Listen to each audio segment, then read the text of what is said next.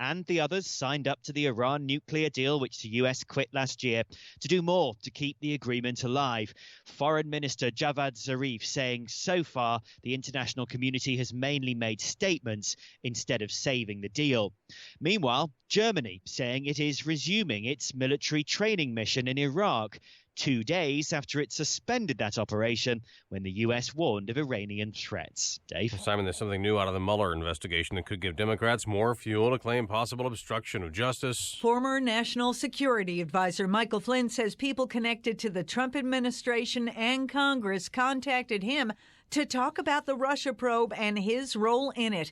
That was in a court filing from prosecutors. That's Fox's Jill Nato. President Trump's pushing a new plan for border security and overhauling legal immigration. To protect benefits for American citizens, immigrants must be financially self-sufficient. He wants most green cards to be given based on education and skills, a more merit-based system. The Democrats oppose. House Speaker Nancy Pelosi says the word that they use, merit, it is really a condescending word. They're saying family is without merit. The House plans to vote today on what Democrats call the Equality Act, extending civil rights protections to LGBT people, prohibiting discrimination on sexual orientation or gender identity. Republicans call it government overreach and could jeopardize religious freedom. This is Fox News.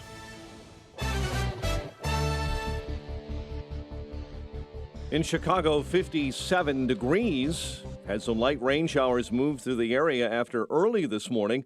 Heavy storms pounded Chicago area and all of northern Illinois and northwest Indiana.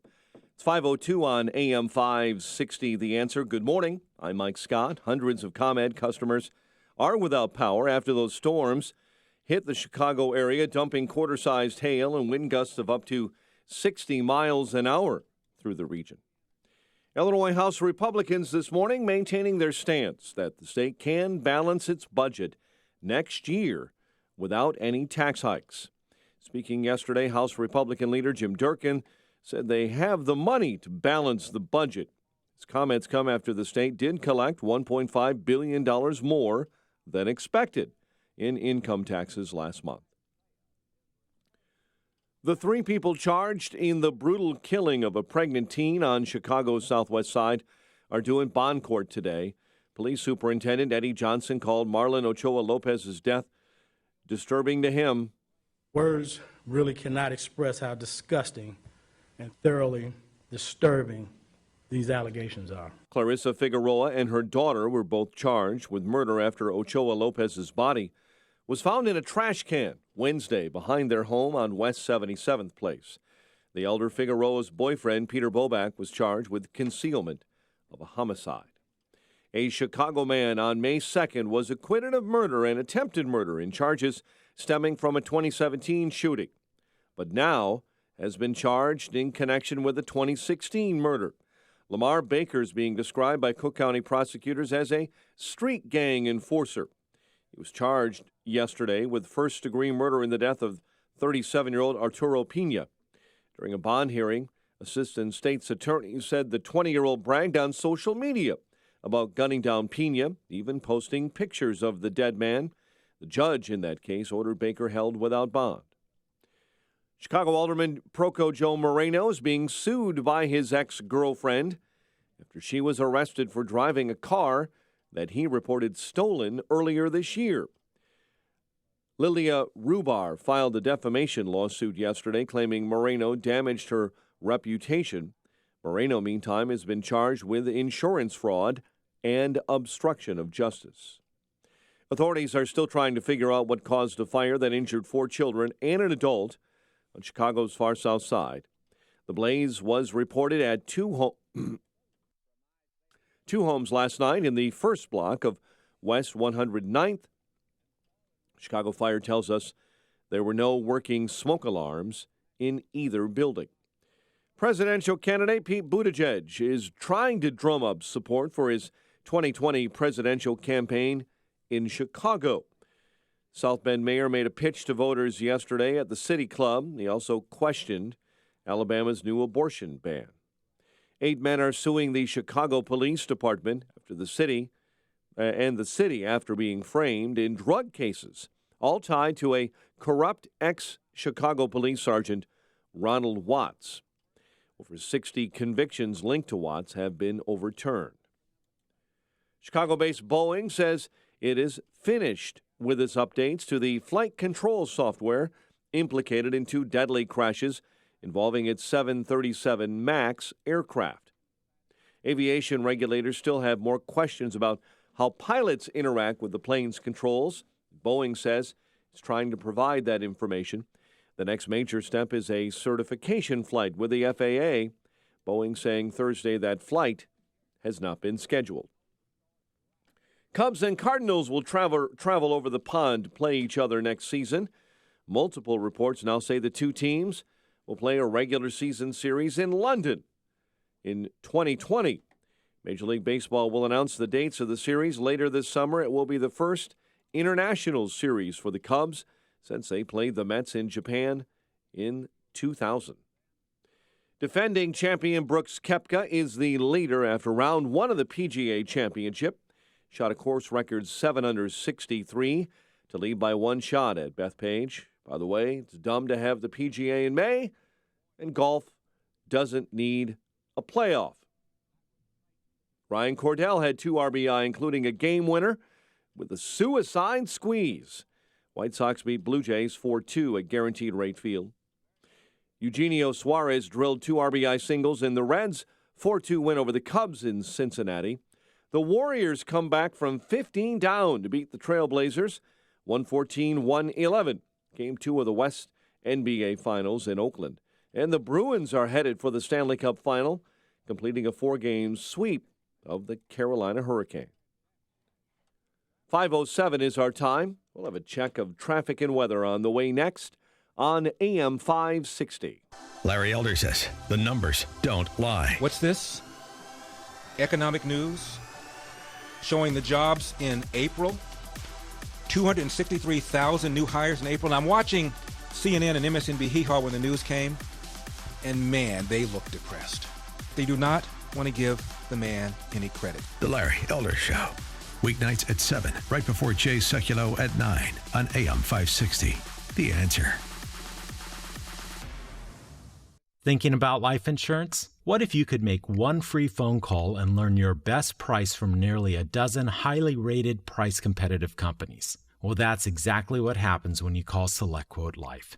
For example, George is 40. He was getting sky-high quotes from other companies because he takes meds to control his blood pressure. But when I shopped around, I found him a 10-year, $500,000 policy for under $25 a month. I'm SelectQuote agent Dan Savino. And believe me, if SelectQuote isn't shopping for your life insurance, you're probably paying too much. For your free quote, call 800-613-7416. That's 800-613-7416. 800-613-7416. Or go to SelectQuote.com. Since 1985, we shop, you save. Get full details on the example policy at SelectQuote.com/commercials. Or price could vary depending on your health, issuing company, and other factors. Not available in all states. Message and data rates may apply. Please don't text while driving. If you've been in business more than 20 minutes, you've probably printed your logo on all kinds of promotional products. We all know promotional products work because they're everywhere from sales meetings and corporate events to trade shows. Ever wondered why or how to best use promotional products to grow your business? Let us show you today for free. We're 4imprint, promotional product experts at your service. We're giving away an ebook called Promotional Products Work, absolutely free, to everyone who texts radio to 88988. At 4imprint, we make your logo look perfect on thousands of promotional items. With our 100% guarantee, it'll be right the first time, on time, every time. Your free ebook will reveal valuable insights that can attract new customers, build your brand, help your cause, or simply grow your business. Get the ebook Promotional Products Work absolutely free by texting radio to 88988. That's RADIO to 88988. Introducing the perfect getaway, nestled in the prairie, a place you can go to unload the stress of the day and recharge your inner peace. A place that fills your senses with fresh air and the sweet sounds of your Second Amendment rights being exercised. It's where you go to clear your head. Set your sights for the range at 355. Shoot in a state-of-the-art facility with 2 ranges, one programmable for distance and the other for turning and tactical drills, featuring Mancom Touch Plus and Mancom Touch and Go systems. Trust us, it's cool. The Range at 355, situated on a private parcel of wetlands at the crossroads of I-55 and 355, right off Boughton Road. A shooting oasis with a full array of firearms, ammunition, accessories, and classes with professional guidance and courteous instruction. Take a vacation from the mundane. The Range at 355, founded by patriots like you. For range hours and info, visit range355.com. Pet parents trust Invisible Fence brand to protect their pets from escape and provide extra freedom. For a limited time, get 50% off the installation of a Boundary Plus containment system, awarded a Consumer's Digest Best Buy. Visit InvisibleFence.com to learn more. InvisibleFence.com. It is 5:11 and time for a dry basement and a healthy home. Time to call Permaseal 800-421-SEAL. Time to check the roads in the AM 560 Traffic Center. Here's Jim Talamonte. In Chicago, South Shore neighborhood, closures are in place around 72nd and Jeffrey due to police activity. Northwest side, there's a crash on Montrose at Pulaski. Roads are wet, so allow some following distance. The Edens looks good at this hour. Kennedy is fine. The express lane's open inbound. No significant delays to report yet on the Eisenhower. Stevenson. Ryan looks good inbound. Outbound, there's work 87th. Split to right, 3 lanes closed, along with the on-ramp from 87th. I-57 has some outbound work. Crawford 167th, the left lane. Bishop Ford fine. Tollways are light for now. We have no current issues in northwest Indiana. That's traffic. I'm Jim Talamonte on AM 560 The Answer. Chicago's Morning Answer starts next. And your official Chicagoland weather forecast from the 1-hour Heating and Air Conditioning Weather Center. Here's our meteorologist, Steve Williams. Today, mostly cloudy, shower and thunderstorm, high 54. Clouds with a shower and thunderstorm around tonight, low 47. Intervals of clouds and sun, warmer tomorrow, shower and thunderstorm for the afternoon. A high tomorrow at 81. I'm Steve Williams on AM 560, The Answer. Still some power out in the area, according to ComEd from the overnight storms. 55 at O'Hare, 50 along the lakefront. Your next news update is at 5:30. Continuous news coverage at 560theanswer.com. Chicago's Morning Answer with Dan and Amy starts now on AM 560, The Answer. This hourly segment is brought to you by CharlesEquipment.com, keeping you powered up no matter what the conditions. This is Chicago's Morning Answer with Dan Proft and Amy Jacobson on AM 560. The Answer.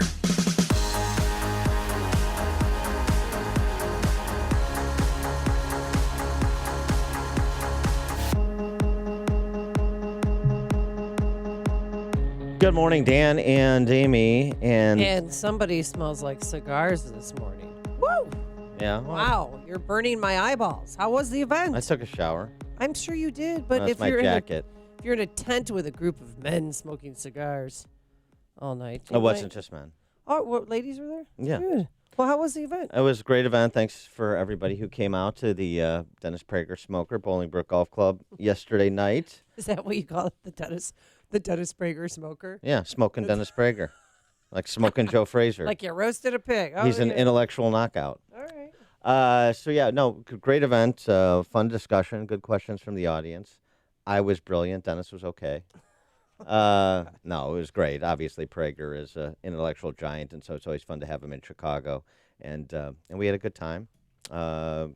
Great sponsors, and if you didn't show up, then you missed out. Well, I know a lot You're of people lesser. were trying to get to me, to get to you, to get into the event, to the point where I'm not even invited to the event, so I can't take you with because I'm not going.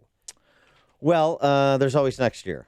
Okay, As maybe the I could Cubs be fans a would say. cigar cutter, or maybe park cars out front. What do you think? I told people that you were parking cars. Did you? Some people were looking for you. I don't know if or they did ever you found do you the in the standard lot. line that I'm in the bathroom? No, that's not me. That's you. That's not. Oh yeah, that's what I say about you. He'll be right out. I promise. So yesterday, this video that was posted by AFL-CIO.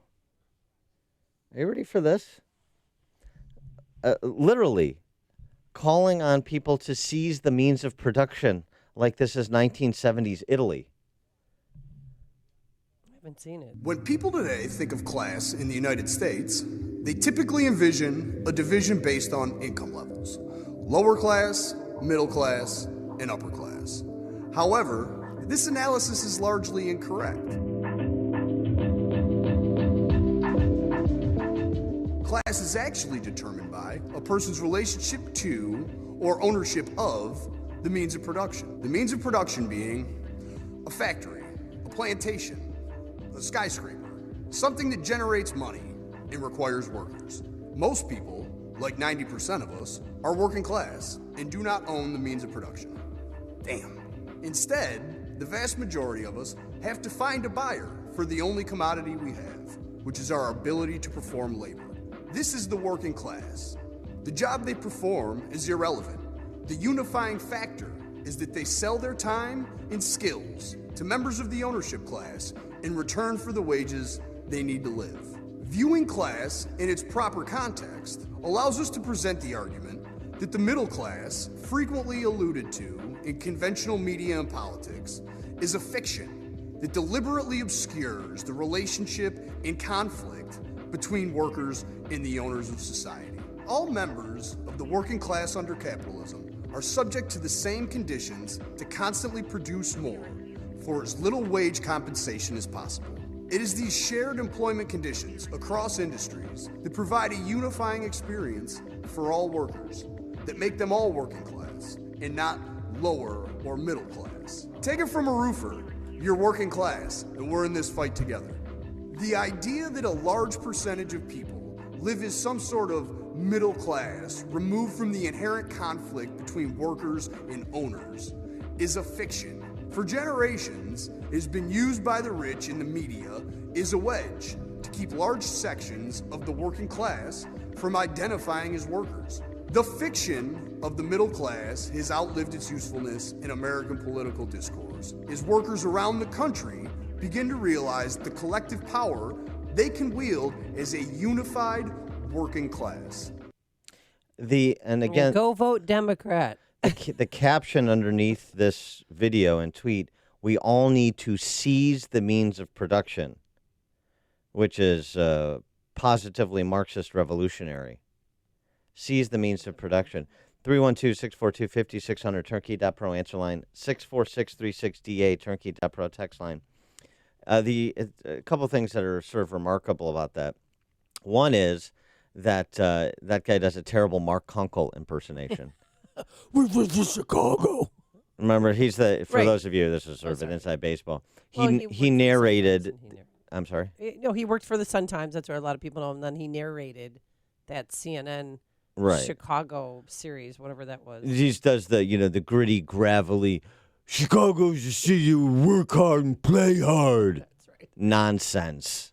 We're a city that gets it done. Well, he's promulgating propaganda for people like Tiny Dancer, right? Real working class heroes, Tiny Dancer. Anyway, I digress. So that's one aspect. The other is, this is the position of the left that they start from, and it needs to be debunked because particularly our younger friends don't seem to get it, which is that this is not a caste system in America. The working class and the middle class, the left is so meticulous about language, and not in the sense of accuracy, in the sense of redefinition. And we're not. We use the left's vocabulary much too often. And one of the biggest examples of that offending behavior is the word class. This is not a caste system in America. We don't have classes. We have income levels. Right. We have household incomes. And the important thing about that, as we know from the data that the AFL-CIO won't tell you, we have income mobility. You start out as a worker, and in this country, in a market economy, you can work your way to be an owner if you want to. You don't have to be. Not everybody has to be an entrepreneur. Not everybody has to be an executive. Some people don't want to be. Some people are happy with a 40-hour work-a-day job that gives them leisure time, but also the ability to support their family. Fine, I don't begrudge them. But this idea, workers of the world unite, you have nothing to lose but your chains, that's being reintroduced by the Democrat Socialist Party and their coalition partners like the AFL-CIO, is just a bunch of nonsense. Vince in Waukegan, you're on Chicago's Morning Answer. Hi, Dan. Hi, Amy. Hello. Yeah, that commercial's for the mentally inept. When you go out to purchase any goods, like a car, do you go out to pay as much for the car as humanly possible or as little for the car as possible? It's the same thing when a business owner is looking for labor or when they're looking for materials. You know, you look to pay as little or to reduce your costs as much as possible. And we as consumers do the exact same thing. That's right. Thanks for the call, Vince. This whole idea, look, for the left, it's always 1963 Selma, right? They have to talk about America like you have African Americans still living under Jim Crow. That's the way they gaslight African Americans in part to stay aligned with them, because it's certainly not based on the productive opportunities that the Democrats have provided for that demographic, is it? I don't think so. I think the evidence that's pretty clear. And so with big labor, particularly the government unions, which is what drives big labor these days. I mean, less than 7% of the workforce is unionized. Particularly with them, we're always in the 19th century, the sort of the run-up of the industrial era. We're always in one of Upton Sinclair's meatpacking plants, where workers are being exploited by management and so on and so forth. Listen to the conversations that we have with businesses as we do our AM 560 Signature Bank business tour around the Chicagoland area. What's the conversation? The conversation for manufacturers in particular, the real wealth producers, how do we attract and retain talent? All of the discussion and frankly, to some extent, the frustration is catering to the worker because there is such competition for talented, reliable employees. And those talented, reliable employees have big upside, which is why companies want them or want to develop them. And then guess what happens when you develop talent? You never know what's going to happen. You don't know. People decide to employ their talent in many different ways. This is just a complete lie that's being told. And it needs to be addressed straight away because you got, again, half the other side that thinks socialism is more attractive than a capitalist system for setting up an economy. And also because I think there's an opportunity with millennials. There's a good piece by this kid at Columbia University in National Review. Don't assume millennials and Gen Z have given up on capitalism. I think it's easy to do so, but I think the kid makes a point. It would be a mistake to ignore general millennial dissatisfaction with current economic conditions. Studies link higher employment with notably lower starting salaries. Members of the class of 2009 could expect to earn close to $60,000 less over the first 10 years when they graduate, as compared to those who graduated before the financial crisis. But he goes on to say something else that's really important. It's not just dollars and cents. The moral case for capitalism must take center stage. The moral case for capitalism. Teenagers coming of age in today's political climate know only an ascendant socialist left and a conservative movement increasingly influenced by skeptics of free markets. And he mentions Tucker Carlson in particular, who see many of capitalism's proponents as obsequious worshipers of free markets.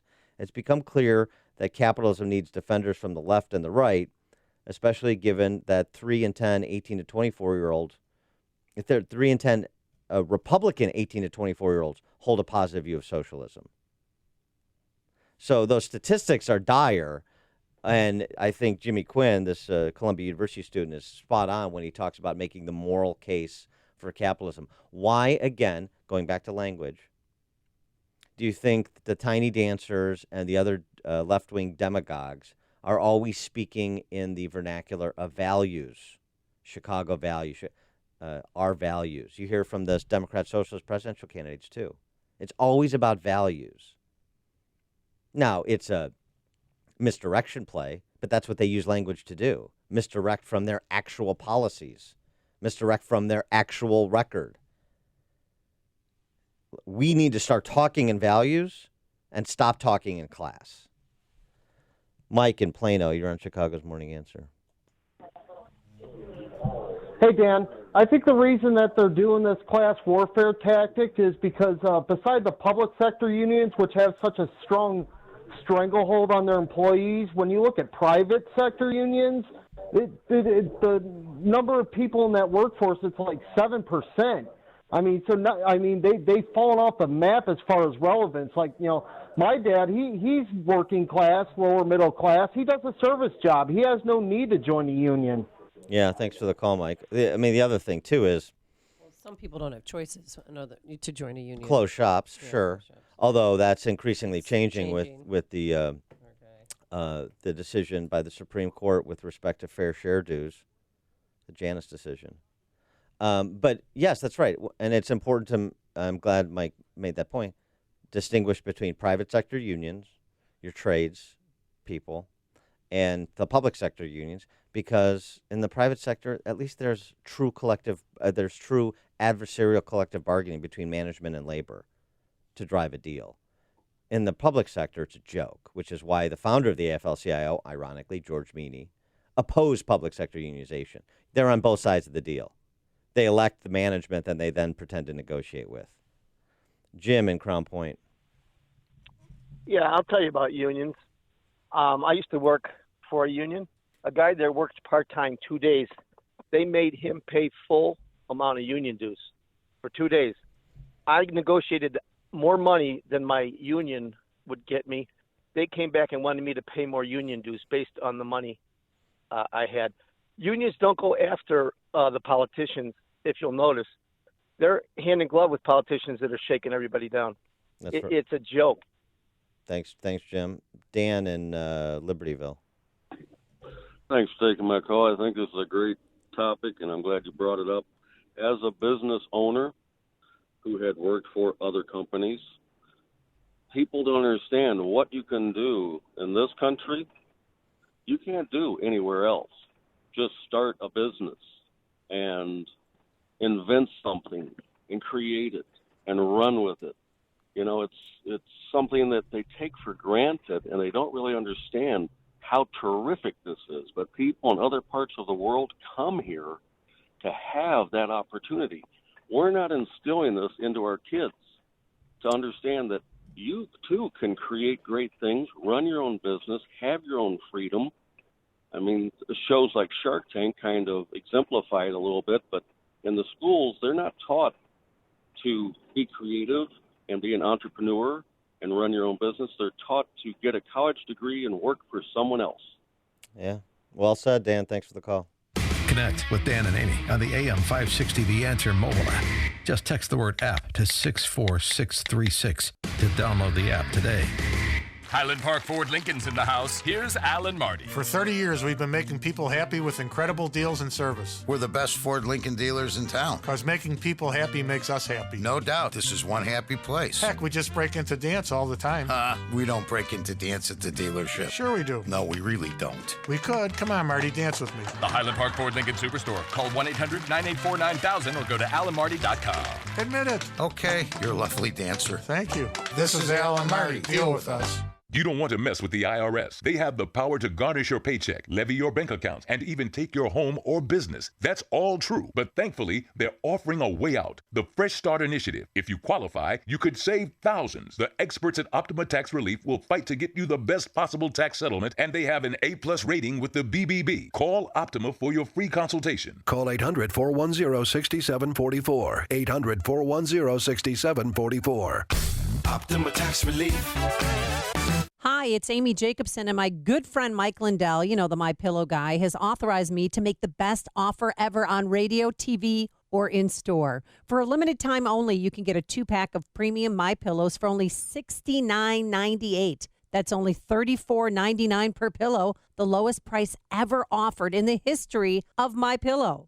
If you don't own a MyPillow yet or already know why this is the pillow everybody wants and loves because you have one, then get the best deal ever. And by the way, you can still get 30% off pet beds, mattress toppers, and those Giza cotton sheets that I love.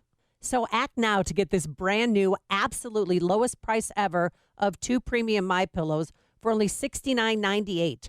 Go to MyPillow.com, use promo code Amy, or call 800-489-0201. That's 800-489-0201, or MyPillow.com. Use promo code Amy. Visit MyPillow.com.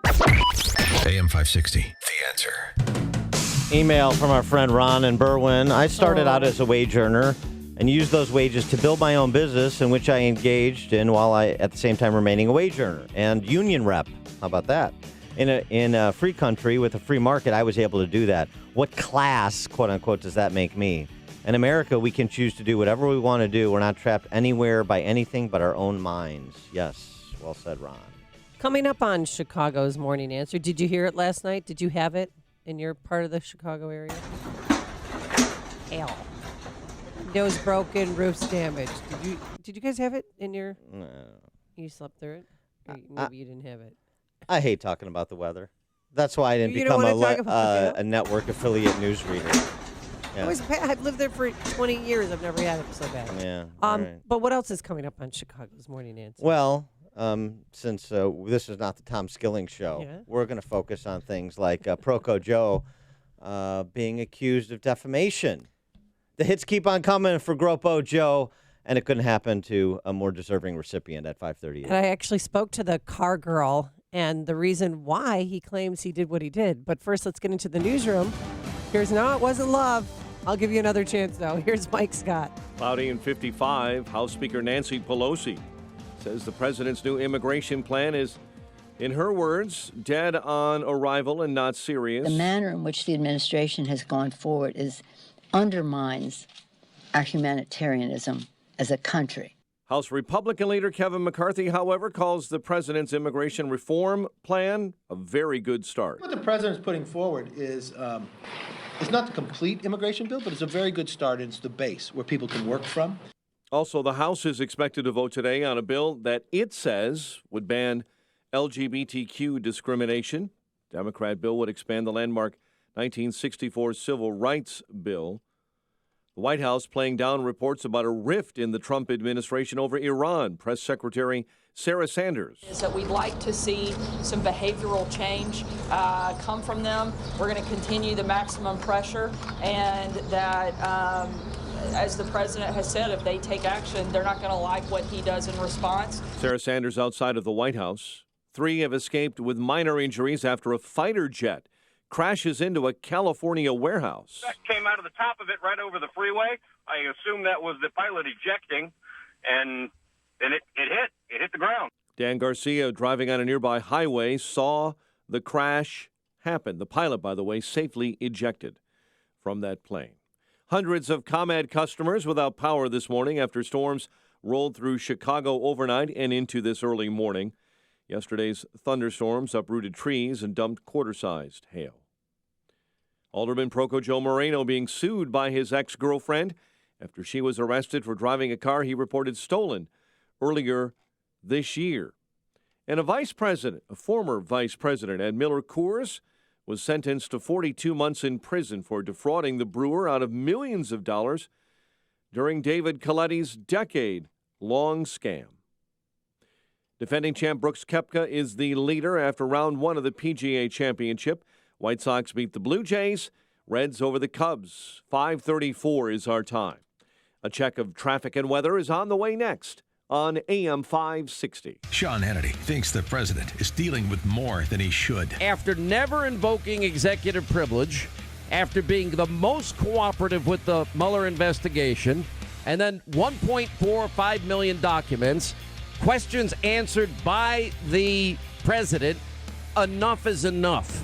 This now becomes about presidential harassment. The Sean Hannity Show. Afternoons at 2, right before Joe Walsh at 5. On AM 560, The Answer. Napa know-how. You don't have to know fancy terms like ceramic, metallic, and calipers to know that this sound isn't a good thing. And now at most Napa Auto Parts stores and Napa Auto Care centers, you'll get a $75 prepaid Visa card when you spend $250 on brakes. Do it yourself or have it done for you and save $75. That's Napa Know-How. Napa know-how.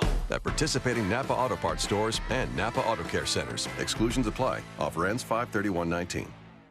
At Indeed, we believe a resume is a great way to see an overview of a candidate, but you're not hiring a resume, you're hiring a person. That's why Indeed offers tools that help bridge the gap between a candidate and the resume, like skill tests, which let you actually see a candidate's abilities in action to make sure they're a good fit for the job.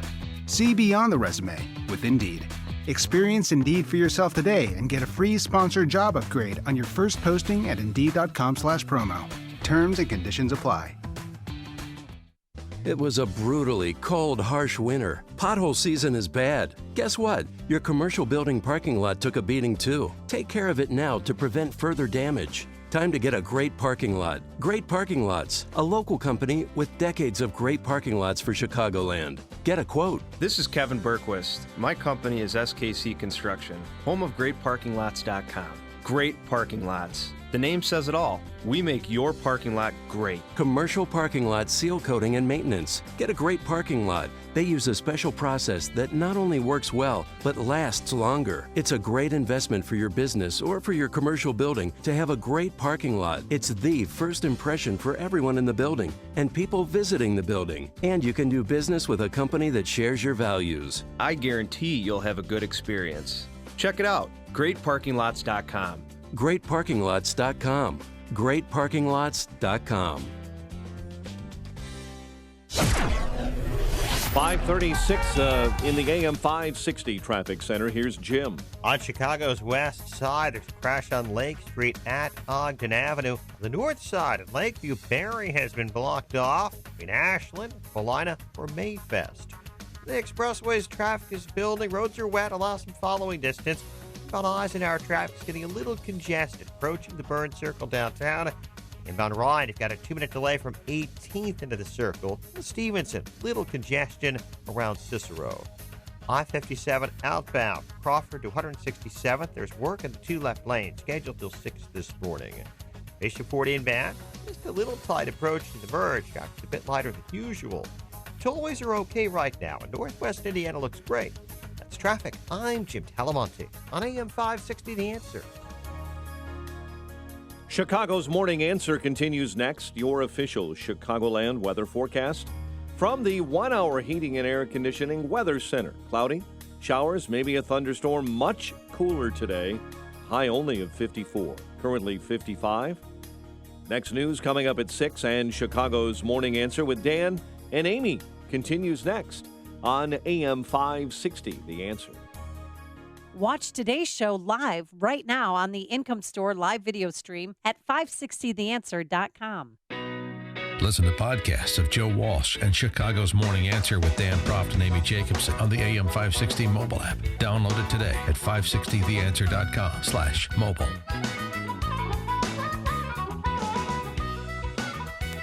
Top of the morning, Dan and Amy. Quickly, we were talking about the AFL-CIO video calling on workers to seize the means of production.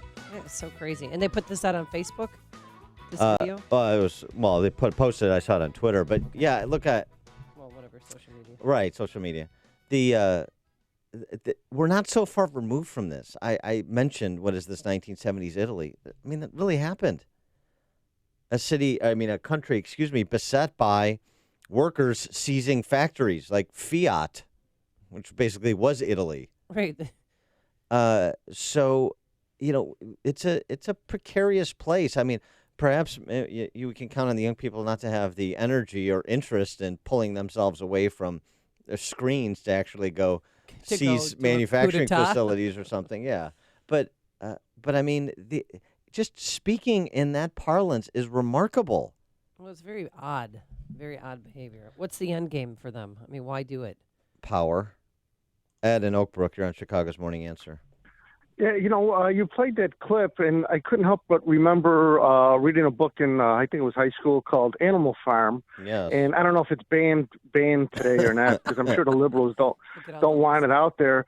But if you read the beginning of the book, it's exactly what that guy just said. And it wasn't a happy ending at the end. And what happens in this, especially Illinois here, you got Dan Madigan or Mike Madigan. You know, he was for the people and everything, but look at the power he assumed, and now he just ran this place completely into the ground. So, Amy, I would have your kids read that book. Okay. And Have a nice thanks for the call. Well, first of all, I mean, if they haven't, they should. Well, they're Animal in Farm, a high school. Or 8th grade. Yeah. Freshman. Yeah, they should read Animal Farm. You could read Animal Farm in grade school. You could read Animal Farm in junior high. They read To Kill a Mockingbird, and they're okay, folks. Oh, Everything's going to be good. fine. And then they went to see the movie. Oh, my God. The Gregory They Peck? played, yeah. Oh, yeah. The original. Very nice. All right. Well, make sure they read all of Orwell. Per Ed and Oak. Tell them Ed and Oakbrook is making them I have a read list of books they read and a list of colleges that they're not going to. Right. And guess what list is longer? Exponentially longer. Greg in Schaumburg. Okay, everybody. I'm going to pick this apart. Hi, Amy. I'm sorry. Okay, I'm going to pick this apart a little bit. I think you guys are missing something. Everything you said, I totally agree for the beginning of the conversations. But the moral case, Dan, for capitalism should not be a given that the productive forces should have to settle for the least amount of money that a business can pay. And here's why. It should be premised on value, but management should be cognizant of that value and pay for it. But the problem that we've got emerging in society now, and take Bezos or Foxconn in China, is what do you do with those people that have low skills and don't have an entrepreneurial spirit nor the ability to go and work for others, that they're locked in kind of a sector and they can't get out of it, and there's millions of them. To me, you guys have not addressed that issue, and I think that's a legitimate issue which is being raised morally in society. Thanks. All right. Thanks for the call, Greg. It is a legitimate issue. And by the way, I think somebody said that, describing how it works, but I'm not suggesting that this is how you message free markets as companies trying to pay employees as the least amount that they can. It's just about profit maximization, as you understand, because the only way you employ people at the higher end or the lower end is if you make money to pay them, unless you're some sort of wholly owned subsidiary of the government. I will get to that. I want to switch gears and get to Gropo Joe now. But I want to get to that in the context of a piece that I've been trying to get to all week. Chris Arnaud writing about back row Americans and First Things. It's really an important piece. Probably let's tackle this at the bottom of the 6 o'clock hour, and I'll fold in the conversation that Greg wants to have about people that are low-skilled and are marginalized in the global economy. You know, this has always been an issue. It's always been an issue. But I think free markets have a moral answer to that cohort that socialism doesn't, and we'll get to it. But we'd be remiss if we didn't spend an appropriate amount of time on the life and times of Gropo Joe Moreno. On a very special Dan and Amy remembering Proco Joe. Flying high in April, well, at least before the election. Oh, yeah. Shot down in May, Proco Joe Moreno, not only facing felony charges, now facing a civil suit. Yeah, his girlfriend, I call her the car girl. She hired an attorney, and they spoke. They're doing one interview, and that was yesterday, but I did speak to her on the phone and said, why did he do it? Was this all about the money? And she flat out said, he's never told me, Amy, why he did what he did. But obviously, he filed a false insurance claim the day after he filed a police report saying his car was missing. And that's the day after he gave her his car to ride. And here's Lilia Harbre. I talked to him after that, and I still don't understand why he done that. So when we just met, he was so sweet and so nice. Sure. Oh, it was. They always are. Did it because of love. So she kept calling. They're always sweet and nice at first. Sylvia, Lilia. Lilia. Yeah. Lilia Abre. Sure. And I know then? him for a long time, and even doesn't matter what happened, I don't wanna anything like bad to him. But I think he has to take responsibility, whatever what he done. She doesn't want to do anything bad to him except have him pay a judgment to her for defamation. Yeah, and so the reason why there's a defamation lawsuit is simple. She's an insurance broker, Dan. 35 years old, single mom, two kids. Is that what she is? No, really, that's what she is. And she said she lost a lot of clients because of him. And she was about to close on a big deal. But because this happened, her reputation was sullied. And she was not able to get that one job that she really needed. And she also needs an attorney Are we still talking about the insurance business? She also said she needs an attorney to expunge the felony charge from her record. And that takes time and that takes money to go down to the courthouse. They did drop the charges, but she's still. There's no expunge. She wasn't convicted of anything. She wasn't convicted, but I talked to her on the phone yesterday while she was driving to the press conference. And she said, and I said, well, why are you suing him? How much money are you looking for? And there's a minimum of $50,000, whatever. But she said that because of what happened, the felony is still on her record, which I find strange because she wasn't convicted by a jury. No, there's no. I mean, maybe there's an indication she was arrested, and so that's what she wants expunged. Okay, fine. Fine. I guess that can be part of an equitable part of the prayer for relief, but the defamation piece of it. I mean, she accused. Well, I mean, to her point, he accused her of a felony. And so that is per se defamatory, particularly because she is not a public figure.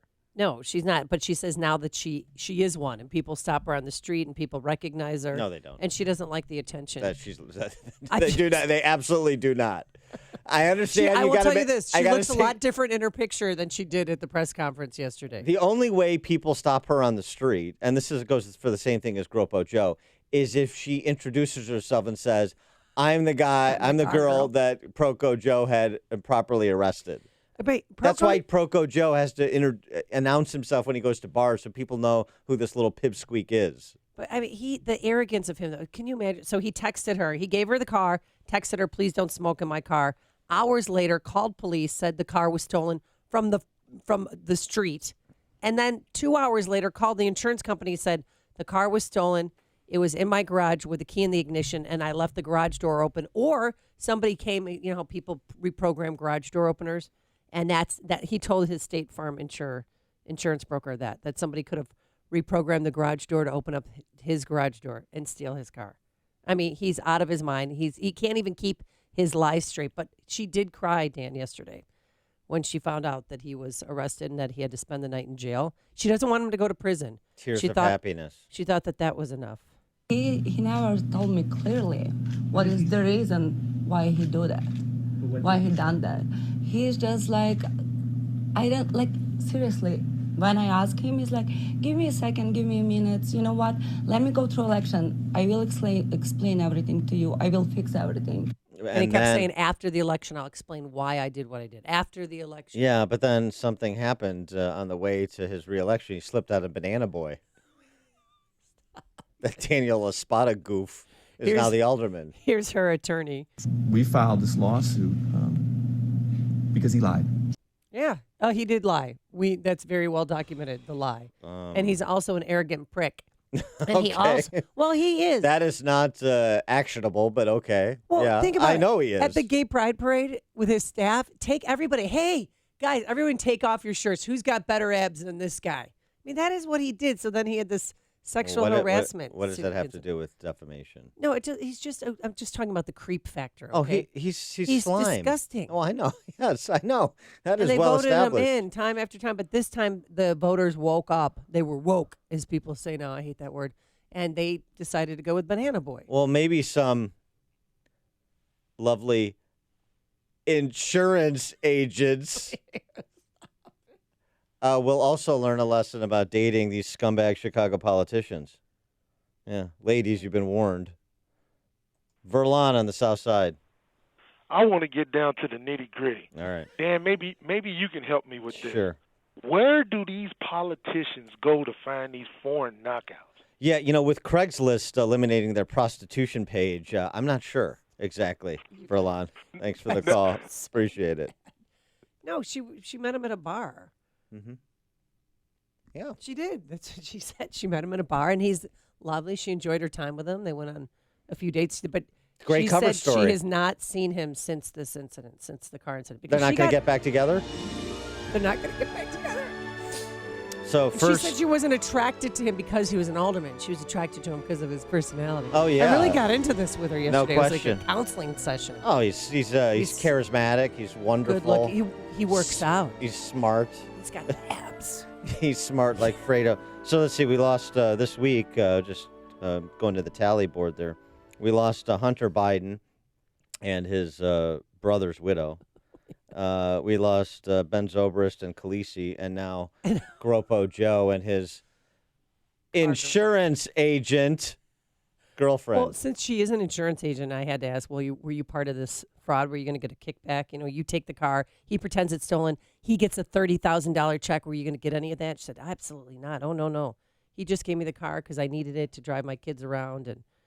But she did get pulled over by 6 police officers, and she kept calling, trying to prove, no, he lent me this car, and he wouldn't pick up his phone when she was calling it when she was with the cops.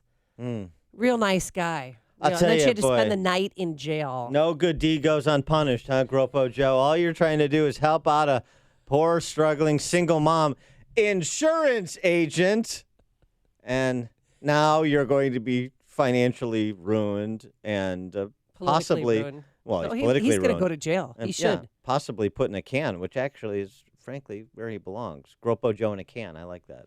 It's like a hot, steaming cup of information to start your day. It's Chicago's Morning Answer on AM 560. The Answer.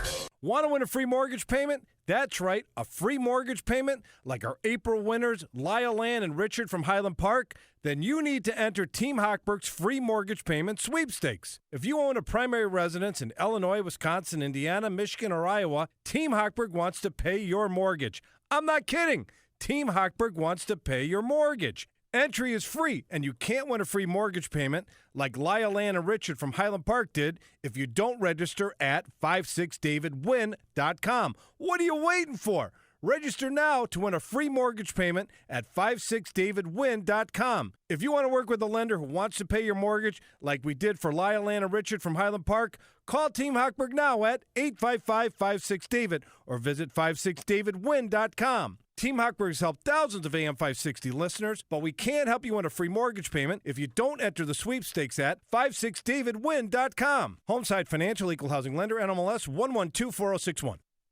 Oh, another school year is about to wrap up, and you need to start thinking about what activities your son or daughter will be involved with during summer break. You want them to have fun this summer, but at the same time, we all know that they need structure, to be prepared for the next school year. Introduce them to St. John's Northwest Experience in the beautiful Lake County region of southeast Wisconsin. With their summer OPS, Opportunities for Personal Success, 5 intensive weeks of learning and training. Young men and women grades 7 to 12 get an opportunity to advance academically in a structured and supportive environment, and at the same time participate in an exciting summer adventure camp that really inspires personal growth, leadership skills, and character development. How do I know this? Well, I sent Peyton and Eli there last summer, and they loved it. They came back better men. Go to Camp St. John's Northwestern for your son or daughter with full boarding, or there's day programs. There's different summer camp programs. Find out all the information by going online to sjnma.org, or you can simply call 800-SJ-CADET, 800-SJ-CADET, or online at sjnma.org. The company began when Windows 95 was still singing Start Me Up and Novell servers were in vogue. Always learning since the day the doors opened and consistently finding technological solutions for those they serve. They've been through more iterations of operating systems than one would care to remember. Constantly changing and evolving to stay best in technological breed for decades. People serving people and leaving technological footprints for nearly 25 years. They're not afraid of technology and embrace its ever-changing life cycle. They know IT, they live IT, and they want to be your information technology partner. From help desk to Office 365 to desktop support and cloud solutions, they've got you covered. Turnkey IT, to make your company better, stronger, and ready to compete and win. Turnkey.pro. Hey, our good friend Mike Lindell, the pillow guy, has authorized us to make the best offer ever on radio. For a limited time only, You can get a 2-pack premium MyPillow for only $69.98. That's only $34.99 per pillow. Again, it's the lowest price ever offered in the history of MyPillow. And they also have 30% off pet beds, mattress toppers, and these amazing Giza cotton sheets. So act now to get this brand new, absolutely lowest price ever offer of 2 premium MyPillows for only $69.98. Go to MyPillow.com, use promo code Amy, or call 800-489-0201 and tell them Amy sent you. If you have pain, I hope you listen up. Hi, it's Mike Gallagher. You don't need to live in pain. Let me repeat that. You do not have to live in pain. Chronic pain is the worst, whether it's from an accident or pain that just develops. Chicagoland, you're in luck. Dr. Ken Candido is one of the nation's most respected and successful pain doctors. He's been voted one of Chicago's best pain doctors several times. Bottom line, he's the pain doctor you need. Dr. Candido of Chicago Anesthesia and Pain Specialists will help you get off pain medication and all of the side effects. How? By finding the source of your chronic pain and fixing it. This is Ken Candido of Chicago Anesthesia Pain Specialists. Let's make you pain-free. Call Dr. Ken Candido and make an appointment with a cutting-edge, respected, and successful pain physician. Go to mypainchicago.com. That's mypainchicago.com. Thousands have been helped with their chronic pain, and you could be the next one. Get the phone number and all the info you need at mypainchicago.com. That's mypainchicago.com. Grilling, smoking, and outdoor cooking. Are you ready? For everything related to cooking outdoors, you need to get to the BBQ Superstore, thebbqauthority.com. You love to barbecue, and the bbqauthority.com is for passionate pitmasters just like you who want the quality of an in-store customer experience along with the convenience of online shopping. They strive to ensure you get everything you need to make barbecuing effortless and easy. The BBQ Authority features all types of grills, charcoal, gas, wood-burning, pellet, electric, and more. They can even set you up with pizza ovens, smokers, outdoor kitchens, and rubs and sauces. They're veteran-owned and like-minded people who love to barbecue just like you. And for a limited time, they're offering a 10% discount online or in store with the code AM560. Visit their website, thebbqauthority.com. You can also visit their showroom at 1702 Ogden Avenue in Lisle. Remember to use promo code AM560 to receive 10% off your order for great gift ideas for Father's Day and all the gear you need for your barbecue cookout on Memorial Day. Thebbqauthority.com. AM560, The Answer. Dan and Amy were talking about Proco Joe, Gropo Joe, the slimy, will be a former alderman as of Monday, who is now facing a defamation suit in addition to felony charges. By the way, Kevin Rooney tweeting out, I want to know when he's going to go down for the extortion.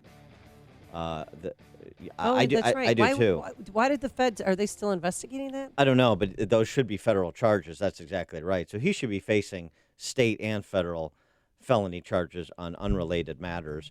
And the pressure should be put on the feds the same way that we and others tried to continue to put pressure on Cook County to take him to task, to hold him to account for filing a false police report. And now, as we find out, and we sort of believed, committing insurance fraud. And his car girl told me yesterday, she said, well, I hope that they drop the charges against him like they did against Jussie Smollett. Why? Because they both filed a false police report. Why would she hope they do that? Because she thinks his one night in jail was enough punishment. Well, they're not going to do that because it's not just filing a false police report, it's insurance fraud. Tom in Deer Park.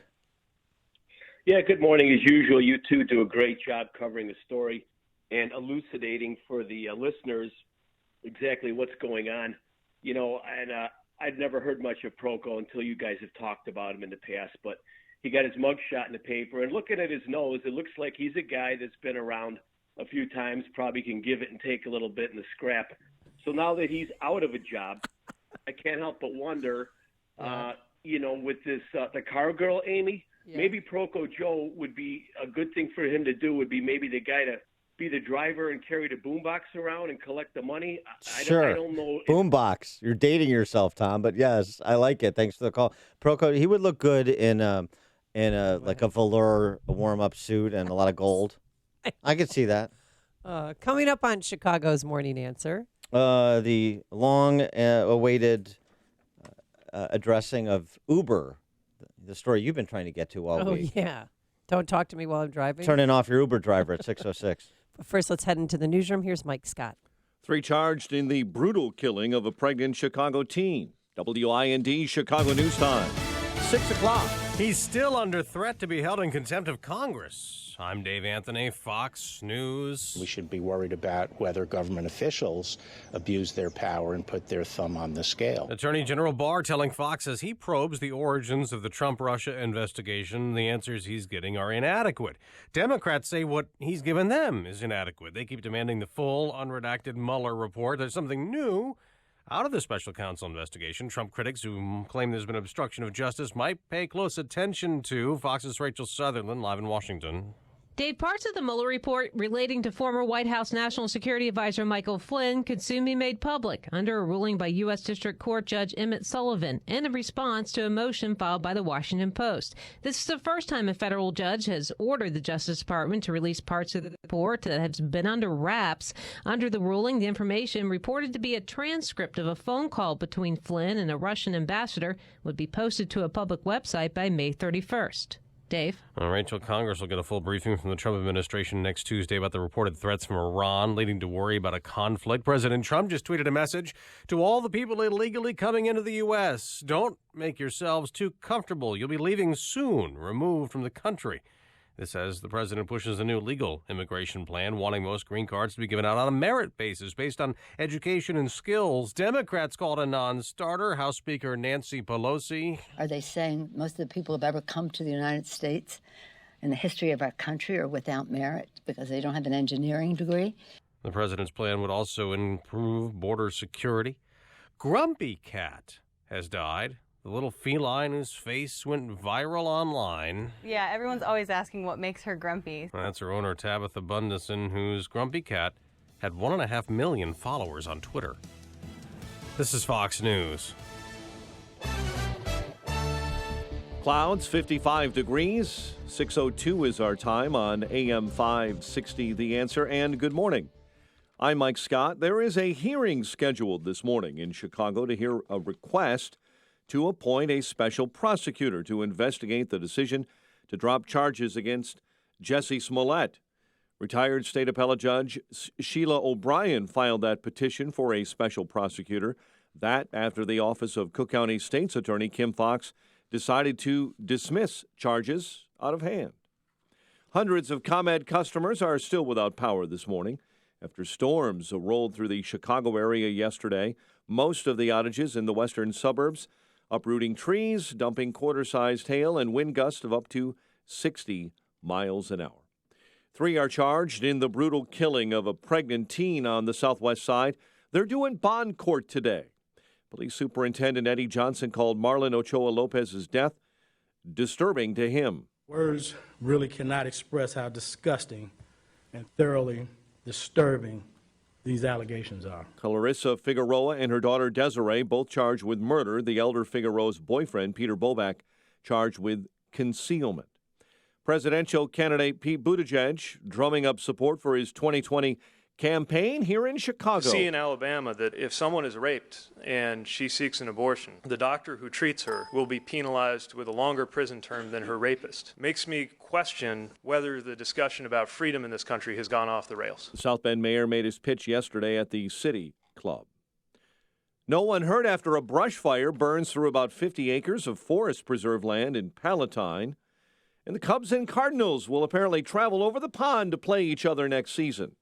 Multiple reports say the two teams will play a regular season series in London in 2020. Reds over the Cubs in Cincinnati 4-2. White Sox beat the Blue Jays 4-2 thanks to a Ryan Cordell suicide squeeze. Exciting stuff. Defending champ Brooks Koepka, your leader in the clubhouse after round 1 of the PGA Championship. The news service of Accountemps. Demand for top talent is at an all-time high, but you can't afford to miss an important deadline. Whether you need a helper for a day, week, or a month, keep your work on track with highly skilled accounting and finance professionals from Accountemps, a Robert Half company. A check of traffic and weather is on the way next on AM 560. Mike Gallagher explains the next media meltdown. I don't think people care what happened from 1985 to 1994, but the media hysteria is ever present. Breaking down. Oh my gosh, he's a con man. What, he's a con man because a guy who made billions over the course of his lifetime had a 9-year period where he lost money? What a shocker. The Mike Gallagher Show, weekdays at 9, right before Dennis Prager at 11 on AM 560. The Answer. At Dell, we know running a small business takes hard work. As a thank you, for all of Small Business Month, we're offering up to 45% off select computers with Intel Core processors. Plus, get additional savings when you call a Dell Small Business Technology Advisor.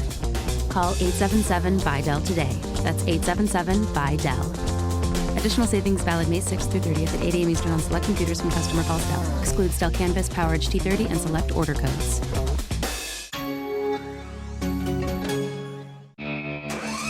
Lawn lovers, run with us on a John Deere Z500 Series Z-Track mower. Built to mow better, faster with an Excel Deep Mower Deck. Because whether you're up against the clock or a busy day, this zero-turn gets it done in almost no time at all. Nothing runs like a Deere. Run with us. Test drive a Z500 Series Z-Track mower at your John Deere dealer during the Take Your Turn sales event. Policies issued by American General Life Insurance Company, Houston, Texas. Not available in all states. For details, visit AIGdirect.com. Do you have a family? Would you like to help make sure they'll be taken care of if anything were to happen to you? If you answered yes, you probably need life insurance. Now, do you think life insurance is expensive? If you answered yes to that too, you definitely need to give AIG Direct a call. We could find you a $250,000 policy for just $14 a month, which means you could save hundreds of dollars a year. Call us now for a free, no-obligation quote. 1-800-700-1368. Since 1995, we've helped millions of people find out if they could save up to 70% on their term life insurance. See how affordably we can help you protect your family. Call AIG Direct now for your free quote. 1-800-700-1368. You could save up to 70%. That's 1-800-700-1368. 1-800-700-1368. Nobody should have to pay for one-size-fits-all insurance. Liberty Mutual customizes your coverage so you only pay for what you need. Go to libertymutual.com for a customized quote, and you could save. Liberty, liberty, liberty, liberty. 6:07 and a check on the roads in the AM 560 Traffic Center with Jim Talamonte. Kennedy inbound traffic's a bit heavy now. Cumberland to Harlem. It's 22 minutes. O'Hare to downtown. Outbound 22 as well. The Edens looks good. Inbound Eisenhower delays start at 25th Avenue. 38 minutes. 390 to downtown. Outbound 30. Outbound Stevenson delays start before Harlem. 43 minutes. 355 to Lakeshore Drive. Ryan is 21 minutes. 95th to downtown. Outbound 16. It's crash Canal Port to the right lane. I-57 is good. Bishopport, 23 minutes, 80-94 to the merge. Toys are still light. Sunday in Elk Grove Village and Schaumburg, Chicagoland Spring Marathon will close Martingale and Rollwing between Higgins and Biesterfield. That's traffic. I'm Jim Talamonte on AM 560 The Answer. Chicago's Morning Answer continues next. From our 1-hour heating and air conditioning weather center, here is our meteorologist, Steve Williams. Cloudy skies, showers, and thunderstorms for today and tonight. High today 54, low tonight 47. Intervals of clouds and sun. Warmer day tomorrow. A shower or thunderstorm for the afternoon. A high tomorrow 81. I'm Steve Williams on AM 560. The Answer. 53 at O'Hare, 50 Lakefront. Next news 6:30. Chicago's Morning Answer with Dan and Amy continues next on AM 560. The Answer. This hourly segment is brought to you by Papa Nicholas Coffee. Papa Nicholas, great coffee, period. This is Chicago's Morning Answer with Dan Proft and Amy Jacobson on AM 560. The Answer.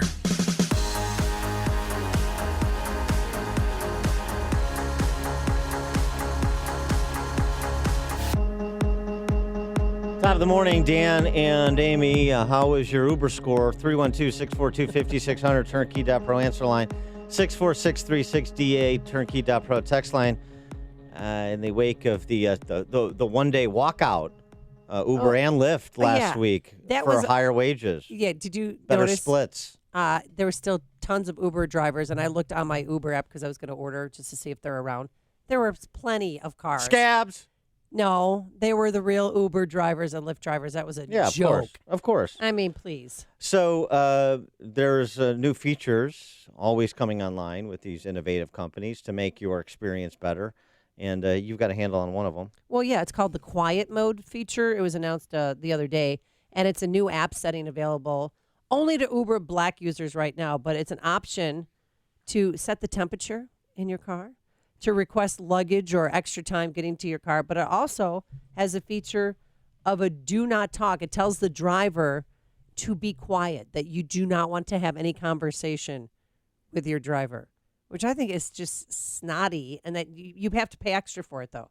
It's an extra few bucks to not have your Uber driver make conversation. Yeah, but don't you think the Uber driver will be insulted and ding you on your rating? That's what I mean. That's I what always I- am very pleasant and chatty with the Uber drivers because I don't want to get dinged again because mine was down to a 3-1. That's the lowest Uber rating I've ever heard of.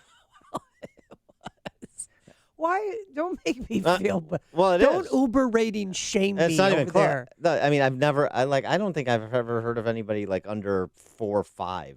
Really? 3-1. I mean, 3-1. you have to like commit a war crime against Well, somebody to. Here's the problem. I kind of tell people how to drive. Oh, and gee. where to go. Yeah, it's all coming You into know- focus. There's always a reason why things are the way they are. Well, Why and- Uber ratings are what they are. No, because Irving Park's crowded. Well, take Byron. You know why? You don't have to sit in traffic. We don't have to live this way. We can take side streets. Right. We can take alleys. We can get through this together. And I guess I rubbed a lot of Uber drivers the wrong way. Right, because- and I had a 3-1. And then I didn't know about the tipping aspect either. Because just on the backseat driving. Because what does Google Maps know that Amy doesn't? Sure. Yeah. No, I know a shortcut. Google Maps don't go in alleys. They No, don't. that's true. Right. But I do. I'm an Yeah, alley just go- cat. right. I got a way around it. Yeah. If Addison's crowded, I go to the alley north parallel to it and just take it all the way to Western. Mm-hmm. I've got this stuff figured out. So I was trying to help them and the situation and tell them, It's where to it's so drive. I think that- frustrating that when was the your problem. assistance is rebuffed and it's not appreciated for the generosity that it represents. There's no question. So this new app though, it's a way to shut up your driver so that he doesn't talk to you. I just think really that's the only time we're having conversations with people. People don't talk to people. Everyone's on their phone. Everyone's texting instead of just talking to one another. Don't you think? I mean, this is just another. It's the denigration of our culture. Oh, God. No, it is. It's a little bit much. I mean, I don't really engage. I don't start conversations with my Uber driver unless there's something, I don't know, particularly interesting. But I mean, I respond. I'm perfectly polite and responsive. But I'll tell you, there's two things that I would, though. It's tempting, the silent mode thing. Yeah. Because one is, with due respect, I like all genres of music. I have particular artists that I like, including in the rap area, as you know. I do one of the better Flavor Flav impersonations. You sure do. That is out there available. Where's your clock? I do weddings and bar mitzvahs, too, in full And Flavor he is Flav. for hire 312-642-5600. Full Flavor Flav, battle garb. My 911 is a joke. Kills. I'm just telling you. Okay. So, but here's the thing.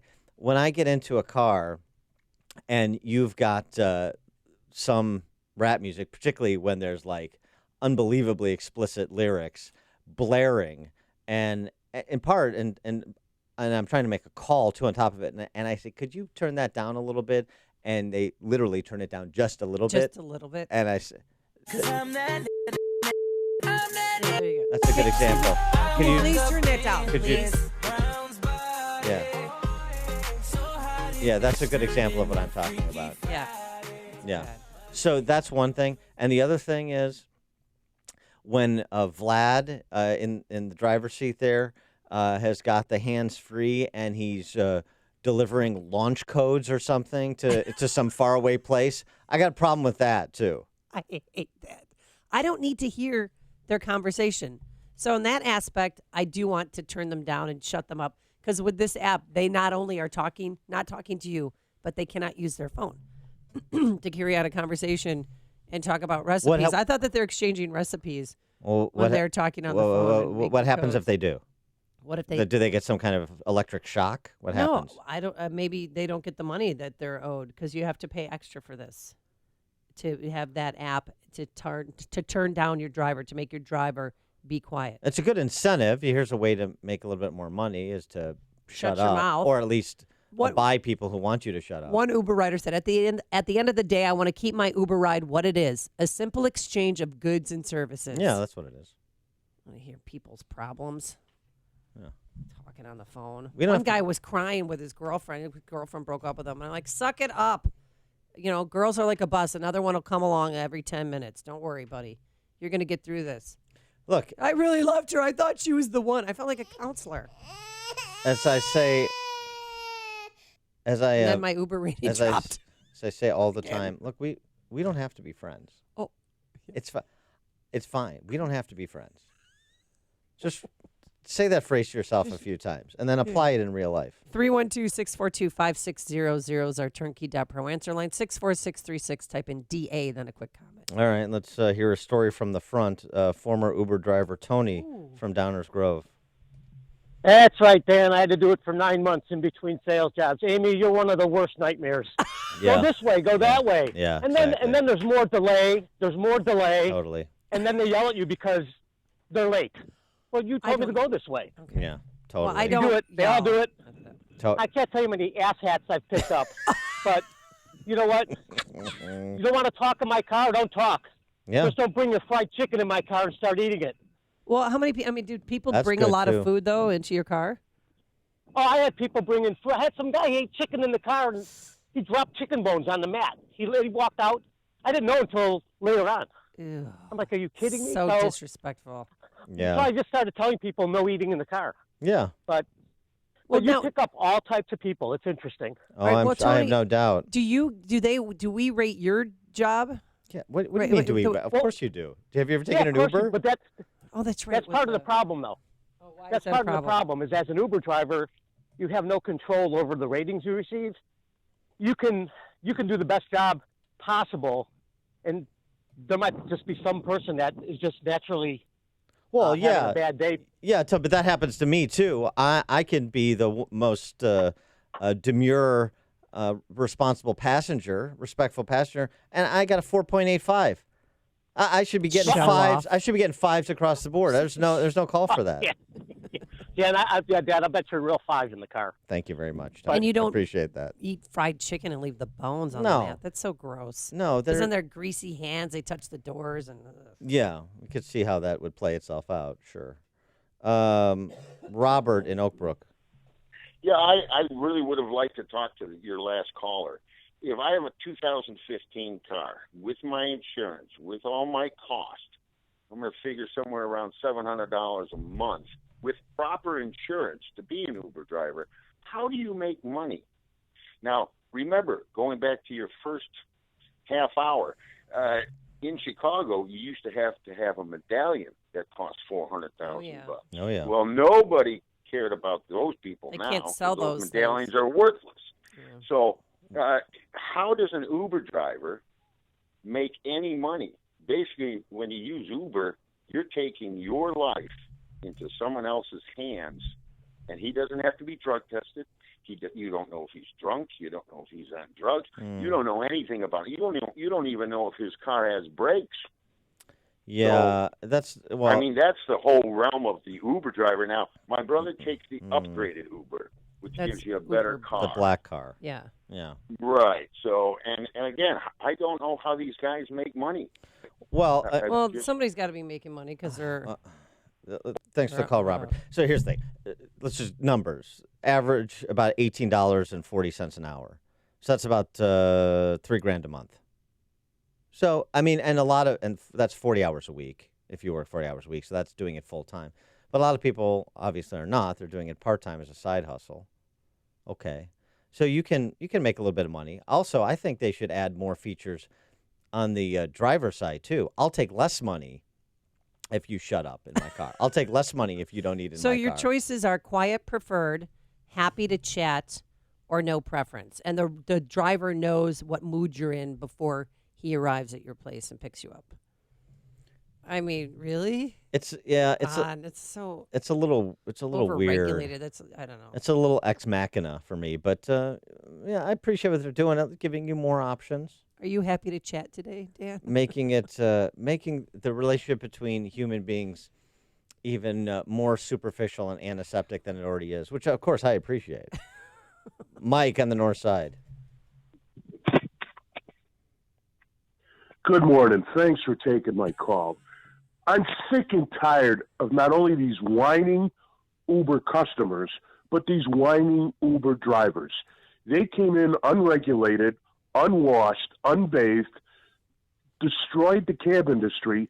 Now they want the government to come in, step in, and guarantee them income and guarantee them benefits, stuff like that. They're like illegal aliens. They come in, they don't know the streets, they don't know the neighborhoods, they do U-turns on every street, they block off streets, and they want the government to cater to them. I'll tell you what, Trump could get reelected tomorrow. He starts deporting illegal aliens, and he starts deporting Uber drivers.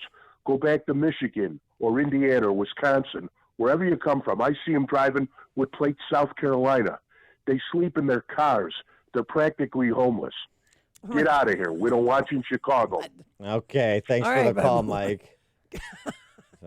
I think he's going to have the quiet preferred setting if he gets picked up. He doesn't sound like an Uber patron to me, but I think even though Ari Emanuel's an investor and it's another company beset by leftists, it's a great innovation. I'm all for it, and I use it.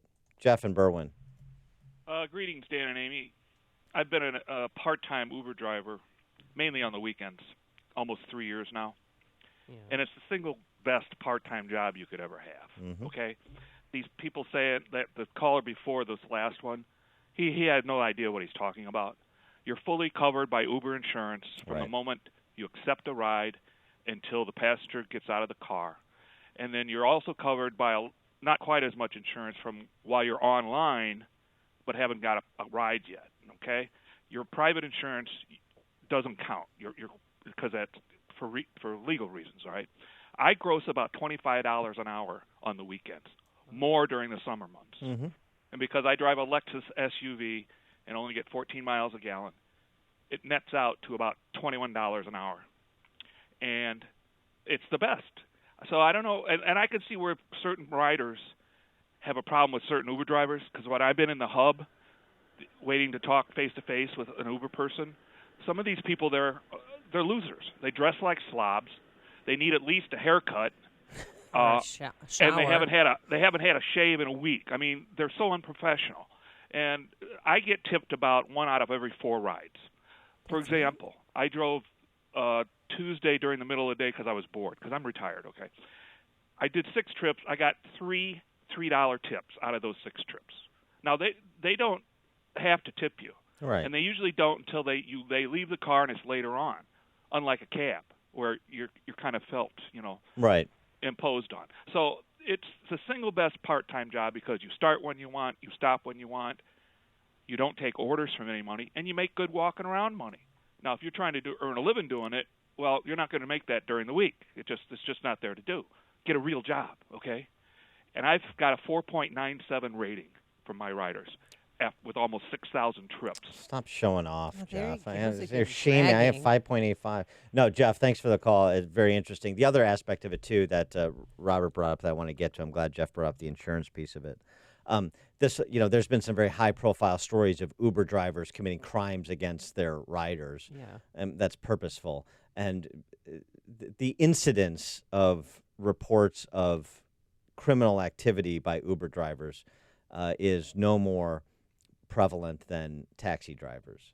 So this idea, sort of it's this lawlessness, you don't know who you're getting in the car with and so on and so forth. I mean, there was the terrible case where the girl got in the wrong car. Well, he was posing as an Uber driver. Right. He was not an Uber driver. Right. And then, you got to be you got to be smart. You got to pay attention, look at the plate, but the whole thing, and I'm not blaming the girl who got murdered. It was a terrible thing. But I'm just saying this was one of these things that was promoted as it's unsafe. And it's no more unsafe than a taxi cab. So that's another red herring that's been advanced by Uber drivers. No, I think so. And I think Jeff summed up the value from the employee perspective, from the Uber driver perspective, very nicely. And why don't you start tipping, and maybe your rating will go up. How was your trip with pronounce that name? Maseret. Maseret. I'm sure it was great. 5 stars. Here we go. All right. Now tip $1, 3, or 5. How much was the ride? It's about $6.75. You make a lot of money. Give her $3. $3. Give her $3. Fine. You're listening to Chicago's Morning Answer with Dan Proft and Amy Jacobson on AM 560. The Answer. Want to keep your AC from conking out? At your local 1 Hour Heating and Air Conditioning, we recommend an AC tune-up, ASAP. It can help pinpoint potential problems and even extend the life of your air conditioning system. How's that for a comforting thought? Right now, get cool savings on an AC tune-up. Call 855 1 Hour. Your comfort is just a call away. Call 1 Hour. Terms and conditions may apply. Call for details. Independently owned and operated. Licensed in the respective state or county. Dan's foursome has been purchased. $2,000.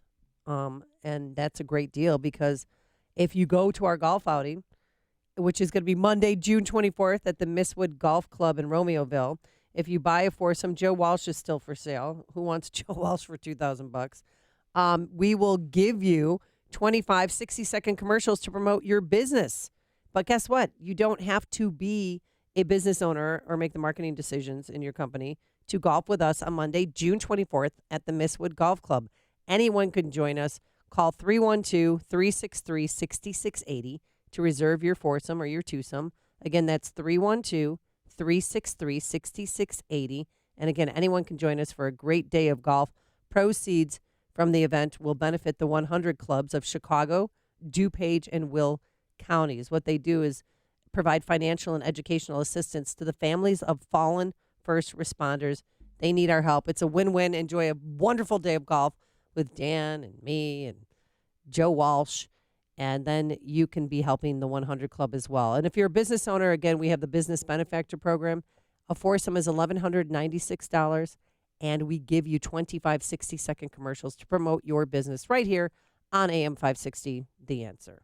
Highland Park Ford Lincoln's in the house. Here's Alan Marty. We're back on the radio and getting bigger than ever. We're the #1 Lincoln dealer in town. And Chicagoland's first ever Ford Lincoln Superstore, too. Folks like our great deals, for sure. Just yesterday, I got attacked by the paparazzi. Really? But I think the groupies are the worst. Groupies? All the Highland Park groupies we have. Sure. Right, Al. The Highland Park Ford Lincoln Superstore. Call 1-800-984-9000 or go to alanmarty.com. Well, I have groupies. A rich fantasy life is important. This is Alan Marty. Deal with us.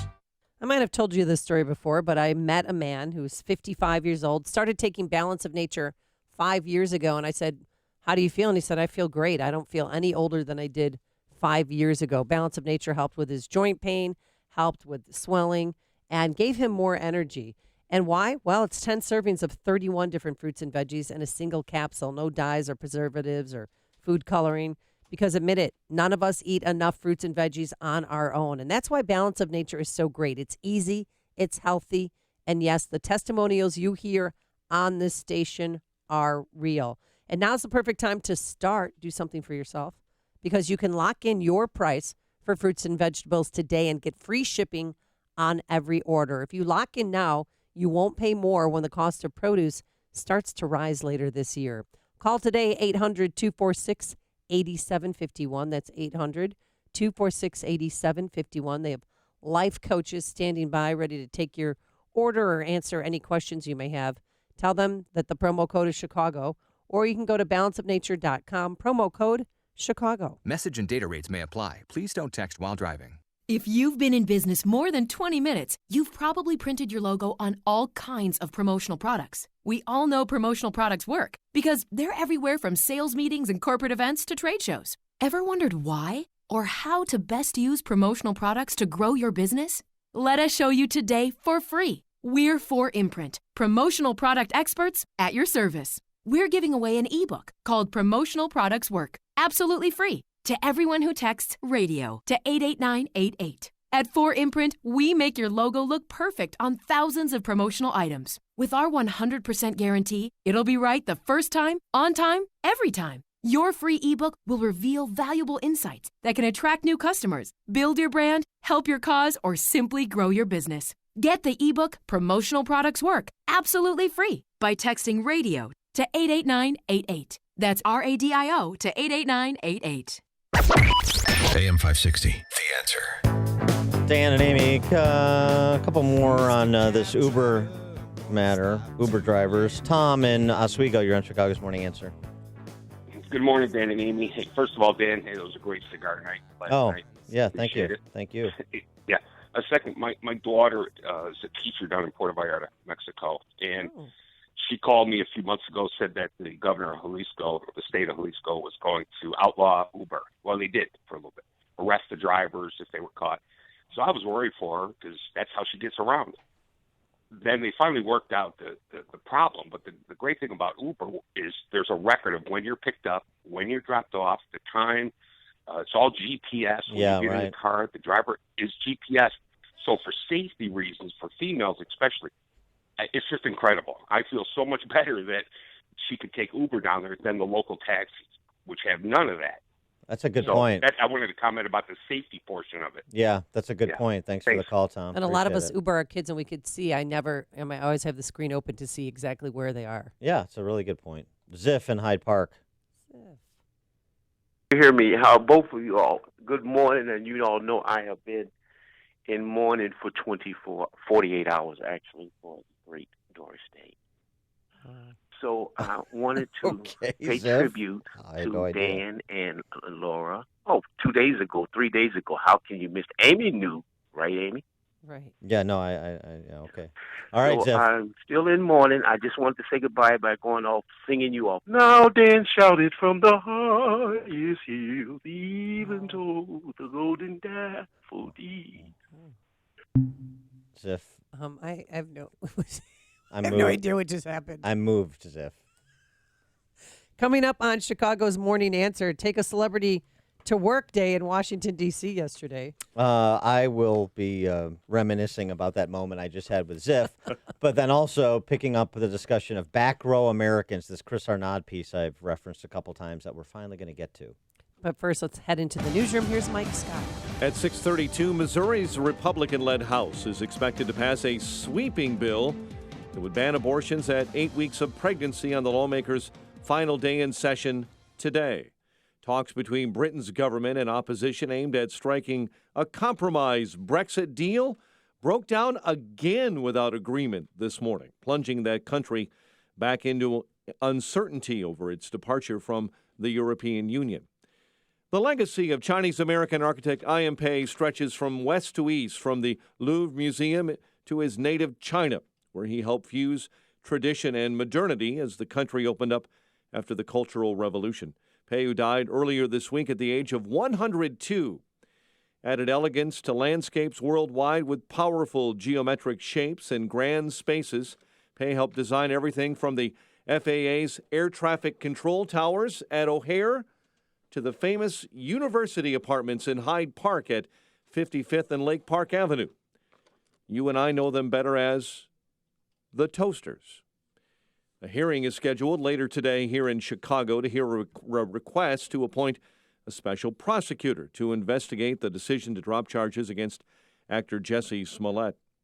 Hundreds of ComEd customers are still without power this morning after storms hit the Chicago area overnight, especially in the western suburbs where severe thunderstorms uprooted trees and dumped quarter-sized hail. Authorities are still trying to figure out what caused a fire that injured 4 children and an adult on Chicago's far south side at West 109th Place. Cubs and Cardinals will travel over the pond, and they'll play in front of our cousins next season. Our cousins in London, England, a regular season series in 2020. Defending champion Brooks Koepka, the leader, after round 1 of the PGA Championship, a course record 7 under 63 at Bethpage Black. A suicide squeeze game winner for Ryan Cordell. White Sox beat the Blue Jays 4-2. Reds come back to beat the Cubs in Cincinnati 4-2. The news service of Panera Bread. At Panera, breakfast to go no longer means to settle. Wake up with a new maple glazed bacon, scrambled egg, and cheese breakfast wrap, and a Madagascar vanilla cold brew, all ready to go with the push of a button. Panera, food as it should be.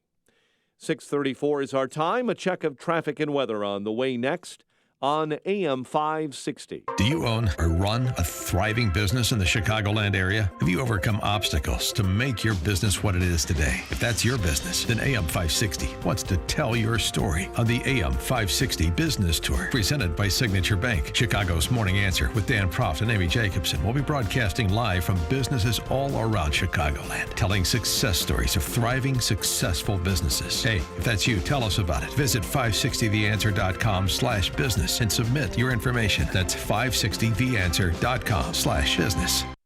Signature Bank is Chicago's fastest growing independently owned business bank. It's a bank where relationships still matter. Signature Bank knows your name and your story. I'm Dan Proft, and I know this because Signature Bank is my business bank. I'm Bob Aument, a founding partner of the law firm of Dassman & Aument and longtime personal customer of Signature Bank. Our firm recently left one of the larger banks to bank with Signature Bank, and it's been a refreshing change. With Signature Bank, we've been able to tailor banking solutions that fit the specific needs of our firm. Beyond that, Signature Bank is responsive, efficient, and timely in meeting those needs. If I have a request, I pick up the phone and talk to Mick O'Rourke, not someone at a phone bank thousands of miles away. Dassman & Aument needed more than what the larger banks offer, and we found that with Signature Bank. Signature Bank is looking for their next success story. To learn more about turning your business vision into reality, visit signaturebank.bank. Signature Bank, helping local businesses succeed. Member FDIC, Equal Housing Lender. This is Dr. Howard, founder and formulator of Balance of Nature. We're changing America, one life at a time. Well, I have different vitamins I had to take because of my post-cancer, post-cardiac situation. But the Balance of Nature, that being so condensed and so natural and, is amazing stuff. I haven't felt this good in 7 or 8 years. I would not be able to do a third of any of this stuff. After I started taking Balance of Nature, I started to have more energy. It's a godsend. It really is. Through Memorial Day weekend, you can receive a $20 discount and free shipping on any first preferred order of Balance of Nature. Again, this special radio offer will only be available through May 27th. Call 1-800-2468-751 or go to balanceofnature.com and use discount code CHICAGO. It is 6:37. Get a check on the roads in the AM 560 Traffic Center with Jim Telemonte. On the northbound Tri-State, we're seeing slower traffic now with delays from Plainfield Road to the Eisenhower Expressway. The other Illinois tollways still look pretty good. The Indiana Toll Road is fine right now as well. Edens runs 20 minutes Lake Cook to Montrose. Kennedy, 26 minutes O'Hare to downtown. Outbound, it's 30. Delays starting around Warrens. Westbound 190 is a bit tight from the Kennedy to the Tri-State. Inbound Eisenhower, looking at 45 minutes from 390 to downtown, outbound 31. Inbound Stevenson, 47 minutes, 355 to Lakeshore Drive. Delays start at Weber. Ryan is 24 minutes, 95th to downtown. I-57, Bishop Ford, both 18 minutes from I-80 to the merge. Lakeshore Drive is fine. No delays to report in northwest Indiana. That's traffic. I'm Jim Talamonte on AM 560 The Answer. Chicago's Morning Answer continues next. And your official Chicagoland weather forecast. From the 1 Hour Heating and Air Conditioning Weather Center, clouds, showers and storms throughout the morning, high 54, cloudy with the rain and maybe a thunderstorm around for the overnight hours, low 47. Tomorrow, dramatic warm-up, partly sunny and a high near 81, currently 53. Next news coming up at 7. And Chicago's Morning Answer with Dan and Amy continues next on AM 560, The Answer. This hourly segment is brought to you by the Alpha Wealth Group, bringing the trilogy of estate, tax, and investment planning together. Visit alphawealthgroup.com for a free report.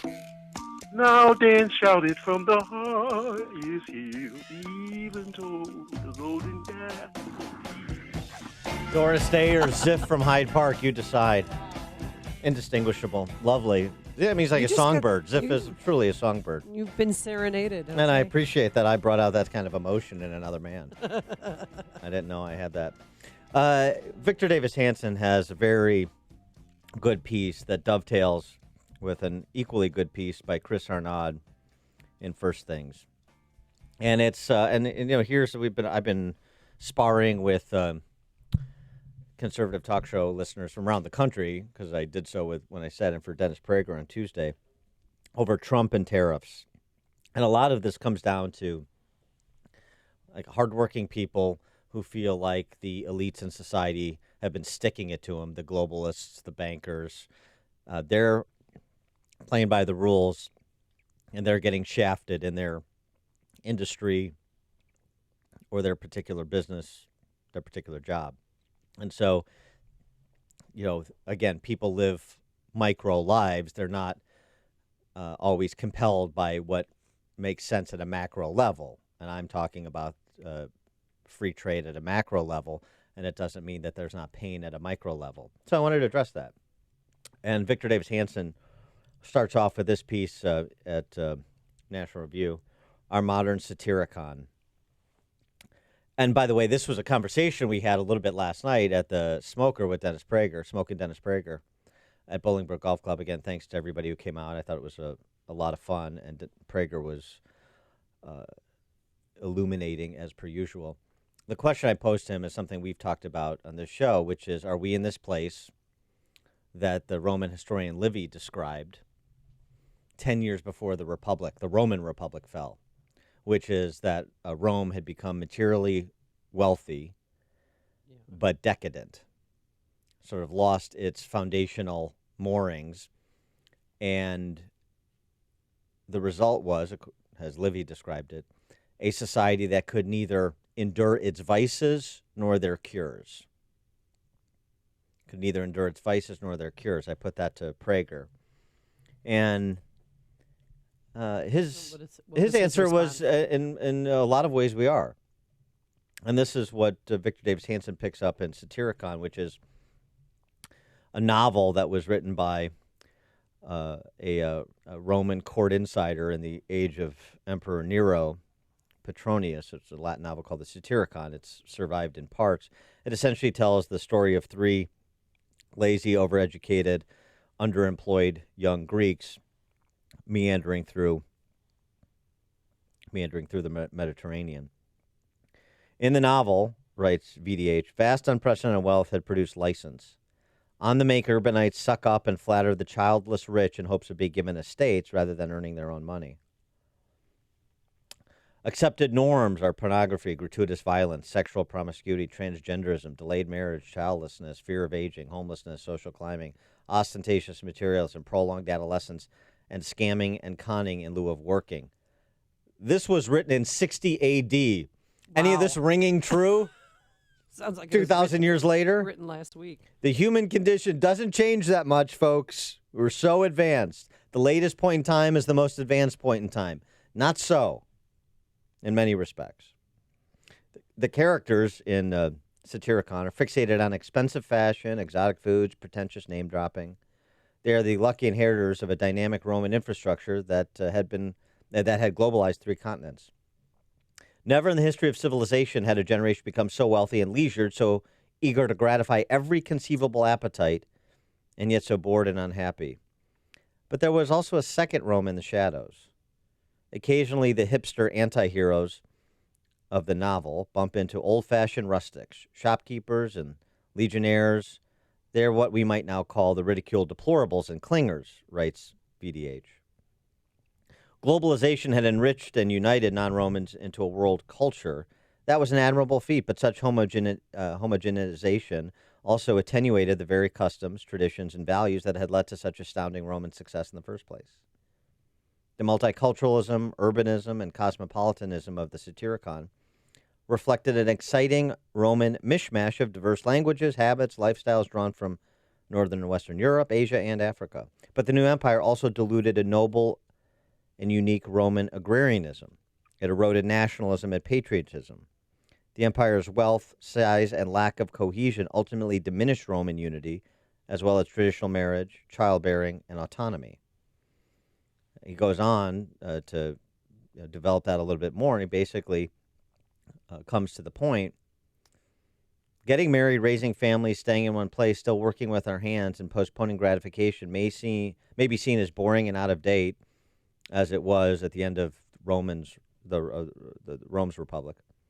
But nearly 2,000 years later, all of that is still what keeps civilization alive. You feel like that's where we are? 312-642-5600, Turnkey.pro answer line. 64636DA, Turnkey.pro text line. Which brings me to Chris Arnaud in his Back Row America piece at First Things.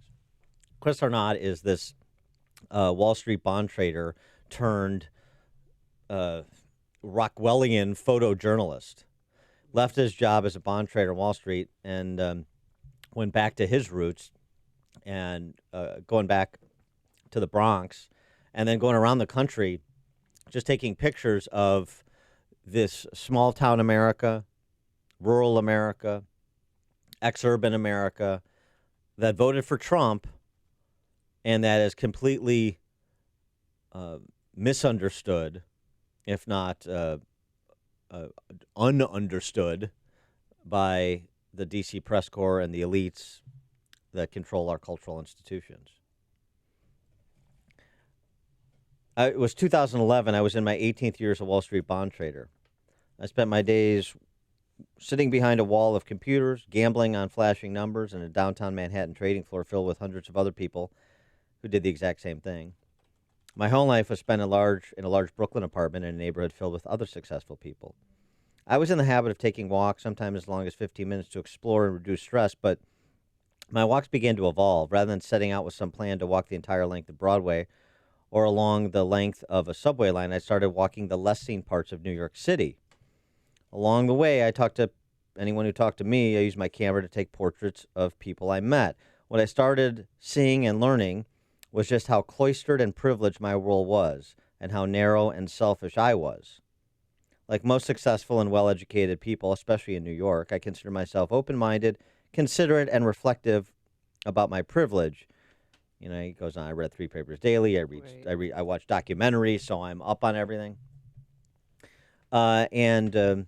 This was beginning his sort of adventure in the last several years of the work that he's done, and it's good stuff. These pictures are amazing. Yeah, it's really good stuff. And he's traveled 100,000 miles all over America. And by the way, I don't, from reading some of his accounts, I don't think he's coming from necessarily a conservative perspective. No, I don't. So I don't know that I would agree with what he proposes to do about what he documents, but you can't argue with what he documents. And this is interesting. The neighborhoods that we're describing generically, he writes in this piece in First Things, which I'll tweet out. In many cases, these neighborhoods have literally been left behind by people like me. I spent most of my life focused on getting ahead by education. I left my rural hometown, got into elite schools, which got me into elite jobs, which got me into an elite neighborhood. I was not unusual. My office, my neighborhood, and most of my adult friends were like me. Almost all of us had used education to get out of a hometown that we saw as oppressive, intolerant, and judgmental. That's a little bit of hillbilly elegy, too, J.D. Vance's book. We were the kids who sat in the front row, eager to learn and make sure the teacher knew we were learning. We were mobile, having moved many times to advance our careers, and we would move again. Staying put was a form of failure. Our community was global, allowing us to proclaim it to be diverse, despite every resident having followed a similar path after high school. We had compassion for those who got left behind, but thought that our job was to provide them an opportunity, no matter how small, to get where we were. It didn't occur to us that what we valued wasn't what everyone else valued. They were the people who couldn't or didn't want to leave their town or their family to get an education at an elite college, the people who cared more about their faith than about science. If we were the front row, they were the back row. Had I asked people in my hometown why they were still there, I would have received the answer I heard in neighborhoods from Cairo to Amarillo to rural Ohio. They would have looked at me like I was crazy and said, because it's my home. That's why I want to stay. And frankly, you hear that in Illinois, despite all the reasons to leave. A few weeks before the election of Donald Trump, I returned home to a neighborhood I hadn't visited in 30 years. Chris Arnaud going home. Wow. Where did he live? Well, I'll find out. Yeah, South Bronx. Okay. I returned home to a neighborhood I hadn't visited in 30 years, had spent almost 2 years traveling around the country, and it had been almost 5 years since I first walked into the South Bronx. He talks about reconnecting with people in his hometown. During my first, and then he reflects on the experience there. During my first few years of college, I came back for summers to live in my old room. I worked my old job on the paint and custodial crew at the local Catholic college.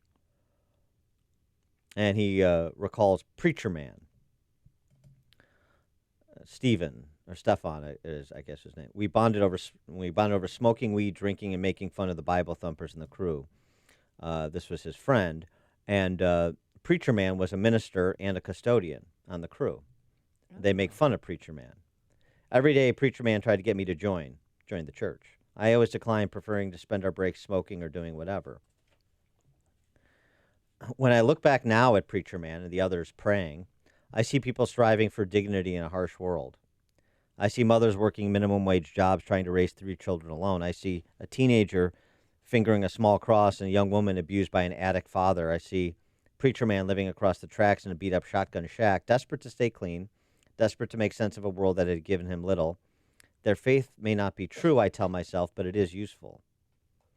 During my years on Wall Street, I argued for policies based on data. I thought we should focus on things that could be quantified, like higher profits and greater economic growth.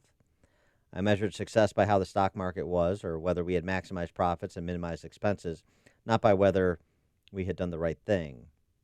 Religion was an old, irrational thing that limited and repressed people and often outright oppressed them, he thought. Yet from the moment I first walked into Hunts Point, South Bronx, I kept finding myself in churches, as I kept finding myself in McDonald's, going there for one reason, because the people I wanted to learn from spent their time there. Often the only places open, welcoming, and busy in the back row neighborhoods were churches or McDonald's. People using the McDonald's were the same people using the churches. People who sat for hours reading or studying the Bible at a booth. When I first went to the Bronx, I expected that people there, those most affected by the coldness and ruthlessness of the world, would share my atheism. Instead, I found a strong belief in the supernatural, a faith that manifested in many ways, mostly as belief in the Bible. And he just goes on to say sort of how those experiences moved him, even though he is supposed to be the more educated, more insightful, more capable person. Like most in the front row, I'm used to thinking we have all the answers. On Wall Street, there were few problems we couldn't solve with enough smarts, energy, audacity, or money. We even managed to push death into the distance with enough research and enough resources, eating right, doing the right things, going to the correct medical specialist. The inevitable could be delayed and mortality could feel distant. With a great job and a great apartment and a great neighbor, it's easy to feel we have nothing for which we need to be absolved. The fundamental fallibility of humans seems outdated and distant. It's not hard to imagine you have everything under control. On the streets in places like Hunts Point in the South Bronx, few can delude themselves into thinking they have it under control. You can't ignore death. You can't ignore human fallibility. It's easier to see. That everyone is a sinner, everyone is fallible, everyone is mortal. It's easier to see that there are things just too deep, or too important, or too great for us to know. It's far easier to recognize that one must come to peace with the idea that we don't and never will have this under control. It's far easier to see religion not just as useful, but as true. Mark in Plainfield, you're on Chicago's Morning Answer. Good morning, Dan and Amy. Going back to Victor Hansen's book, there's another person, forget the author, he wrote 7 Stages of Democracy, and if I recall the last 2 correctly, it was apathy to dependency and dependency back to bondage, which bondage was the first one. So, yeah, I think we're getting pretty close to the end of this grand experiment in freedom and liberty. The only good thing is that Satyricon, if that was written in 60 AD, Roman Empire lasted another 400 years. So hopefully we have at least a century left. Yeah, thanks for the call, Mark. That there's a difference between the Republic and the Empire. The Republic fell 30 years earlier and was predicted by Livy, who had diagnosed the problem with the Republic, the illness. We can neither endure our vices nor their cures. the empire, such as it was, as Voltaire said, the Holy Roman Empire is neither holy nor Roman, nor frankly an empire, to add on. So, 400 years of what? Larry in Elk Grove Village. Yeah, I think it's important to note that this isn't just the Roman Empire, but all empires throughout history have eventually fallen. And the same holds true in corporate America, where empires such as the major three manufacturers of cars in the U.S. Failed when they didn't see Japan coming along from their hubris. And companies like Sears didn't recognize the threat that Walmart represented. And then Walmart repeated the story after becoming the leader and didn't see the threat from Amazon coming. So I think empires or people who are in just companies or organizations that are so excessive in terms of their control that eventually they do get undermined by, as you say, neither their vices or cures or something they're willing to tolerate. Yeah, thanks for the caller. I mean, that's certainly history repeating itself, but I guess the point of both VDH raising the Satyricon novel as well as Chris Arnaud's story, sort of his personal journey over the last several years, and his bumping up the life that had become his compared to the life that so many people had from whence he came, and learning to respect those people that he thought he was escaping because they were some sort of inferior class of people. There are lessons here that maybe you can avoid making the same mistakes that have historically been made. We could always try that, couldn't we? To avoid making the same mistakes over and over again, learn from our ancestors. Ron in Sycamore. Hi, Dan. This is Ron from Sycamore. Hi, Amy. Dan, Federico Fellini, the great Italian director, made a film of Satyricon in 1969. I don't know if you've seen it or not, but you should check it out. It's fantastic. Okay, thanks. I always like a movie recommendation. Thanks, Ron. I have not seen it, and if it's Fellini, then I bet it's good, so I will. Thanks, Ron. If you're talking about it, Dan and Amy are talking about it. It's Chicago's Morning Answer on AM 560. The Answer. I'm Lou Dobbs. 500,000 Americans to get skills training. Southwest Airlines investing $100 million in Denver. Those stories next. Hi, Hugh Hewitt here for PatriotMobile.com. I need you to go and switch today to PatriotMobile.com/Hugh. Let me tell you why. Big Mobile is supporting the left. You know, I'm talking about AT&T, Verizon. They cut big checks to the big left, and they do it every year, year in and year out, decade after decade, but not Patriot Mobile. Patriot Mobile is the country's only conservative cell phone company. A portion of every one of your bills goes to support conservative causes, the Second Amendment, pro-life causes, conservative activism at the Heritage Foundation. They also have unlimited talk and text plans starting as low as $25 a month, so don't wait.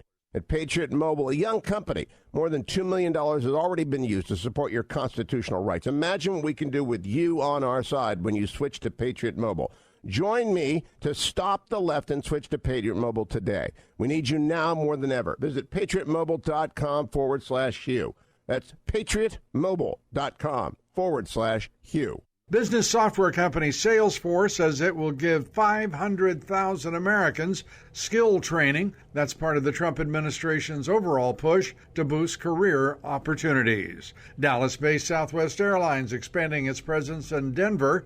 The carrier investing $100 million to build a maintenance hangar at Denver's International Airport. Everything running on time today at Dallas-Fort Worth Airport. This after an undetermined odor seeped into the FAA control tower. 100 flights were delayed. Employees rotated into and out of the tower as air purifiers and fans were set up and did their work. Please join me for Lou Dobbs tonight, 7 o'clock and 10 Eastern on the Fox Business Network. This is the Lou Dobbs Financial Report. Fisherman, Anglers Outlet is celebrating the grand opening of their new location, now open in downtown Tinley Park. Stop by and celebrate now through Sunday. Get outlet prices on the finest brands of fishing tackle from brands like Shimano, Daiwa, Berkley Fenwick, St. Croix, and many, many more. Plus, the freshest and liveliest bait, minnows, suckers, grubs, and their famous Canadian night crawlers. It's all at Anglers Outlet's new location in downtown Tinley Park. You'll find everything you need for fishing,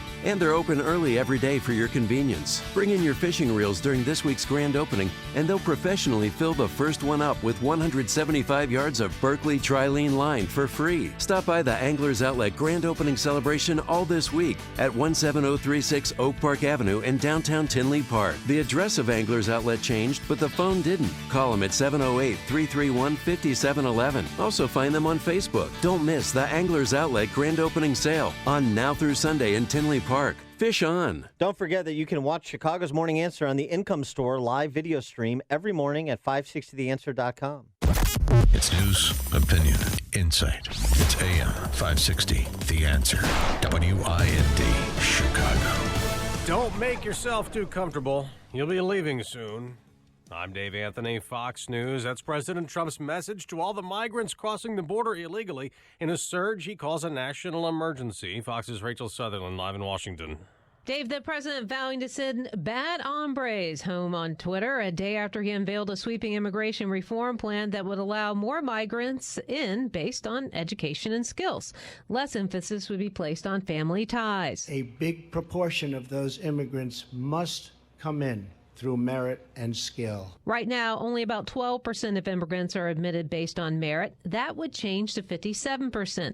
The president's proposal includes full border security, but no protections for people brought to the U.S. illegally as children, known as dreamers. Dave? Now, Rachel, Democrats say his immigration proposal is already dead on arrival. House Speaker Nancy Pelosi says merit's a condescending term. Certainly, we want to attract the best in our to our country, and that includes many people from many parts of society. Now, President Trump also just tweeted this morning his campaign was conclusively spied on, claiming it was treason.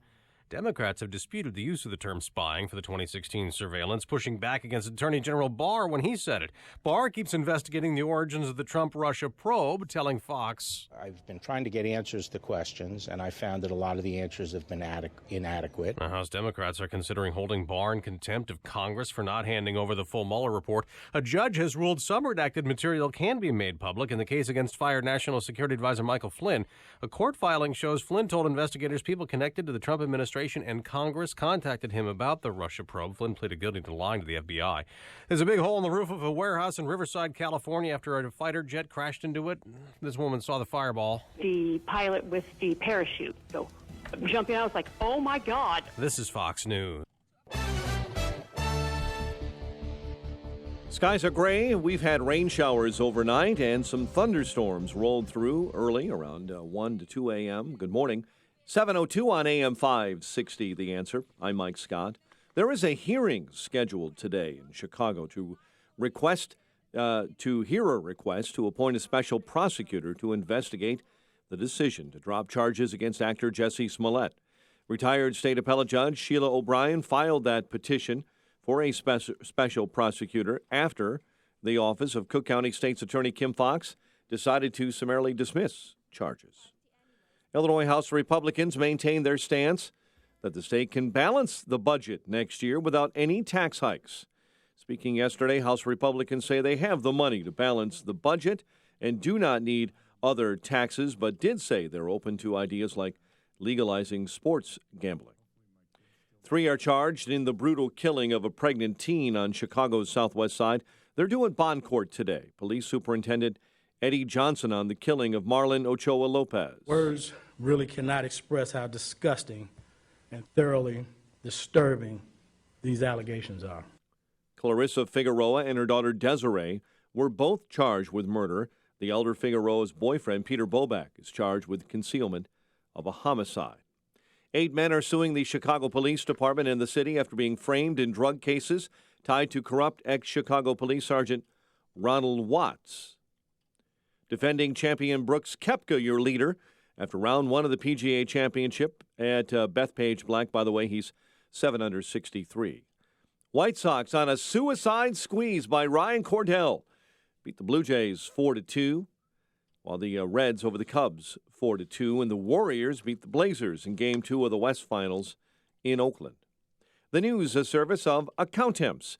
Don't let summer vacation slow down your important accounting and finance projects. Whether you need help for a day, week, or month, Accountemps provides highly skilled temporary professionals with the skills you need right when you need them most. Accountemps, a Robert Half company. 7:04 and a check of traffic and weather on the way next on AM 560. Dennis Prager explains the downfall of our society. Secularism produces knowledge, but not wisdom.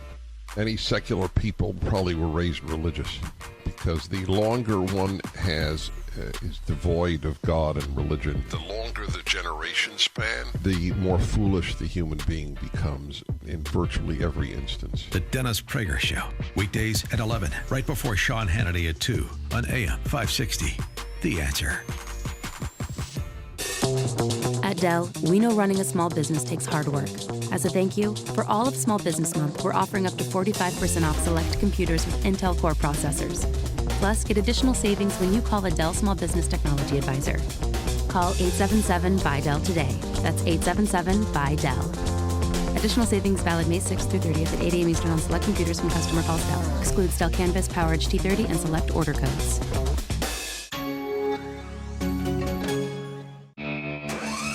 Lawn lovers, run with us on the John Deere Z500 Series Z-Track mower. Built to mow better, faster with an Excel Deep Mower Deck. Because whether you're up against the clock or a busy day, this zero turn gets it done in almost no time at all. Nothing runs like a Deere. Run with us. Test drive a Z500 Series Z-Track mower at your John Deere dealer during the Take Your Turn sales event. Hey everyone, Ken here. For 2 years now, you've heard Carrie and I use metaphors to test to see if you think your home or your business could use a revenue shot in the backside. Today, because of our new website, I can be a little bit more direct. Income Store has 2 doors. If you have more time than money, you're going to live under door number 1. You're going to see over 400 digital assets, 5 to 20 minutes a piece, that'll teach you how to manage numbers and lead people, or show you 6 growth tips you've never heard of. All of this so you can start growing your home or your business revenue literally immediately. If you have more money than time, door number 2 is going to be for you. You can view some of our managed services, look for more done-for-you packages. 34% of Americans in 2018 visited one of our managed services. Forbes 3 years in a row quoted, Income Store is an expert at generating home or business revenue. If you'd love to explore how to check out adding revenue to your home or business, just go to IncomeStore.com. That's IncomeStore.com. At Panera, breakfast to go no longer means to settle. Wake up with a new maple glazed bacon, scrambled egg, and cheese breakfast wrap and a Madagascar vanilla cold brew, all ready to go with the push of a button. Panera, food as it should be. 7:07. And let's get an update on the roads in the AM 560 Traffic Center with Jim Talamonte. On the Indiana Toll Road this morning, we're seeing some delays westbound from Kennedy Avenue to the West Point Toll Plaza. Eastbound traffic moves well.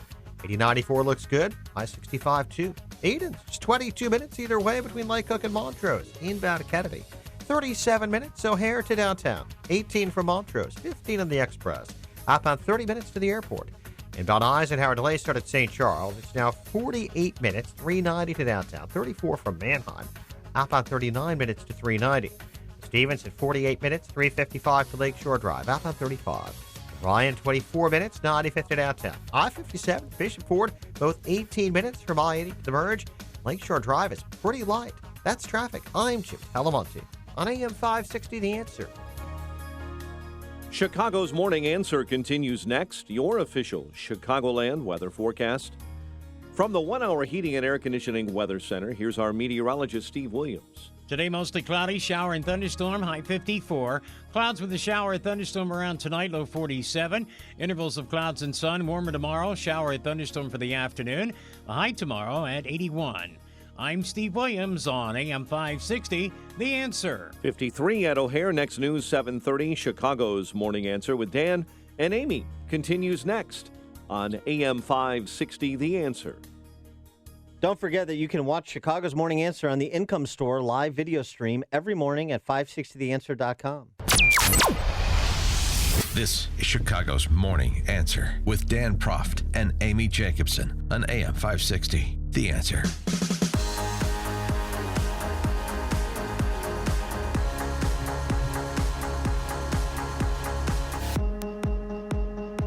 Top of the morning, Dan and Amy. So yesterday, President Trump relaunched his proposed paradigm shift for the U.S. immigration system, outlining it. Our proposal is pro-American, pro-immigrant, and pro-worker. It's just common sense. And the plan includes adding, some border wall, but mostly a shift in the merit-based system. And this is what he was proposing. And he wants to attract educated and highly skilled workers to America. He wants them to pass a civics test, get points based on age, ability to speak English, and education in any job offers. Did you say merit? Yeah. How dare you say that condescending word? But I want to just say something about the word that they use, merit.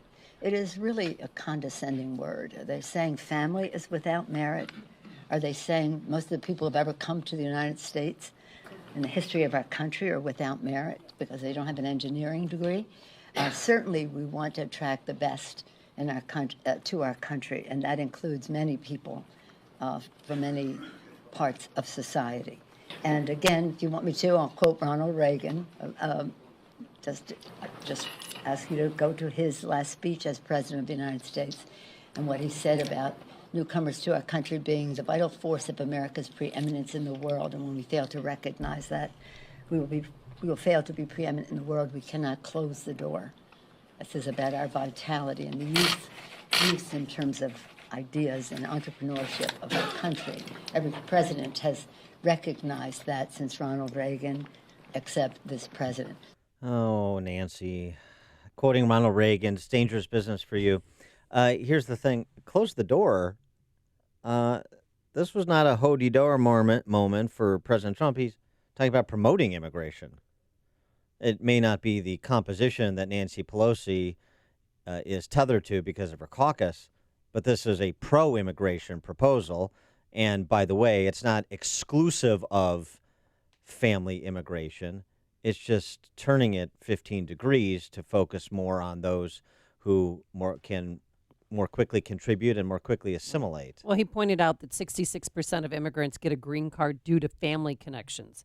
So under this new plan, it would be more of a merit-based system. Right. But you know who didn't like it? So you're reshaping the composition. Freshman Congresswoman Omar, standing there on a street corner, don't you know, listening, having anyone that's walking by listen to her. Today, the president has unveiled an immigration plan that makes no mention of DACA, a program Trump unilaterally ended in late 2017 that has been hanging by a thread thanks to court injunctions. A plan that fails to make sure people with temporary protection status and deferred enforced departure recipients don't have a path to a permanent status or citizenship. Yeah, well, that's a nice story, Representative Omar, except for two things. One, it's rather comical that somebody who there are credible accusations of immigration fraud against is moralizing about immigration. Number one, number two, and who his family is the beneficiary of asylum laws in this country. Number two,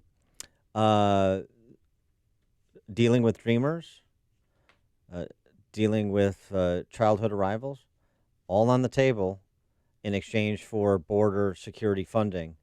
You had every opportunity, and you guys don't want to do anything to address either crises on the border, the humanitarian or the security. So it's a tough argument for Omar to make out, but that's nothing new for her. For more on this topic and others, we're pleased to be joined again. It's been a while. Yeah. We're happy to have him back. That I'm speaking of is Bret Baier, Fox News anchor of Special Report, of course, 5 p.m. Chicago time on the channel. And don't forget his book, speaking of Ronald Reagan, 3 Days in Moscow, Ronald Reagan and the Fall of the Soviet Empire. Bret, thanks for joining us. Appreciate it. Good morning. So President Trump, as I said, sort of relaunches this, and maybe it helps to frame the issue as we're getting hot and heavy into the 2020 cycle. But does it do anything more than that? Well, it gives kind of a goal for Republicans to run on. So it's a blueprint on immigration for the GOP. It is not a bill hitting the Capitol Hill, because it does not have a chance of getting past this Congress. And everybody knows it, Republicans and Democrats, but it does give Republicans kind of clarity in what they're trying to do. Democrats have an issue when it comes to immigration. Remember that a lot of Democrats started off saying that this is not a crisis on the border, and it has evolved, and now they concede it is a crisis. You have more people coming over the border in the past couple of months than the city of Orlando has residents. Wow. And you have a situation where it is politically a hot potato that has to be dealt with. And the crazy part is that, you can deal with it with asylum laws, at least one part of it. But the bigger picture is going to take some serious political courage. And a lot of conservatives were upset because they thought with this plan that he unveiled yesterday, he'd build more border wall. Do you know how much border wall has been built and what the plans are for the future? And I don't know the miles as of right now and the yardage, but they're cooking along. And this plan, puts border wall where the Border Patrol wants the border wall, which is essentially where middle-of-the-road Republicans were to begin with, which was, yes, we want a border wall where the people on the border who are patrolling say it is most effective, and that's what this plan does. And that's an important aspect of it, too, because this will provide physical evidence for President Trump in his reelection that, look, I did everything I could do given the constraints in my last 2 years of Democrat control of the House, and here's an example of it. So when I said we're going to build border barriers, that's what we did. Yeah, and you're going to start to see Democrats give them more money because they don't want to be the party that didn't care about border security. Now, it's an interesting play, Now, the flip side is it seems to me that Republicans have a problem on health care, health insurance, that Democrats have on immigration. And I don't understand the Republican caucus's seeming position of run away from Medicare for all. We're not going to address it. We're not going to say anything. We talked to Zeke Emanuel yesterday, so you didn't have to on your show. And, I mean, they are hyper aggressive, and they've got 3 or 4 different competing plans. The Center for American Progress has his plan, and Comrade Bernie's got his plan, and Kamala signed on to Bernie's plan, but she's also got something else that she'd like to tweak. And basically, this sort of backdoor takeover of health insurance by the federal government that started under Obamacare, had a little bit of a hiccup the last couple of years under Trump, is full force right now, and the Republicans don't want to address it. And this is the reason most exit polling suggests why Republicans got their clocks cleaned in so many suburban races, including here in Chicago. 100%. And health care is the number one issue. If you ask people what they care about, what they're concerned about, and Democrats have kind of drifted off to Medicare for all and more of a Bernie Sanders plan. I expect that Republicans like this immigration effort, which is not going to be a legislative effort, but more of a framing of the blueprint for the election, are going to do similar things with health care.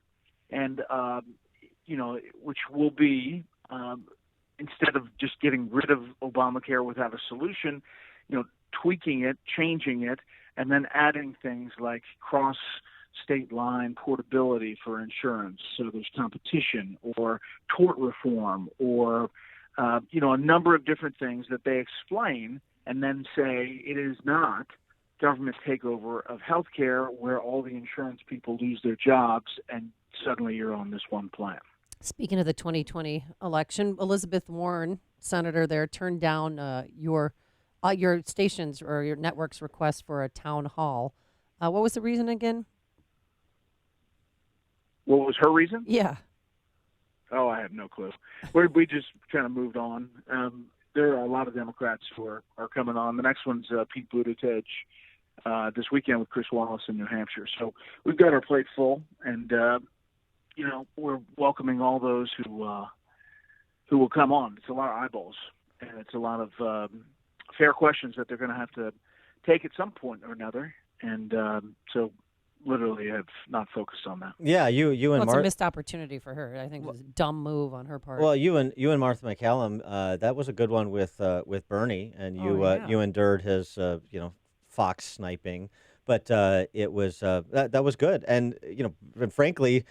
I mean, if you did a town hall with every Democrat, you wouldn't have time for any other programming on Fox News Channel. So, I mean, you should be thankful that some people don't want to do it because, then you still have a show and you're not just doing town halls. There's a debate going on whether there are 23 or 24 because Mike Gravel is technically running. And so he may qualify into the acknowledging candidate. So you have 24 so far, let's just say, and that number still could go up. For this debate in June, I've moderated debates. It's tough. It's like spinning plates. You got to make sure it's fair with all the time. You're gonna have 10 people on stage at a time, randomly selected. So you could have Joe Biden standing next to Andrew Yang, standing next to Eric Swalwell, if they qualify, and you want to make it interesting. You want to make it compelling. You want to make it substantive. God bless them. It's going to be a tough road. If it's Andrew Yang and Joe Biden, make sure to ask the circumcision question because I think that would be a great debate between the two of them. All right. On a serious note, getting back to some travails within Republican ranks, where are Republicans on the Hill in terms of President Trump's ratcheting up the trade war with China? Is everybody still in the camp, or are some people starting to get a little jumpy? Well, I think there's people getting jumpy, especially people from states with farmers who are really taking the hit. But now a lot of different companies are taking various hits. The issue has evolved. I mean, at the beginning, when the candidate Trump talked about it, Republicans thought, he's crazy. He's going to levy tariffs. This is nuts. Now, as you've seen this kind of battle with China continue, it's more like, wow, I hope he gets the right deal. I hope it's as good as it should be because China has been taking advantage of us. So I think there's still some time, but as you get closer and closer to the election, the courage, the steel spine does not really hold up. Well, he's got two things working in his advantage right now. One is you've got decent GDP growth, low unemployment, and two, basically the Democrats agree with him. So, I mean, there's not much light between the two of them on it.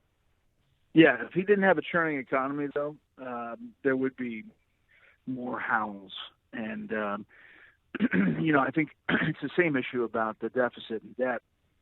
Remember, we were just 2 cycles away from Mitt Romney and Paul Ryan campaigning in front of a debt clock on different campaign stops. Now you don't hear it from either party. The economy's churning and everything's, moving forward. But if it wasn't, there would be another kind of howl about tariffs and a howl about we're going to become Greece. And it's still 18 months to go before Election Day. That's right. He is Bret Baier, host of Special Report, of course, 5 p.m. Chicago time on Fox News Channel. His book, 3 Days in Moscow, Ronald Reagan and the Fall of the Soviet Empire. Bret, out in paperback now. Out in paperback. All right, very good. Just came out this week on paperback. Don't you get more royalties for the hardcover? Yeah, I do. That's so buy baseball. the high cover. Brett's a friend. Buy the hardcover for goodness sakes. Bret, thanks so much for joining us. Appreciate it. I'll see you. Take care. And he joined us on our turnkey.pro answer line. This is the morning show more Chicago radio listeners are choosing. This is Chicago's Morning Answer on AM 560. The Answer. Sheet metal is a big part of commercial and industrial facilities. Look around your business and you'll quickly notice how many components use sheet metal. From fan systems and hoods to machinery guards and much more. For top quality sheet metal work, get to know the pros at Vans Industrial. Hi, I'm Dave Van Camp, owner of Vans Industrial. Vans Industrial is an industrial sheet metal contractor that can fabricate all types of alloys up to 1-inch plate. We perform jobs including chutes, hoppers, stacks, siding, and dust collection. We work in material handling facilities including steel, chemical, agricultural, food processing plants, and more. Vans Industrial can also design and perform the engineering for a complete turnkey installation. Our quality work is installed by trained mechanics who will work closely with you to make sure the job is done right. Vans uses only the best and safest union-trained mechanics, insured at the highest level. Call 833-VANS-IND. That's 833-VANS-IND. Or on the web at vansindustrial.com. Hey, I should have asked Brett Baer about the golf outing, because he's a big golfer. Didn't you meet him on the golf course? Yeah, he's a good player. Naples? Yeah. Were you in Naples? Yeah, Naples. Was he in the? Did you play through him? Play through him. Got to pick up the pace. Oh my gosh! Well, if you want to play with Dan or see him play golf, please join us on Monday, June 24th at the Mistwood Golf Club in Romeoville. It's presented by Clear Financial Strategies, because people have called up and said, well, I don't have a foursome, but there's two of us. Can we golf? Yes. Golf with us. Call this number, 312-363-6680 to reserve your foursome or twosome. 312-363-6680. And if you're a business owner or make the marketing decisions for your company, we still have the Business Benefactor Program.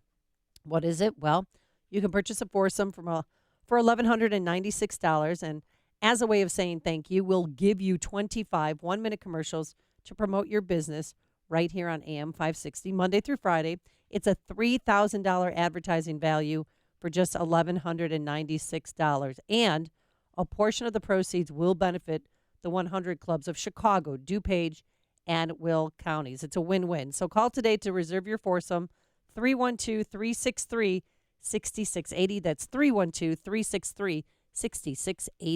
Hey, Craig and Leslie here from In the Know. Leslie, people have spring fever. Consumer confidence is up, and that means spending. We want folks to enjoy what they've worked so hard for, but don't forget... Craig, are you trying to tell me something? I know. Retirement's right around the corner. Listen, a new season is time for regrowth and building on what you already have. You don't need to do it alone if you have Wealth Management Group at your side. Spring into action and make Wealth Management Group your go-to partner. And listen to In the Know Sunday mornings at 10 right here on AM 560, The Answer. Want to get an energy boost, want to feel better, have healthier skin, less joint pain, and just feel strong? Well, take Balance of Nature. It's 10 servings of 31 fruits and veggies, all in a single capsule, because admit it, none of us eat enough fruits and vegetables on our own. So that's why Balance of Nature is so great. It's easy, it's healthy, and yes, the testimonials you hear right here on AM 560 are real. I've met Dr. Douglas Howard, founder of Balance of Nature. He showed me the emails. He played voicemails that he receives from real people who are living healthier lives because of Balance of Nature. And right now is a perfect time to start, because you can lock in your price for fruits and veggies today and get free shipping on every order. If you lock in now, you won't pay more when the cost of produce starts to rise later this year. Call one of their health coaches right now, 800-246-8751. That's 800-246-8751. Use promo code Chicago or go to balanceofnature.com. Promo code Chicago. Want to keep your AC from conking out? At your local 1 Hour Heating and Air Conditioning, we recommend an AC tune-up, ASAP. It can help pinpoint potential problems and even extend the life of your air conditioning system. How's that for a comforting thought? Right now, get cool savings on an AC tune-up. Call 855-1-HOUR. Your comfort is just a call away. Call 1 Hour. Terms and conditions may apply. Call for details. Independently owned and operated. Licensed in the respective state or county. AM 560, The Answer. Dan and Amy and Gene Simmons at the Pentagon yesterday. Yeah, it was kind of a take a celebrity to work day in Washington, D.C. Glenn Close was there. John Cusack was there. What a D-bag he is. He's on the Hill. You know, they were reading the Mueller report, so he sat in on that. Whatever. John Cusack's a colossal D-bag. Glenn Close, whatever. Great actress. And Gene Simmons. Yes, that Gene Simmons. From KISS. Yeah. Addressing the Pentagon over support for military service. And he tells the story of his mom, who at the age of 14 was put into a Nazi concentration camp. You want to hear somebody who appreciates the greatness of America? Gene Simmons. My mother just passed at 93, but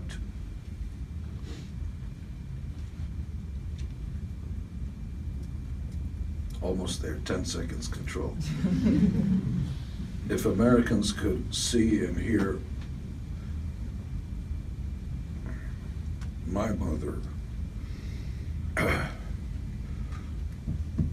almost there, talk about America, they would understand.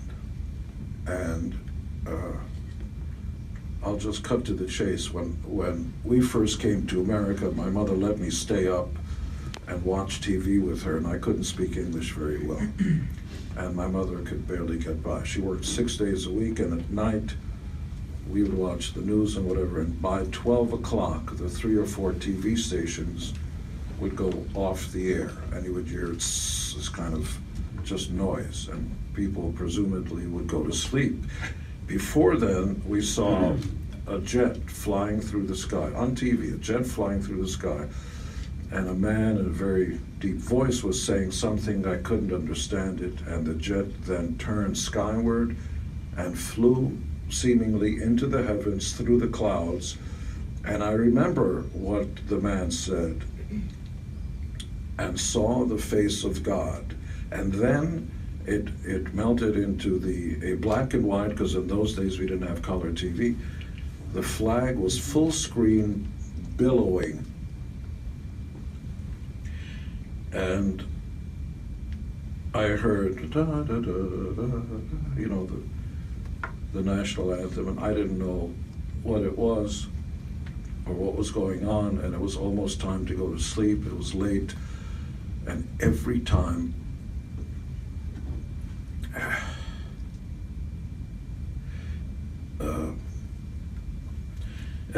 my mother saw the flag, she'd start crying. As an 8-year-old boy, I didn't understand why. But from my mother's point of view, we were finally safe. I may have been born in the country, everybody. Give me 2 seconds. I may have been born in the country that people throughout history have referred to as the Promised Land, but take my word for it. America is the Promised Land for everybody. And don't be ashamed, don't hesitate. We need to teach young people to be comfortable with saying, God bless America. End of my story. It's hard to. I watched it too. I was crying yesterday. It was. I didn't expect that from a Kiss guitarist. I got to tell you, it's like watching Susan Boyle come up on stage and sing "I Dreamed a Dream." I wasn't expecting that. Wow, is that good? And thanks to Gene Simmons for offering it. He's a lucky guy, though, and not just because he's safe in America, but because he's married to Shannon Tweed. Oh. Hello. Oh, boy. Coming up on Chicago's Morning Answer. We're going to talk to Bjorn Lomborg. He's the director of the Copenhagen Consensus think tank. He's an environmental economist. And we're going to see what we can collectively do to get Ocasio-Cortez over her fear of garbage disposals at 7:37. But first, let's head into the newsroom. Here's Mike Scott.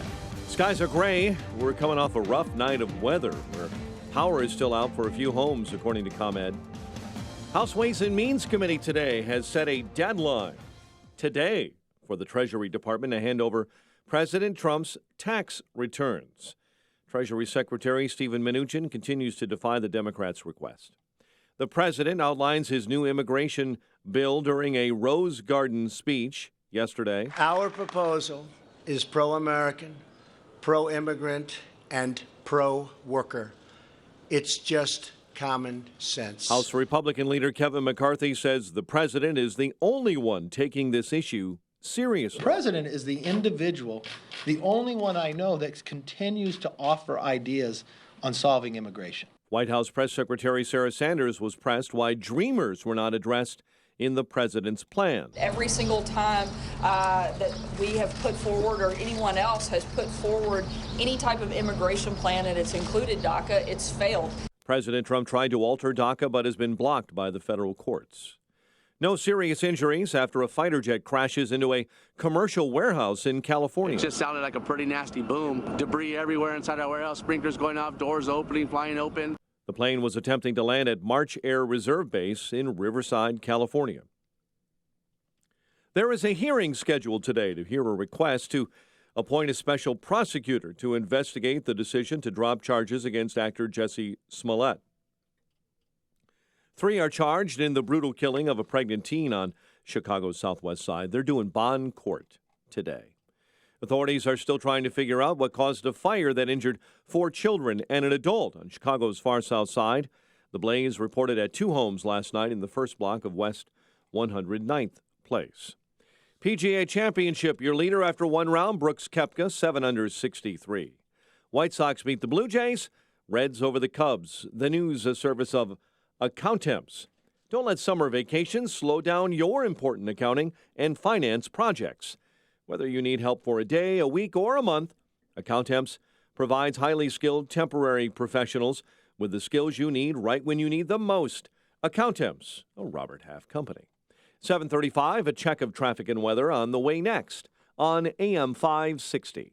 Signature Bank is Chicago's fastest growing independently owned business bank. It's a bank where relationships still matter. Signature Bank knows your name and your story. I'm Dan Proft, and I know this because Signature Bank is my business bank. I'm Jim Keene Jr. of the Mail House, Inc., a family-owned and operated digital print mail house with a specialty in political advertising and a customer of Signature Bank. We knew that getting a loan to buy our business wouldn't be easy, so we turned to one of our trusted friends for a referral. She told us about the outstanding level of customer service her business received at Signature Bank since becoming one of their first customers in 2006. Today, we couldn't be happier. Not only did Signature help us finance the purchase of the mail house, but they supported our growth as we modernized our operations in mailing as well as from traditional to digital printing. If you're looking for a great bank to grow your business, take a look at Signature Bank. Signature Bank is looking for their next success story. To learn more about turning your business vision into reality, visit signaturebank.bank. Signature Bank, helping local businesses succeed.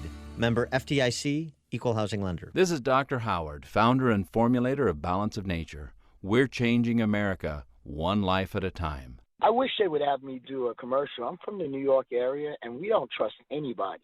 And I need to tell you, I certainly didn't trust you guys at first. After all, you're like out of Utah. I was like, what is in Utah? Really? Then I heard some little old man saying, oh, it's not fruits and veggies and da-da-da-da. And I was so, when you're in pain, you will try anything. And I said, let me try it. But I need to tell you that I'm jogging now. I didn't think I'd ever be able to do that again. Through Memorial Day weekend, you can receive a $20 discount and free shipping on any first preferred order of Balance of Nature. Again, this special radio offer will only be available through May 27th. Call 1-800-2468-751 or go to balanceofnature.com and use discount code CHICAGO.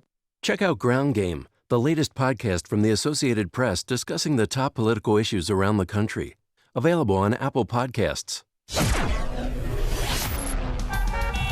7:37, and a check on your morning roads in the AM 560 Traffic Center with Jim Talamonte. Inbound Kennedy, delays start at Canfield. It's 45 minutes O'Hare to downtown. 23 from Montrose, 22 in the express lanes. Outbound 35 minutes to the airport. Eden's 22 minutes Lake Cook Junction. Outbound 25. Inbound Eisenhower, it's 50 minutes, 390 to downtown. 34 from Manheim. Outbound 35 minutes to 390.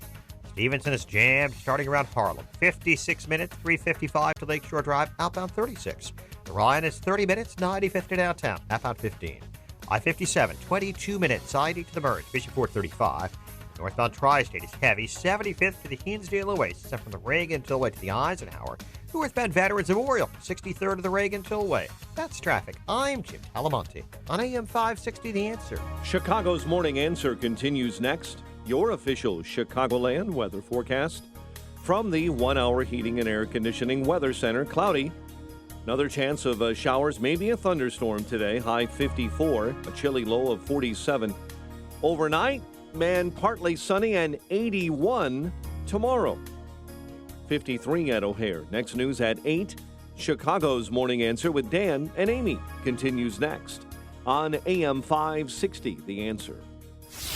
This hourly segment is brought to you by Real Estate Revealed with Randy Barcella, Sunday mornings starting at 8. When you've got questions, he always has an answer. It's Sean Hannity this afternoon at 2, right before Joe Walsh at 5 on AM 560, The Answer. Top of the morning, Dan and Amy. Well, there's a lot of competition this week with Rashida Tlaib's ahistorical pronouncements on the Middle East, but it's tough to beat this clip. Ocasio-Cortez and her Truman Show of a Life, everything videoed for your enjoyment, showing off her new bougie apartment, as she called it, and some of its features. I am told this is a garbage disposal. I've never seen a garbage disposal. I never had one in any place I've ever lived. It is terrifying. I don't know what to use it for or what its purpose is. Like food scraps? Like, is this environmentally sound? I don't know. I mean, it's so, her voice is so annoying, but also the content of what she's saying. Put your hand down the disposal, turn it on and see what happens. You know what? She should offer a Books on Tape series, like AOC reads the great works of the West. Like, I want her to read... what do you want her to read out loud? Hamlet. Okay. The way Shakespeare intended it to be read.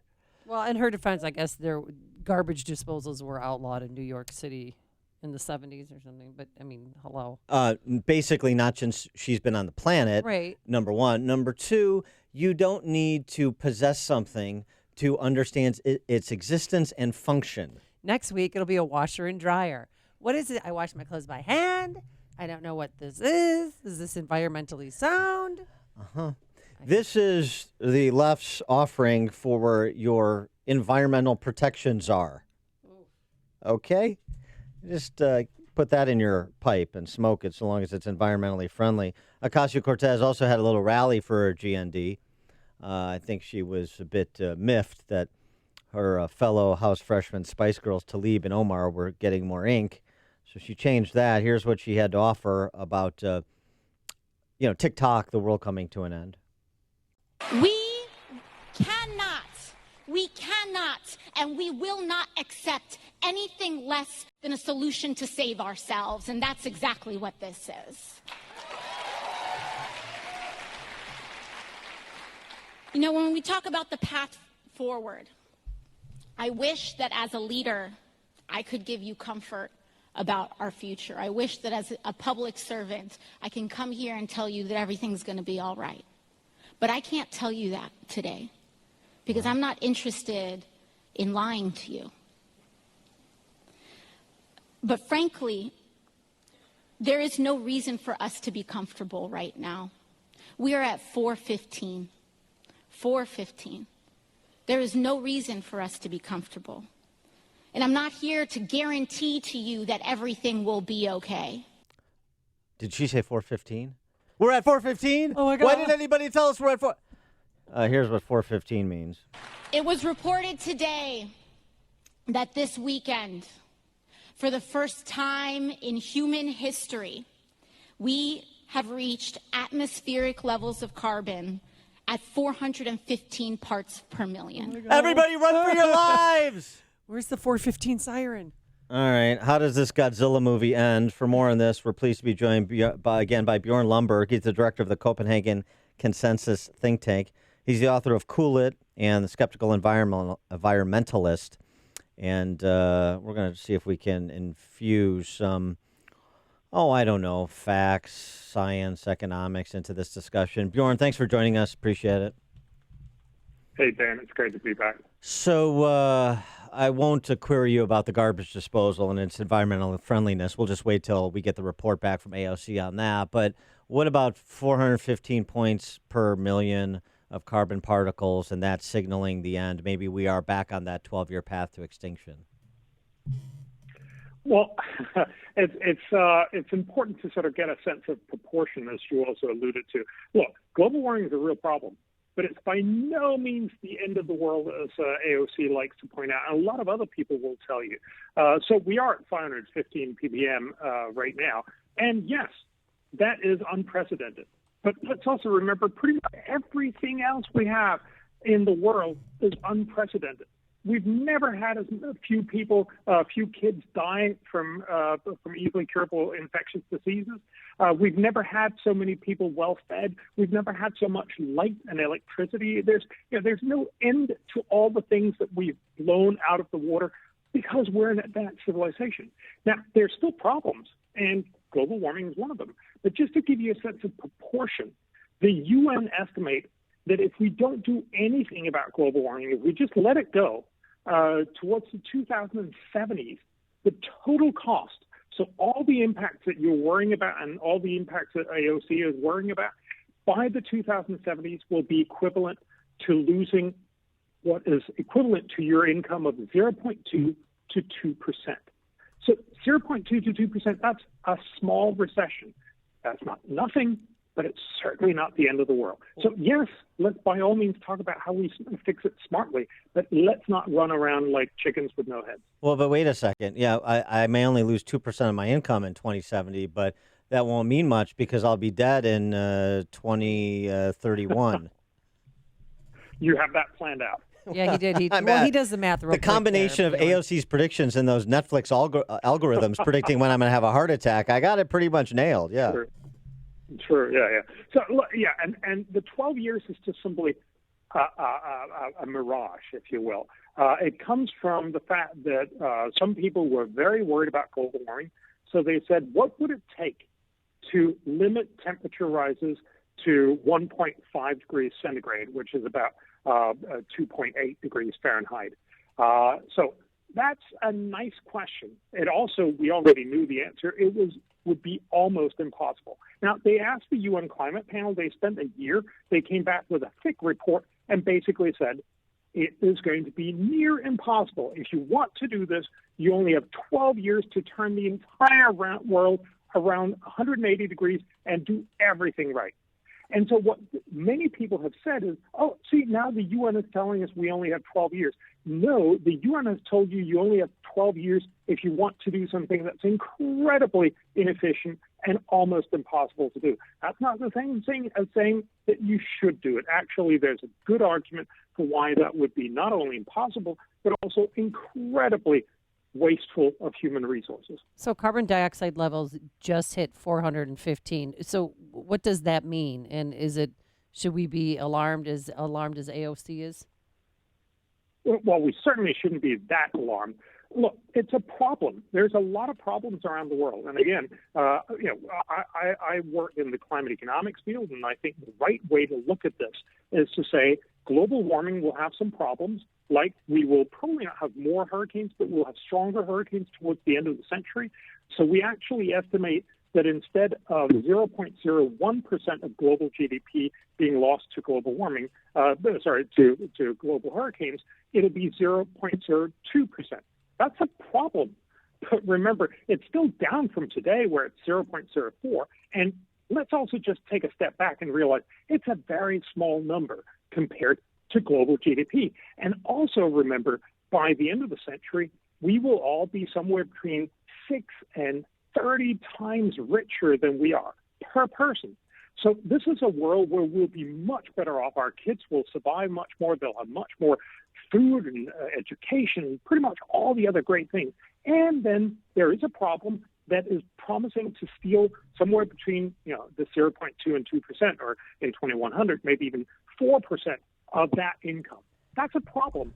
But the real issue here is to make sure that we don't end up spending, 10, 20, 30, 40% of our GDP to avoid that relatively small problem. And there's a good risk that people are making these arguments that want to spend lots more and that actually want to really make this world much less good world by the end of the century. Now, for all good reasons, all good intentions, they certainly want to do this because they're well-intentioned, but their outcome could be a little bit like when your wrist hurt and then you end up chopping off your arm in order to cure that. That's not a good solution. Oh, wait, are all these people telling these ghost stories around a campfire like AOC, are they well-intentioned, or are they essentially compromised by their pursuit of money or power?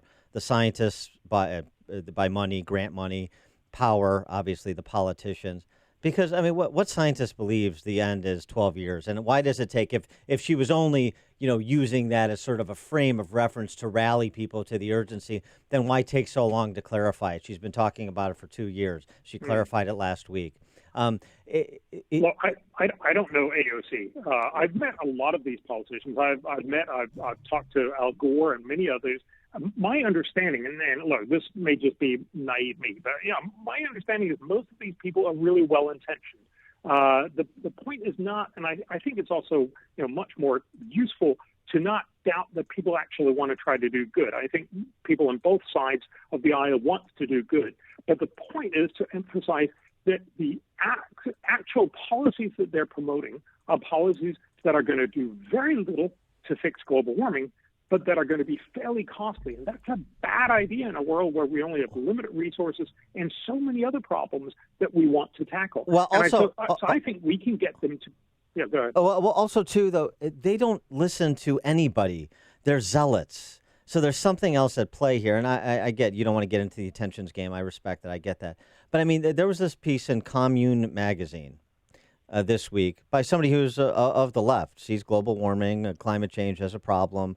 But it was critical of the Green New Deal, and he just took it from a very realistic perspective. One aspect of it, the environmental damage that you would do with the mining required to even attempt to get to a completely renewable energy economy, in terms of all of the minerals that need to be mined to support the production of solar panels and all of the other renewable energy windmills and all of the other renewable energy sources. It's just not realistic. It's silly.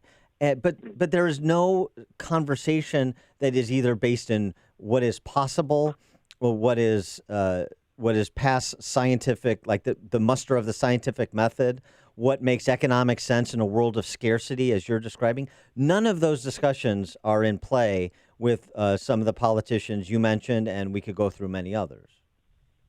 Yeah, and you're probably right. I mean, I would again tend to say it's probably true that we can't actually get to 100% renewable. We're certainly not going to get there in this century. And many smart people are saying that. Even Al Gore's chief scientific advisor, Jim Hansen, has said, only people who believe the Tooth Fairy and the Easter Bunny would believe such a thing. So I think there's a broad understanding of this. I think most of these people would say, well, at least it pushes us some of the way. And that's where I would argue, well, some of the way to where? It's a place where we will essentially end up with many more people paying much more for their power. That may mostly hurt poor people. A lot of people around the world are actually what they call energy poor. That is, they spend so much of their money on buying this fairly expensive energy because of our green worries that they end up not being able to keep themselves cool or keep themselves warm enough, and they actually die more from that. That's not innocent. And again, the point is, if you keep pushing that, what you're going to end up with is not a green revolution. You're going to end up with a revolution as what you saw in France. You're going to get the yellow vests protesting and saying, no, we don't want any more of this. And then, of course, you'll be nowhere. And so what we've tried to argue is if you actually look at this from an economic point of view, the only right way to try and tackle global warming is to do what America has done for hundreds of years. You solve problems through innovation. Imagine if we could innovate green energy to be cheaper than fossil fuels. We would have solved the problem, and we would actually give a lot more people access to better energy. It's through innovation you solve problems. Remember, the food scares back in the 70s and 60s, we wouldn't be able to feed the world. The solution wasn't to tell people, oh, I'm sorry, could you eat a little less? The solution was the Green Revolution that allowed everyone to feed themselves by producing more on every acre of land. So the simple point here is it's innovation. It's not scaring people off, but it's realizing that human ingenuity can actually solve this as we have with many, many other problems. He is Bjorn Lomborg, director of the Copenhagen Consensus think tank, author of Cool It and Skeptical Environmentalists. He's got a piece in the Daily Caller comparing climate change to an alien invasion. Bjorn Lomborg, thanks so much for joining us again. Appreciate it. Hey, great. And he joined us on our turnkey.pro answer line. Listen to Dan and Amy on your smartphone. Download the AM560 mobile app today at 560theanswer.com/mobile.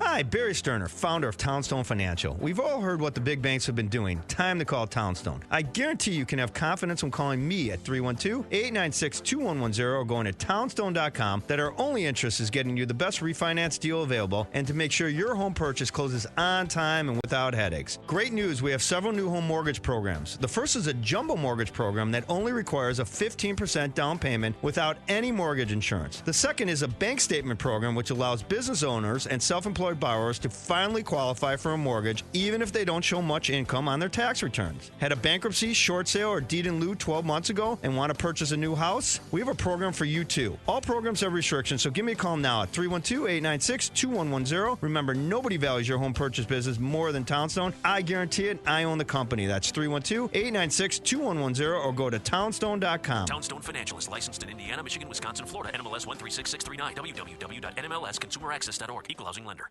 With Summerfest approaching, now's the time to fill your son's schedule with athletics, STEM, and academic enrichment camps at Northridge Prep's summer programs for boys grades 4 through 8. For the week of June 17th through the 21st, drop your son off at 9, pick him up at 3 for a full day of fun. In the morning, a choice between basketball skill builder and wrestling, technique and strength. In the afternoon, battles of the Civil War or robotics, introduction to mechanical design. That's a full week of sports and experiential learning to keep your son developing his interests and skills this summer. Here's what Chicago Bulls GM Gar Forman had to say about our Northridge Prep's basketball skill builder camp. When it comes to teaching offensive skill development in youth basketball, Coach Ray provides as complete and detailed an approach as I've seen. That's Coach Will Ray, D1 basketball coach at Loyola, who's also the athletic director at Northridge Prep, and perhaps he should have some of the Bulls run through his offensive skill development program as well. Seats are limited for all camps. Some, like the Dangerous Camp for Boys, already 100% filled up.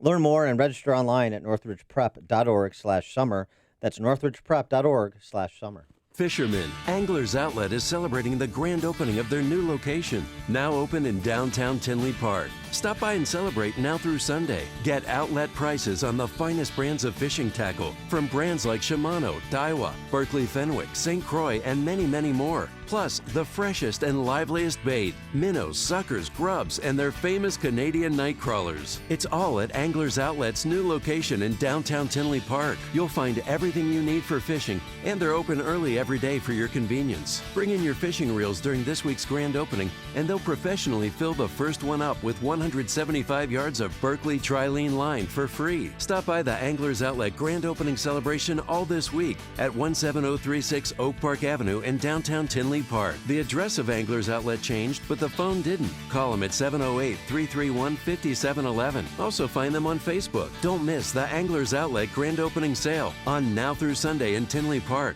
Fish on. Did you miss the open enrollment this year? I can help you purchase a PPO health insurance plan at any time that eliminates the mandatory maternity coverage. This is Tom Marabali, your health insurance advocate and independent producer for Blue Cross Blue Shield of Illinois and other carriers. If you're over 50 and are covered by the Affordable Care Act, you're paying for maternity coverage every month whether you want it or not. In Chicago, the least expensive PPO health insurance plan under the ACA will cost $572 per month with a total out-of-pocket cost of $7,900 before your bills are paid at 100%. I can show you how to eliminate the mandatory maternity coverage and lower your monthly premium to $278 per month with a total out-of-pocket cost of $2,500 before your bills are paid at 100%. That's a savings of $294 a month and over $5,000 with my lower deductible. For a free quote and to see if you qualify, call me, Tom Marabali, at 630-863-3477. That's 630-863-3477.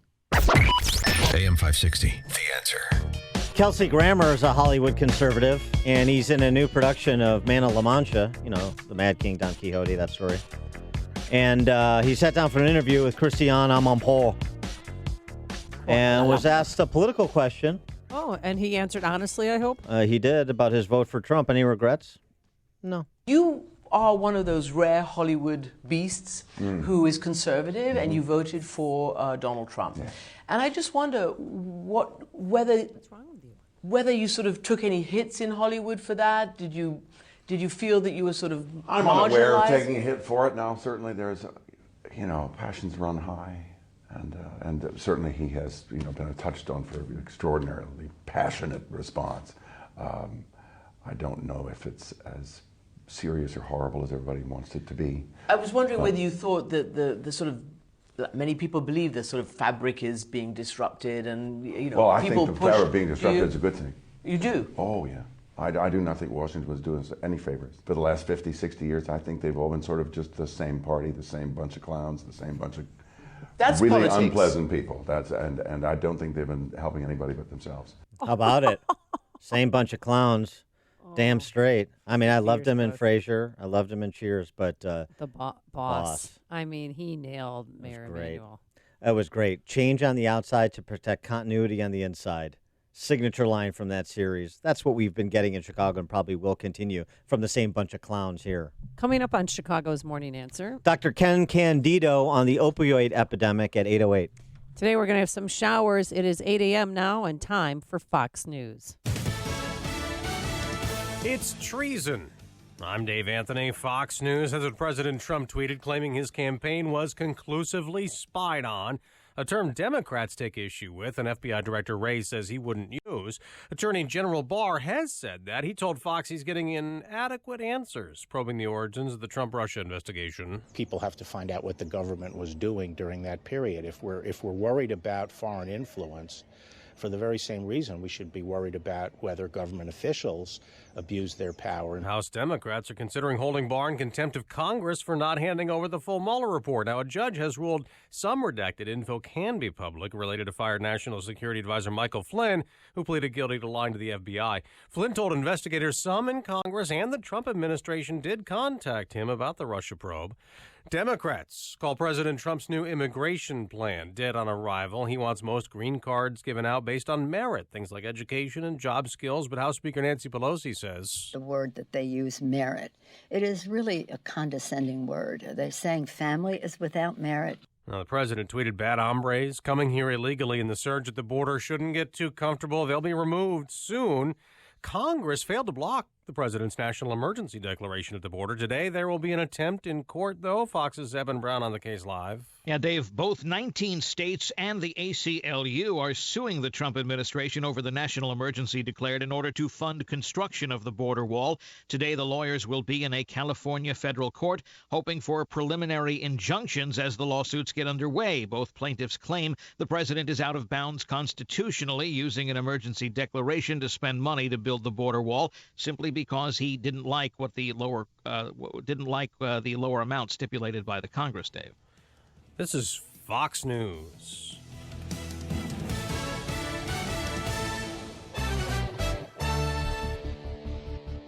Skies are gray. We have 53 degrees, and we had our share of rain and thunderstorms overnight. AM 560, The Answer. News time is 8:02. Good morning. Here are the stories we're following on WIND Chicago. A hearing is scheduled for later this morning to hear a request to appoint a special prosecutor in the decision to drop charges against actor Jussie Smollett. Retired state appellate Judge Sheila O'Brien filed that petition after the office of Cook County State's Attorney Kim Foxx dismissed charges. The man accused of strangling fatally an elderly woman and her daughter in Northwest Indiana has been ordered to get another mental health evaluation. The Northwest Indiana Times reports this morning that the judge in that case ordered the evaluation for 47-year-old James Loans of Crown Point. Judge scheduled an October 17 pretrial hearing and a November 12 trial. 3 are charged in the brutal killing of a pregnant teen on Chicago's southwest side. Police Superintendent Eddie Johnson called Marlon Ochoa Lopez's death disturbing. Words really cannot express how disgusting and thoroughly disturbing these allegations are.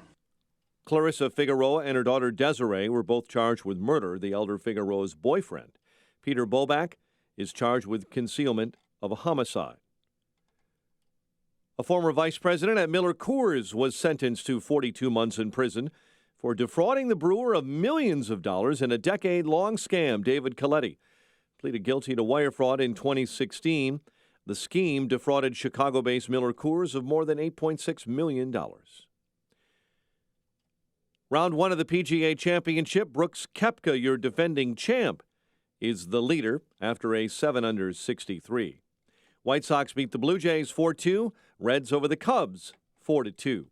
8:03, time for the AM 560 Business Beat. And from the Fox Business Network, here's Jenny Casola. From the Fox Business Network, farm and construction equipment maker Deere & Company is reporting a disappointing start to the year. It's also lowering its expectations for 2019. Photo sharing company Pinterest is losing more money than expected. It just reported its first earnings after going public. Despite its losses, the company says it's encouraged by its strength in the U.S. and how many users it is picking up internationally. Luckin Coffee is going public today. It's been called the Starbucks of China. The stock is expected to debut at $17 a share on the NASDAQ under the symbol LK. It's less than 2 years old, but Luckin already has more than 2,300 coffee shops in China. Starbucks is currently the largest coffee shop chain in China and plans to grow to 6,000 locations there by 2023. With the Fox Business Report, I'm Jenny Cosola.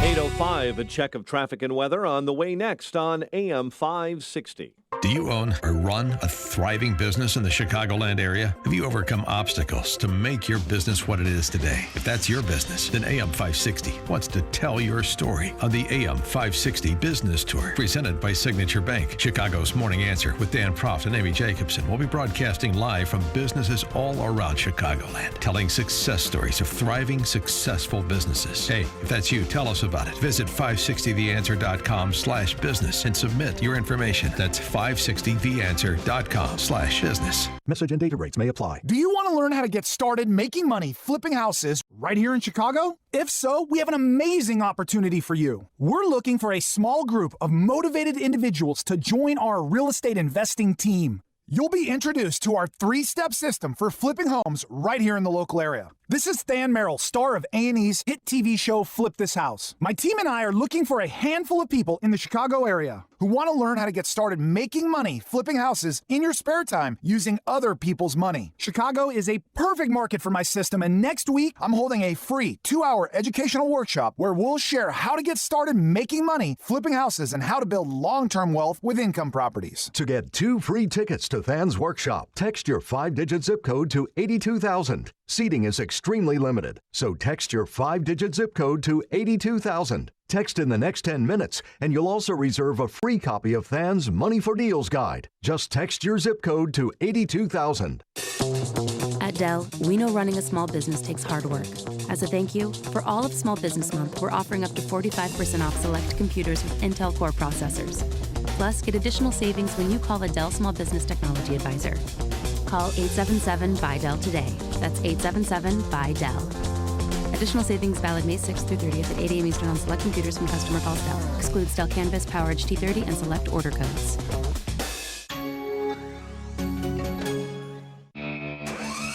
Lawn lovers, run with us on the John Deere Z500 Series Z-Track mower. Built to mow better, faster with an Excel Deep Mower Deck. Because whether you're up against the clock or a busy day, this zero-turn gets it done in almost no time at all. Nothing runs like a Deere. Run with us.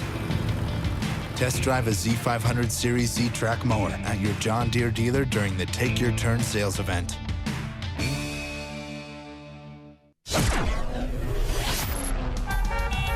.807, a check on the roads in the AM 560 Traffic Center with Jim Telemonti.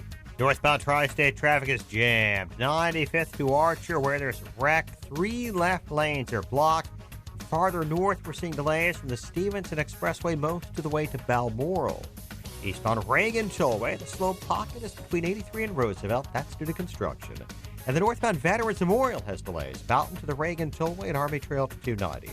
Edens, 22 minutes Lake Cook to Montrose, up on 25. Kennedy, 48 minutes O'Hare to downtown, 30 from Montrose, 35 in the Express, up on 34 minutes downtown to the airport. About Eisenhower, 50 minutes, 390 to downtown, 35 from Manheim. Stevenson, 56 minutes, 355 to the drive. And Ryan, 30 minutes from 95th. That's traffic. I'm Jim Telemonte on AM 560, The Answer. Chicago's Morning Answer continues next. Your official Chicagoland weather forecast. From the 1 Hour Heating and Air Conditioning Weather Center and our meteorologist, Steve Williams. Cloudy skies, showers, and thunderstorms for today and tonight. High today 54, low tonight 47. Intervals of clouds and sun. Warmer day tomorrow. A shower or thunderstorm for the afternoon. A high tomorrow 81. I'm Steve Williams on AM 560, The Answer. 53 at O'Hare. Next news 8:30, and Chicago's Morning Answer with Dan and Amy continues next on AM 560, The Answer. This hourly segment is brought to you by Tasty Catering. Great events start with really great catering professionals. TastyCatering.com. This is Chicago's Morning Answer with Dan Proft and Amy Jacobson on AM 560. The Answer.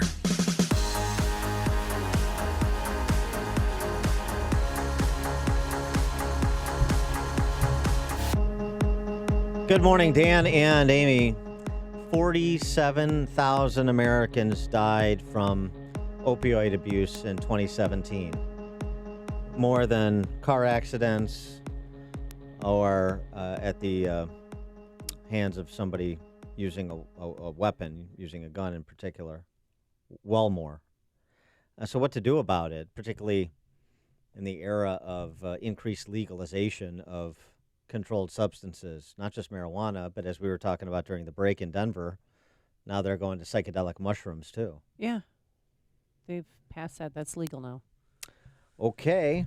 The Amsterdam of the Rocky Mountains, we'll see where this goes. Maybe it'll go to opioids. And frankly, we have this problem. There's been a number of pretty interesting documentaries on the subject of prescription opioid abuse, and how much the medical profession has to be held to account for the ubiquity of prescriptions for opioids that get people hooked on those painkillers.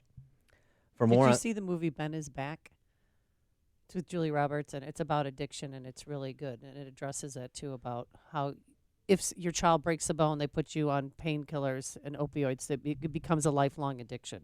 Well, there's certainly a lot of examples of that, and it's a dramatization, but there's been a lot of documentaries that provide some of the hard science and the hard data on it, including the fact that Americans represent 5% of the world's population and consume 75% of the prescription drugs. Is that a good thing, the therapeutic state? Well, why don't we put that to an expert in the field. He is Dr. Ken Candido, Chicago anesthesia and pain specialist. Dr. Candido, thanks for joining us. Appreciate it.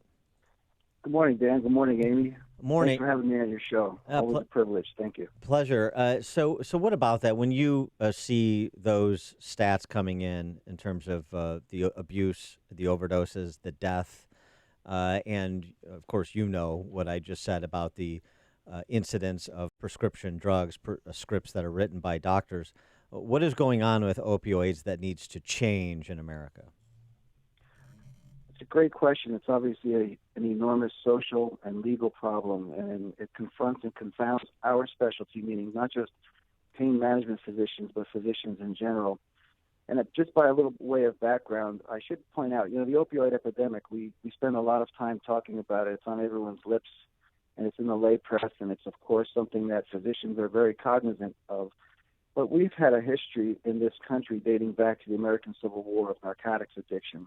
We had what was called soldier's disease, when we had morphine had been isolated in 1804, and the hollow syringe was made in 1853. And we had 400,000 Americans addicted to narcotics back in the 1861 to 1865.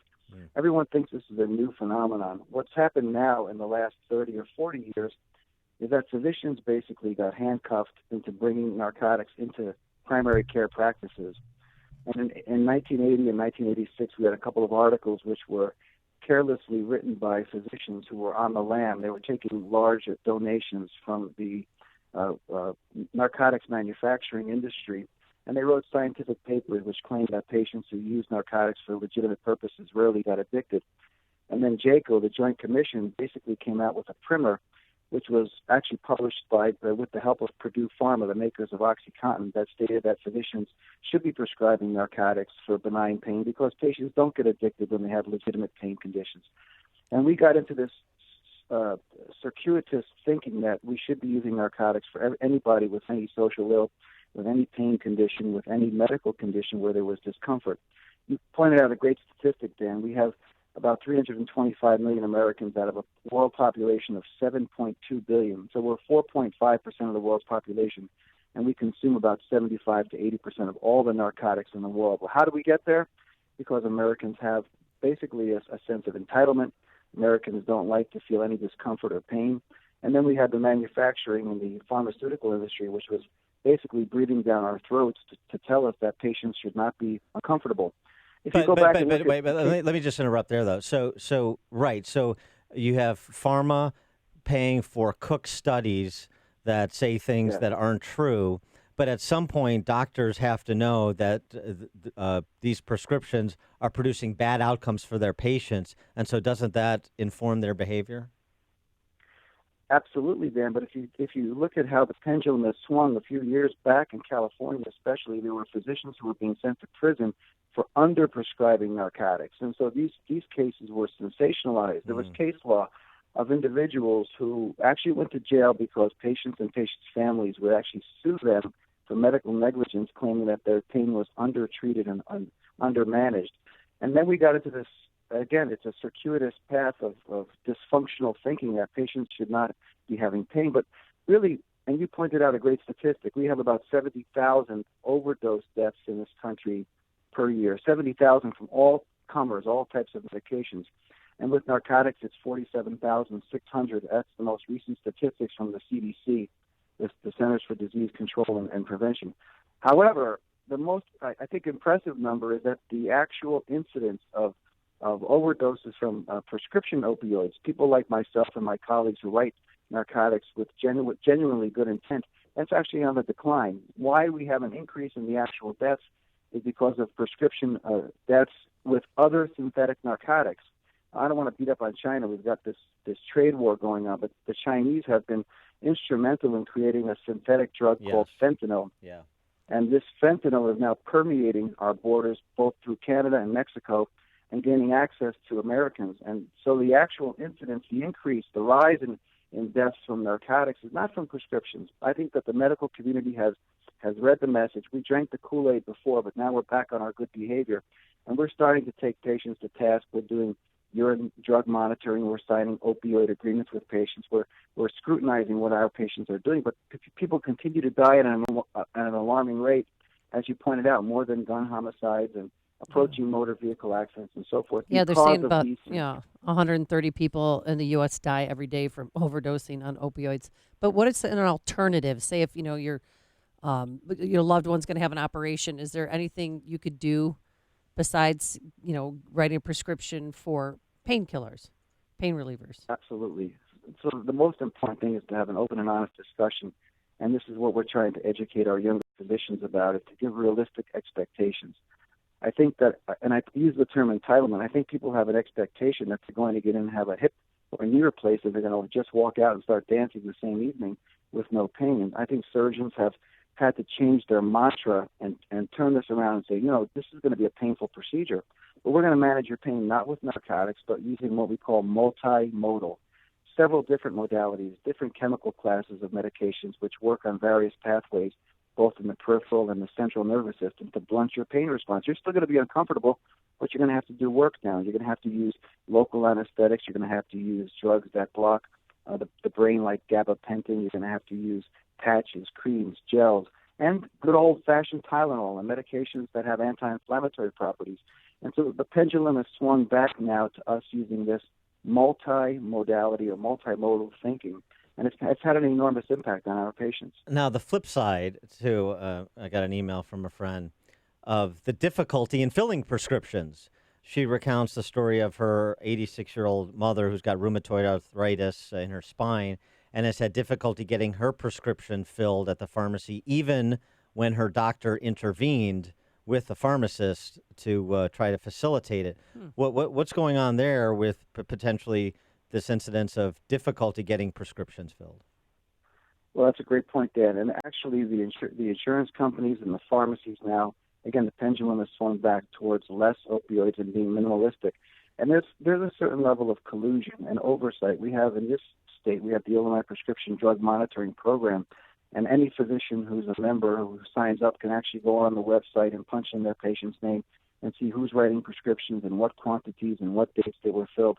But the pharmacists now also, they don't want to have their licenses revoked. They're also on the lookout for the punitive actions of oversight agencies, the DEA, the FDA, and all the other people that are pointing fingers.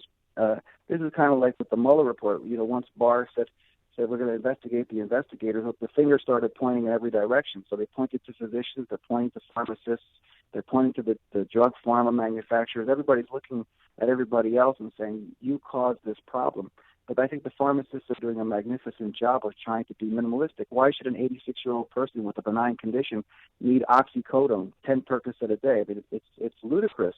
And I think that they've done a good job, although there are some individuals who are overzealous, who are perhaps making decisions outside their specialty. I don't think that people should override a physician's judgment, but that's actually what we see happening in many regards. Now, we had one of your colleagues in the medical community, Dr. Zeke Emanuel, on the show yesterday. We were talking about the competing Medicare for all plans, government takeover of health insurance, and by extension, health care. And he makes the argument that the way to improve quality and reduce cost is for a Medicare for all type program, the building upon Obamacare to mandate coverage and have essentially the government be the provider of health insurance of first resort. How do you respond to that? How has Obamacare impacted your profession in terms of Chicago anesthesiology, pain specialist, your business, your group of doctors, and what do you think would happen under a Medicare for all plan as Zeke is proposing or Bernie is proposing? Oh, Bernie. Well, so I'm respectful of individuals who are socialists, but I really disagree with their agenda, and I think that it's been that socialized medicine and Medicare for all, and the government actually intervening in being the third-party payer for all individuals across the country, has been a catastrophic failure if we look at other countries. I mean, there's a dirty little secret. You look at the Canadian healthcare system, any Canadian with money sneaks across the border to have their hip or their knee replaced because they don't want to wait 6 months or a year, the obligatory waiting time, while this healthcare is rationed or apportioned. But it's a step further because the socialization process also reduces reimbursements to physicians. Now, I wouldn't quarrel with you if you said, well, physicians are in the top 1 or 2% of nationwide of individuals who are reimbursed for their work and their services. But we continue to be sued by medical malpractice attorneys. We continue to have enormous overhead costs associated with our practices. In my own personal practice, we've seen a reduction of about 25 to 30% in the last 4 or 5 years as this socialization of medicine and adopting Obamacare principles has permeated into our practice. So we see the insurance companies now have taken a drastic stance about reducing reimbursement towards physicians. And again, no one's crying in their soup. The bus drivers and the school teachers and the janitorial staff are not saying, oh, you poor doctors, you're getting less money now. You'll have to drive a Mercedes-Benz instead of your Maserati or your Ferrari. But at the same time, we're seeing a drastic reduction in what we're being reimbursed for. And I submit to you that if you went to any other profession in this country, whether it's attorneys or teachers or firemen or policemen, and said, you're going to start working and doing the same amount of work every year but getting less and less remuneration for that, will there be a massive outcry? Well, right, but what about in terms of patient outcomes? Let's make this patient-centered. What has been done under Obamacare in the last decade and what is proposed under Medicare for All? What does that mean for patient outcomes? Well, I think that on a positive note, they're looking at being proactive and preemptive. So now we're screening more individuals. We're trying to screen for diabetes, hemoglobin A1C. We're looking for individuals with possible markers for certain malignancies like prostate cancer. We're measuring and monitoring and treating blood pressure more efficiently and more effectively. But then at the same time, when Americans are gluttonous and we have horrible habits, horrible dietary habits. We don't exercise, we smoke too much, we drink too much. And until we change the culture and we can get individual patients to buy into the fact that they have to be responsible and accountable for their own conduct and their own behavior, we're not going to really change too much. So we can apportion healthcare, we can ration it, we can try to admonish individuals to behave themselves. But unless you adopt a system like the Japanese, who actually measure body mass index and waistline size for height and actually apportion care based upon individuals' habits, unless we adopt a system that has some metrics built into it to be punitive to patients themselves, we're not going to make much headway. Whoa. Hey, measuring waist Yes, size. sir. We're in an era where morbidly obese women are on the cover of Sports Illustrated swimsuit era, doctor. Let's just hold the phone here. Dr. Ken Candido, Chicago anesthesiology pain specialist. Dr. Candido, thanks for joining us. Appreciate it. My pleasure. Have a great day, folks. You too. Thank you so much. Thank Take care. you. Yeah, and he joined us on our turnkey.pro answer line. It's what Chicago is talking about. It's Chicago's Morning Answer with Dan and Amy on AM 560. The Answer. Another school year is about to wrap up, and you need to start thinking about what activities your son or daughter will be involved with during summer break. You want them to have fun this summer, but at the same time have some structure to be prepared for the next school year. Introduce them to St. John's Northwestern Experience in the beautiful Lake Country region of southeast Wisconsin with summer OPS, opportunities for personal success. 5 intensive weeks of learning and training. Young men and women grades 7 to 12 get an opportunity to advance academically in the structured and supportive environment of a military boarding school, and at the same time be involved in an exciting summer adventure camp that inspires personal growth through a commitment to excellence in academics, leadership skills, spiritual and character development, and athletics and wellness. Camp St. John's Northwestern for your son or daughter with full boarding or day camp programs. Get more info at 1-800-SJ-CADET. That's 1-800-SJ-CADET or online at sjnma.org. That's sjnma.org.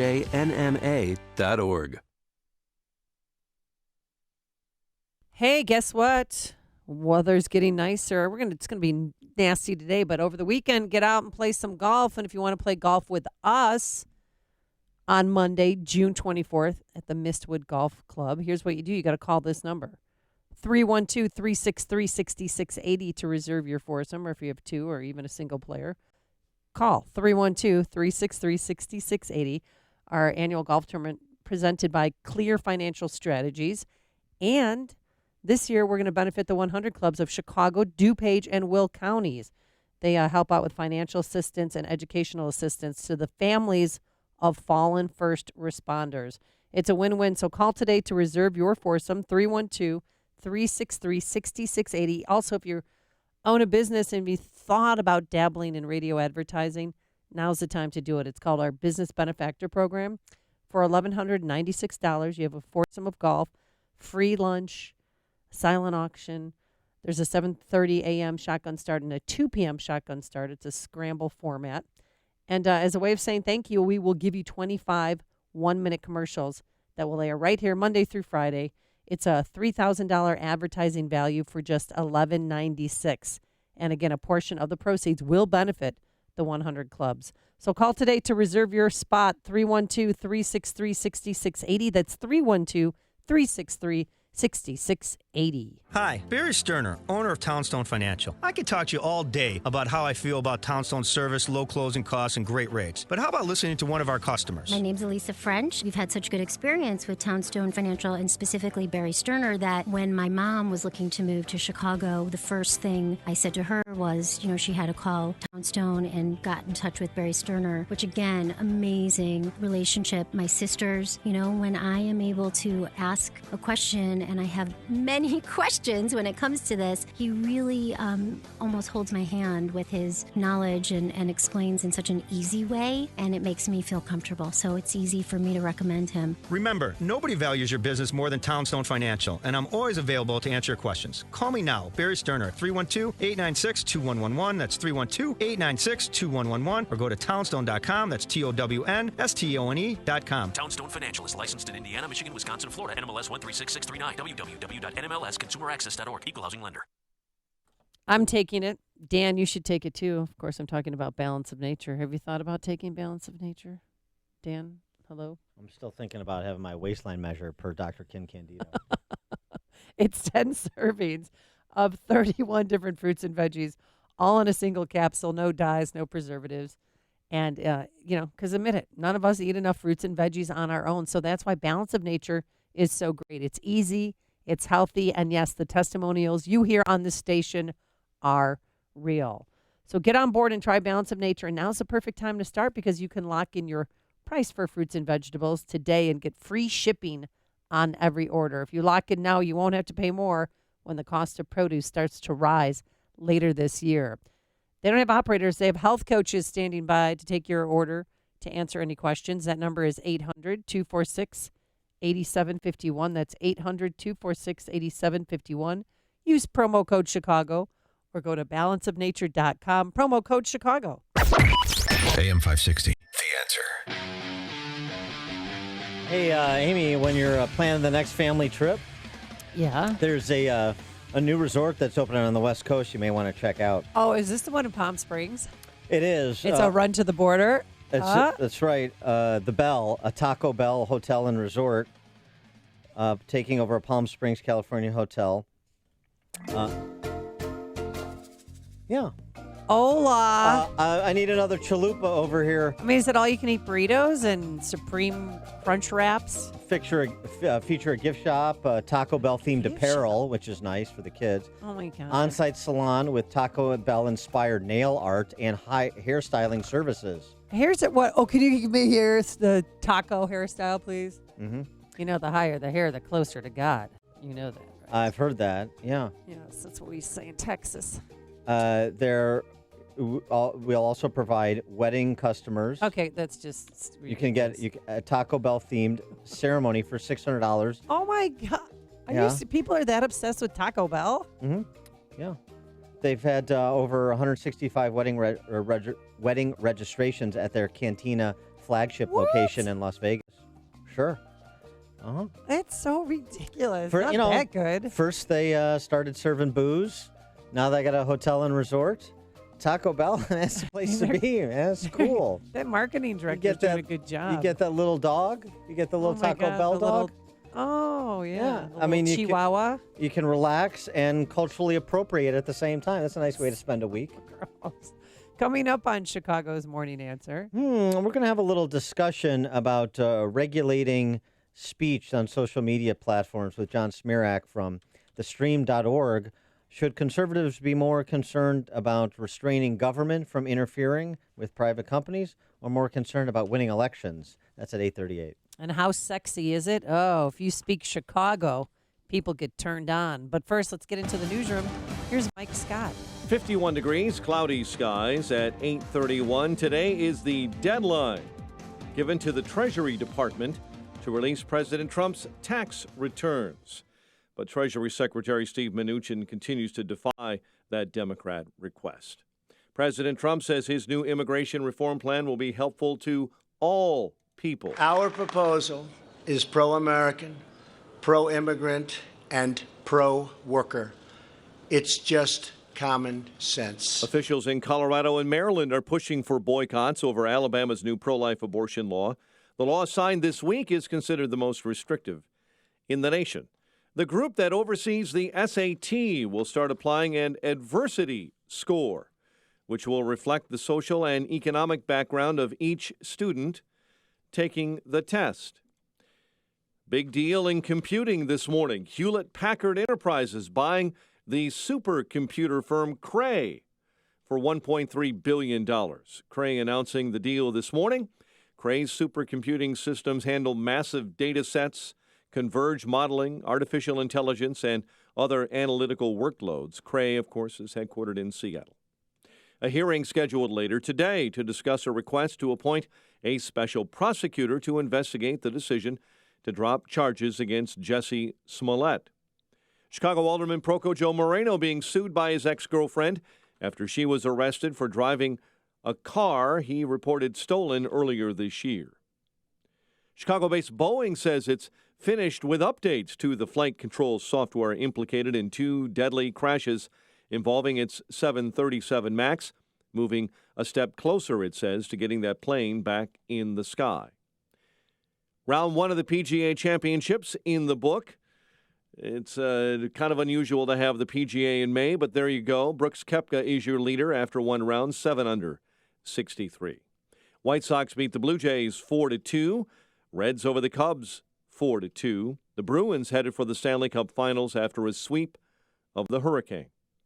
The news service of Panera Bread. At Panera, breakfast to go no longer means to settle. Wake up with a new maple glazed bacon, scrambled egg and cheese breakfast.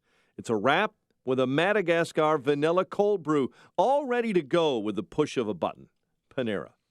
Food as it should be. 8:33, a check of traffic and weather on the way next on AM 560. Mike Gallagher explains the next media meltdown. I don't think people care what happened from 1985 to 1994, but the media hysteria is ever present. Breaking down. Oh my gosh, he's a con man. What, he's a con man because a guy who made billions over the course of his lifetime had a 9-year period where he lost money? What a shocker. The Mike Gallagher Show. Weekdays at 9, right before Dennis Prager at 11 on AM 560. The Answer. Hi, this is Amy Jacobson. Spring is the perfect time to take notice of any paint issues. Call the professionals at CertaPro Painters right away to take care of your home. Our front porch and back porches were chipping and peeling, just an eyesore. But CertaPro Painters swooped in and made a huge difference. They also painted a majority of our rooms in our house, the quality, service, and attention to detail like no other paint company. You know, spring is the season of change. Time to change your wall color or exterior and transform your home with an updated new look. And if you want some help with colors, they've got you covered with in-home color consultation or online with a color visualizer.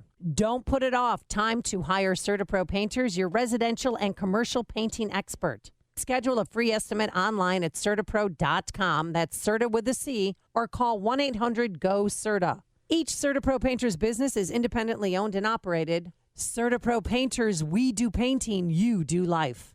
This is Dr. Howard, founder and formulator of Balance of Nature. We're changing America, one life at a time. All the years I spent with junky vitamins, it did nothing, and these vitamins are just like the best in the whole world. I don't take anything else other than them. When I first started, I was just very, always fatigued and tired.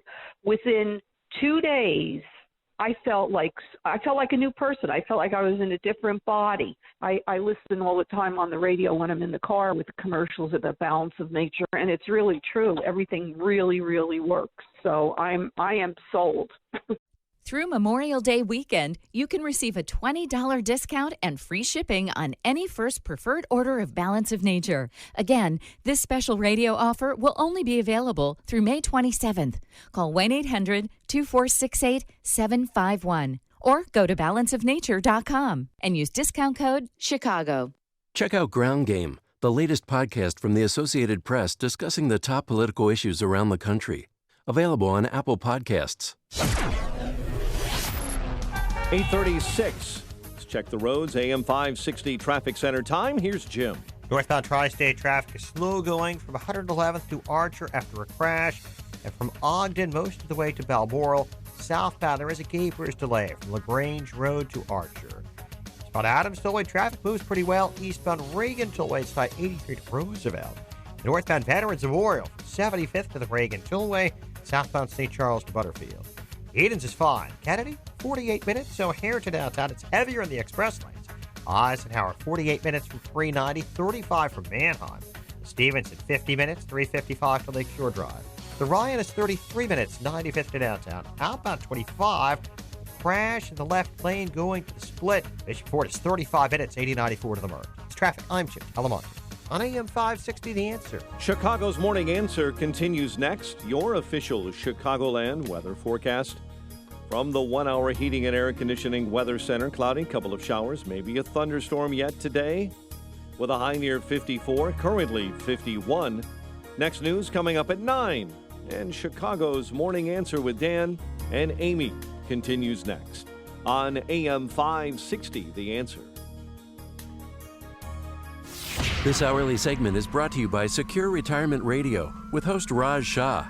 Sunday mornings at 7 on AM 560, The Answer. Listen to podcasts of Joe Walsh and Chicago's Morning Answer with Dan Proft and Amy Jacobson on the AM 560 mobile app. Download it today at 560theanswer.com/mobile.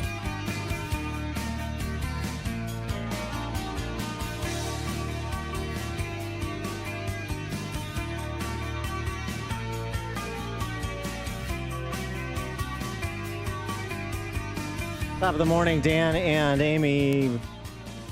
Breaking up with Facebook is hard to do, or is it? A lot of the Democrat Socialist presidential candidates have taken up the issue of whether Facebook should be subject to antitrust action. Less so on the conservative side. Certainly the lament about practices like shadow banning on Twitter, the censoring of individuals on Facebook, other social media platforms.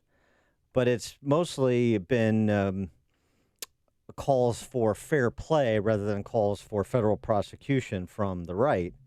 However, there was this interesting interview that I mentioned a bit earlier in the week over at the stream.org with our friend John Smirak and Will Chamberlain. That's Will, no T. Will Chamberlain. Will Chamberlain, I believe, has slept with fewer than 20,000 women. That's how you distinguish them. Also, I don't think he scored 100 points in a game. Will Chamberlain, that is. He did both.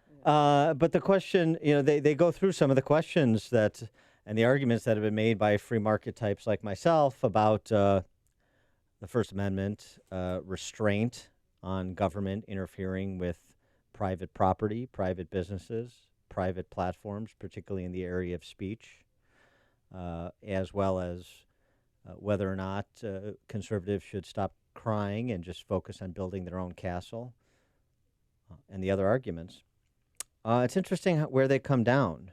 And this is, in some respects, where Dennis Prager has come down. We talked about it last night in our cigar event, where you essentially argue, as he is in his lawsuit, in Prager University's lawsuit against YouTube and Google by extension, that these social media platforms are public places of accommodation. They're the virtual lunch counter, if you will. For more on this topic, we're pleased to be joined by John Smirak, writer and editor for thestream.org, also the author of the book, The Politically Incorrect Guide to Immigration. John, thanks for joining us. Appreciate it. Thanks. It's good to be on. Yeah, I think the public accommodation argument is a serious one. Here's another one. Imagine if a private company were to buy up the public squares in every city in America so that they're no longer public property, and then forbid political demonstrations of one political party. Well, First Amendment doesn't apply. It's private property. Well, why did you let them buy up all the public squares? Nope, doesn't matter. That's private property. Don't be a socialist. Go found new cities. Go found a new Manhattan. And then in your new Manhattan, you can have Republican speech if you want it.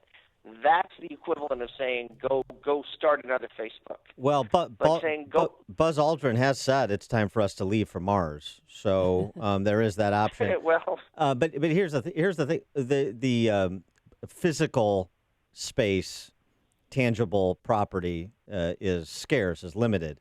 Virtual space is not. That's not really true, because there's a legacy effect of connection. I mean, people have told me you should go join Gab, G-A-B, instead of Twitter. Oh, okay. And so I'll have 3 followers instead of 7,000. Remember, Facebook and Twitter accumulated these vast networks when they had free speech. Right. They changed the meaning of their so-called community standards over the course of time, so that by the time they started the ratchet effect of silencing Christians and conservatives, you would have a lot to lose by quitting. So in a sense, you could say it was fraudulent. But you always knew they could do that, or you should have known. Oh, you should have known they could defraud you, that they could change the meaning of the community standards that you signed up for and take away valuable property of yours. That's fraud. If the government can't fix that, screw the government. We don't even need one.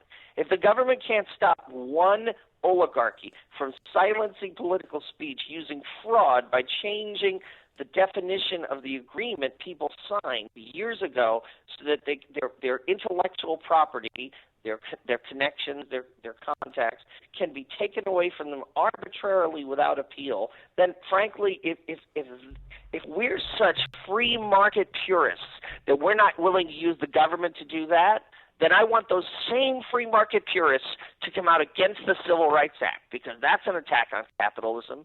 I want them to come out against Social Security and demand with the same vigor that Social Security be eliminated and that the military draft be eliminated, because those are not compatible with free market capitalism. It just shocks me that people who are willing to tax citizens to use their money to invade Iraq aren't willing to force these social media companies to live up to the spirit and letter of agreements they signed with people 15 years ago. So you just used the word oligopoly. So you're suggesting not just the government intervention with Facebook, but with Google, with Apple, with Amazon, with Google Twitter. And Twitter.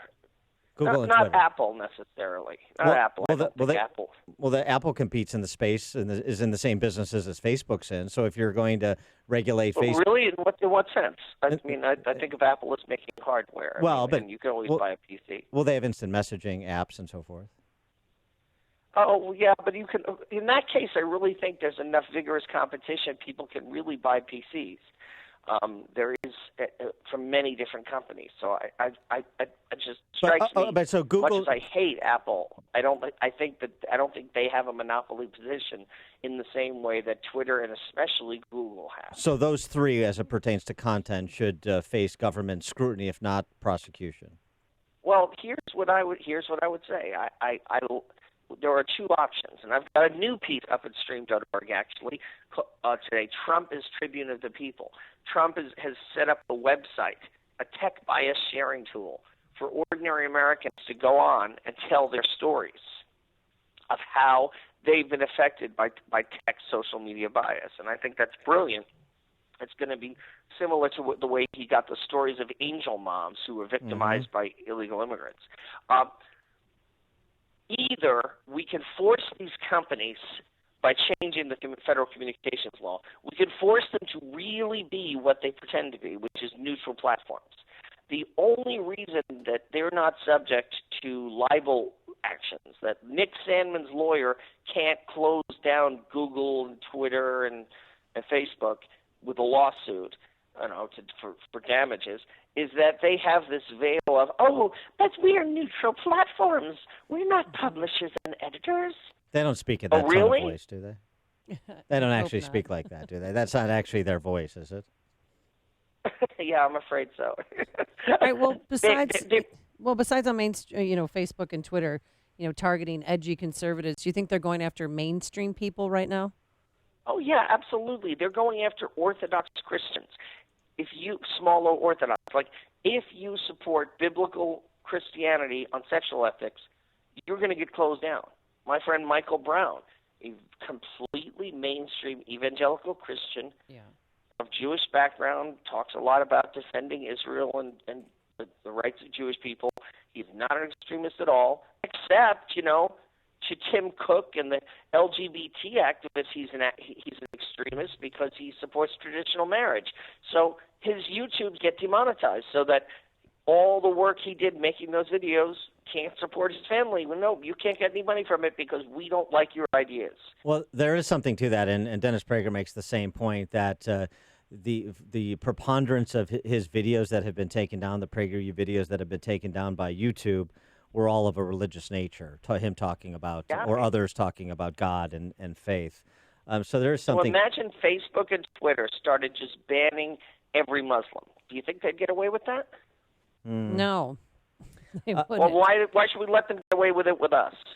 That's a good if point. the other side, if we're in a boxing ring and we're following the Marquis of Queensberry rules, and our opponent pulls out a switchblade, are we just going to continue fighting by the traditional rules? If so, we're idiots and we deserve to be destroyed. Well, I mean, there is the argument that we could be them, but they couldn't be us, and that's something that we should guard jealously. What? They could They can beat us. They are beating us. No. They are beating us. No. We could be them, We could be barbarians. We could be It's time when you're. totalitarians.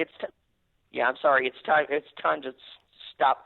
If you're in a boxing ring and the other guy starts playing by MMA rules, you play by MMA rules, or you're a fool and you get obliterated. Yeah, I'm not sure. And then I'm not people sure. might remember your high-mindedness. Yeah, I mean, I'm not. Yeah, right. I get the sports metaphors. I like to use them too. I'm not That's sure the it's Jeb Bush- applicable. That's the Jeb Bush thing.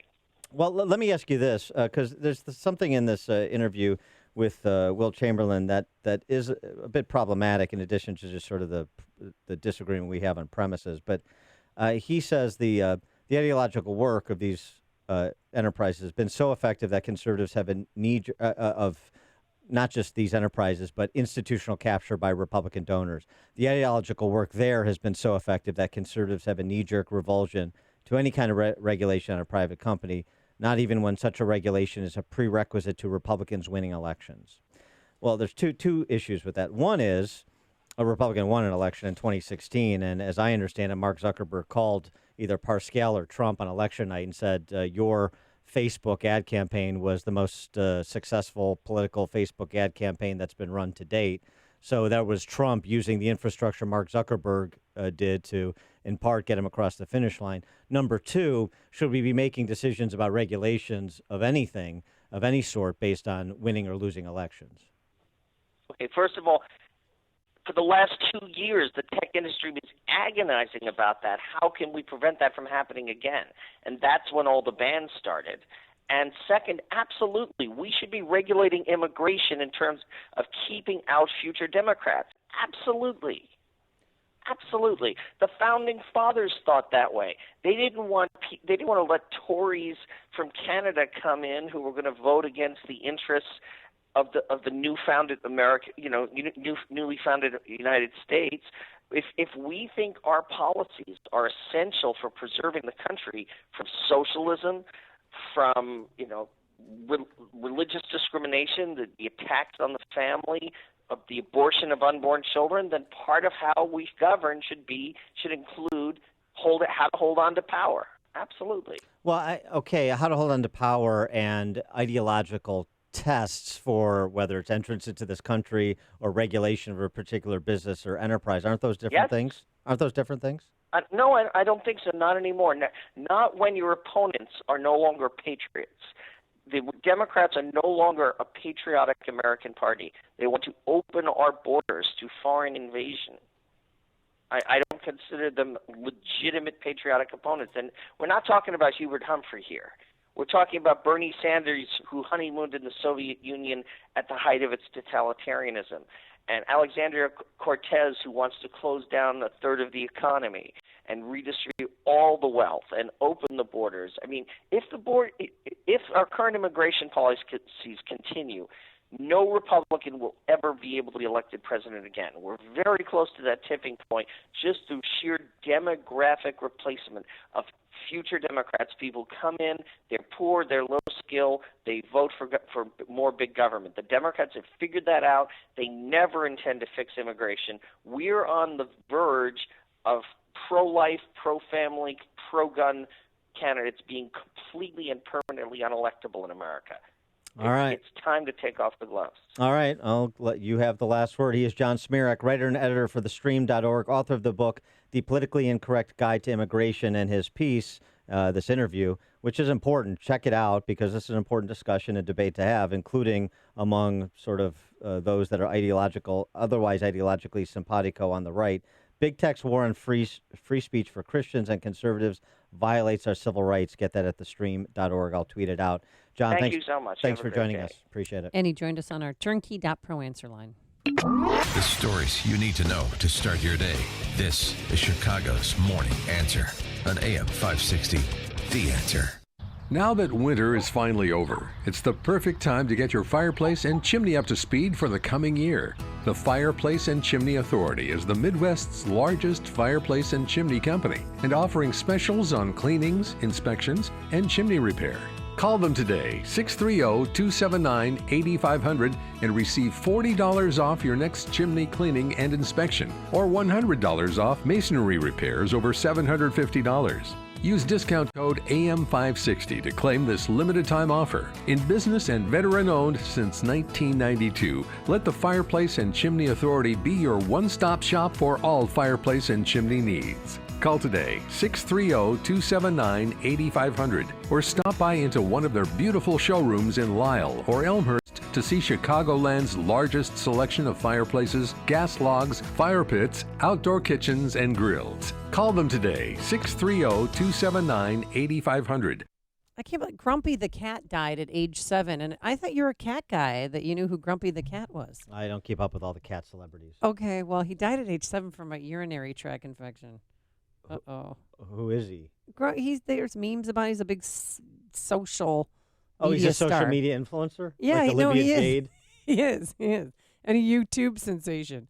Hey, interested in purchasing a new home? Then you need to call Team Hochberg, your trusted local lender, not your bank, not the internet, and definitely not your realtor's preferred lender. Oscar, he wanted to purchase the home he'd been renting from his father, but didn't have money for the down payment or closing costs.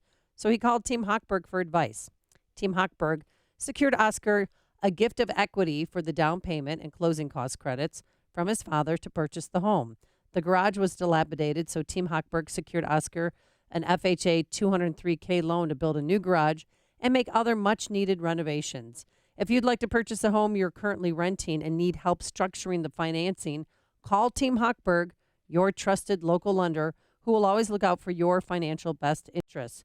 Call him now at 855-56-DAVID or visit 56david.com.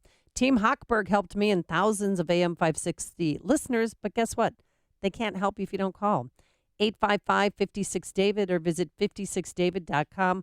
Homeside Financial, Equal Housing Lender, Illinois Residential Mortgage Licensee, MB 6761019, NMLS 1124061. Napa know-how. You don't have to know fancy terms like ceramic, metallic, and calipers to know that this sound isn't a good thing. And now at most Napa Auto Parts stores and Napa Auto Care centers, you'll get a $75 prepaid Visa card when you spend $250 on brakes. Do it yourself or have it done for you. Save $75. That's Napa know-how. Napa know-how. At participating Napa Auto Parts stores and Napa Auto Care centers. Exclusions apply. Offer ends 5/31/19. At Indeed, we believe a resume is a great way to see an overview of a candidate, but you're not hiring a resume, you're hiring a person. That's why Indeed offers tools that help bridge the gap between a candidate and the resume, like skill tests, which let you actually see a candidate's abilities in action to make sure they're a good fit for the job. See beyond the resume with Indeed. Experience Indeed for yourself today and get a free sponsored job upgrade on your first posting at Indeed.com/promo. Terms and conditions apply. Can you overdose on Balance of Nature? I might have last Saturday because I was on my spin bike and I kept going and going. 2 hours later, I was still on that thing. I had lots of energy, and that's what Balance of Nature helps with. It's 10 servings of 31 fruits and veggies, all in a single capsule, because admit it, none of us eat enough fruits and vegetables on our own. So that's why Balance of Nature is so great. It's easy, it's healthy, and yes, the testimonials you hear on this station are real. And now's the perfect time to start, because you can lock in your price for fruits and vegetables today and get free shipping on every order. And guess what? If you lock in now, you won't pay more when the cost of produce starts to rise later this year, thanks to those tariffs. So call today, 800-246-8751. A health coach is standing by to answer any of your questions and get you on Balance of Nature. 800-246-8751. Use promo code Chicago or go to balanceofnature.com. Promo code Chicago. Fishermen, Anglers Outlet is celebrating the grand opening of their new location, now open in downtown Tinley Park. Stop by and celebrate now through Sunday. Get outlet prices on the finest brands of fishing tackle from brands like Shimano, Daiwa, Berkley Fenwick, St. Croix, and many, many more. Plus, the freshest and liveliest bait, minnows, suckers, grubs, and their famous Canadian night crawlers. It's all at Anglers Outlet's new location in downtown Tinley Park. You'll find everything you need for fishing, and they're open early every day for your convenience. Bring in your fishing reels during this week's grand opening, and they'll professionally fill the first one up with 175 yards of Berkley Trilene line for free. Stop by the Anglers Outlet grand opening celebration all this week at 17036 Oak Park Avenue in downtown Tinley Tinley Park. The address of Anglers Outlet changed, but the phone didn't. Call them at 708-331-5711. Also find them on Facebook. Don't miss the Anglers Outlet grand opening sale on now through Sunday in Tinley Park. Fish on. Policies issued by American General Life Insurance Company, Houston, Texas. Not available in all states. For details, visit AIGdirect.com. Do you have a family? Would you like to help make sure they'll be taken care of if anything were to happen to you? If you answered yes, you probably need life insurance. Now, do you think life insurance is expensive? If you answered yes to that too, you definitely need to give AIG Direct a call. We could find you a $250,000 policy for just $14 a month, which means you could save hundreds of dollars a year.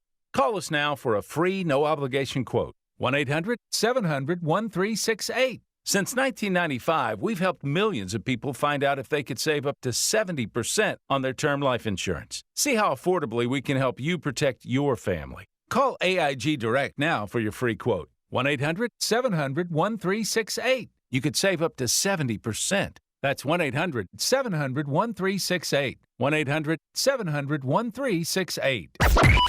AM 560. The Answer. Thanks so much for making us part of your week. Thanks to Justin Kosick, our technical producer, and Quinn McCarthy, who's the cigar cutter, right? Yeah. Cigar cutter at last night's event? Cigarettes, cigars, party favors. Remember that from Top Secret? Oh, yeah, that's right. Have a great weekend. Stay safe, stay happy, stay healthy. Now, here is Mike Scott. Alderman Moreno being sued. We'll tell you why. Mayor Pete was in Chicago. Cubs and Cardinals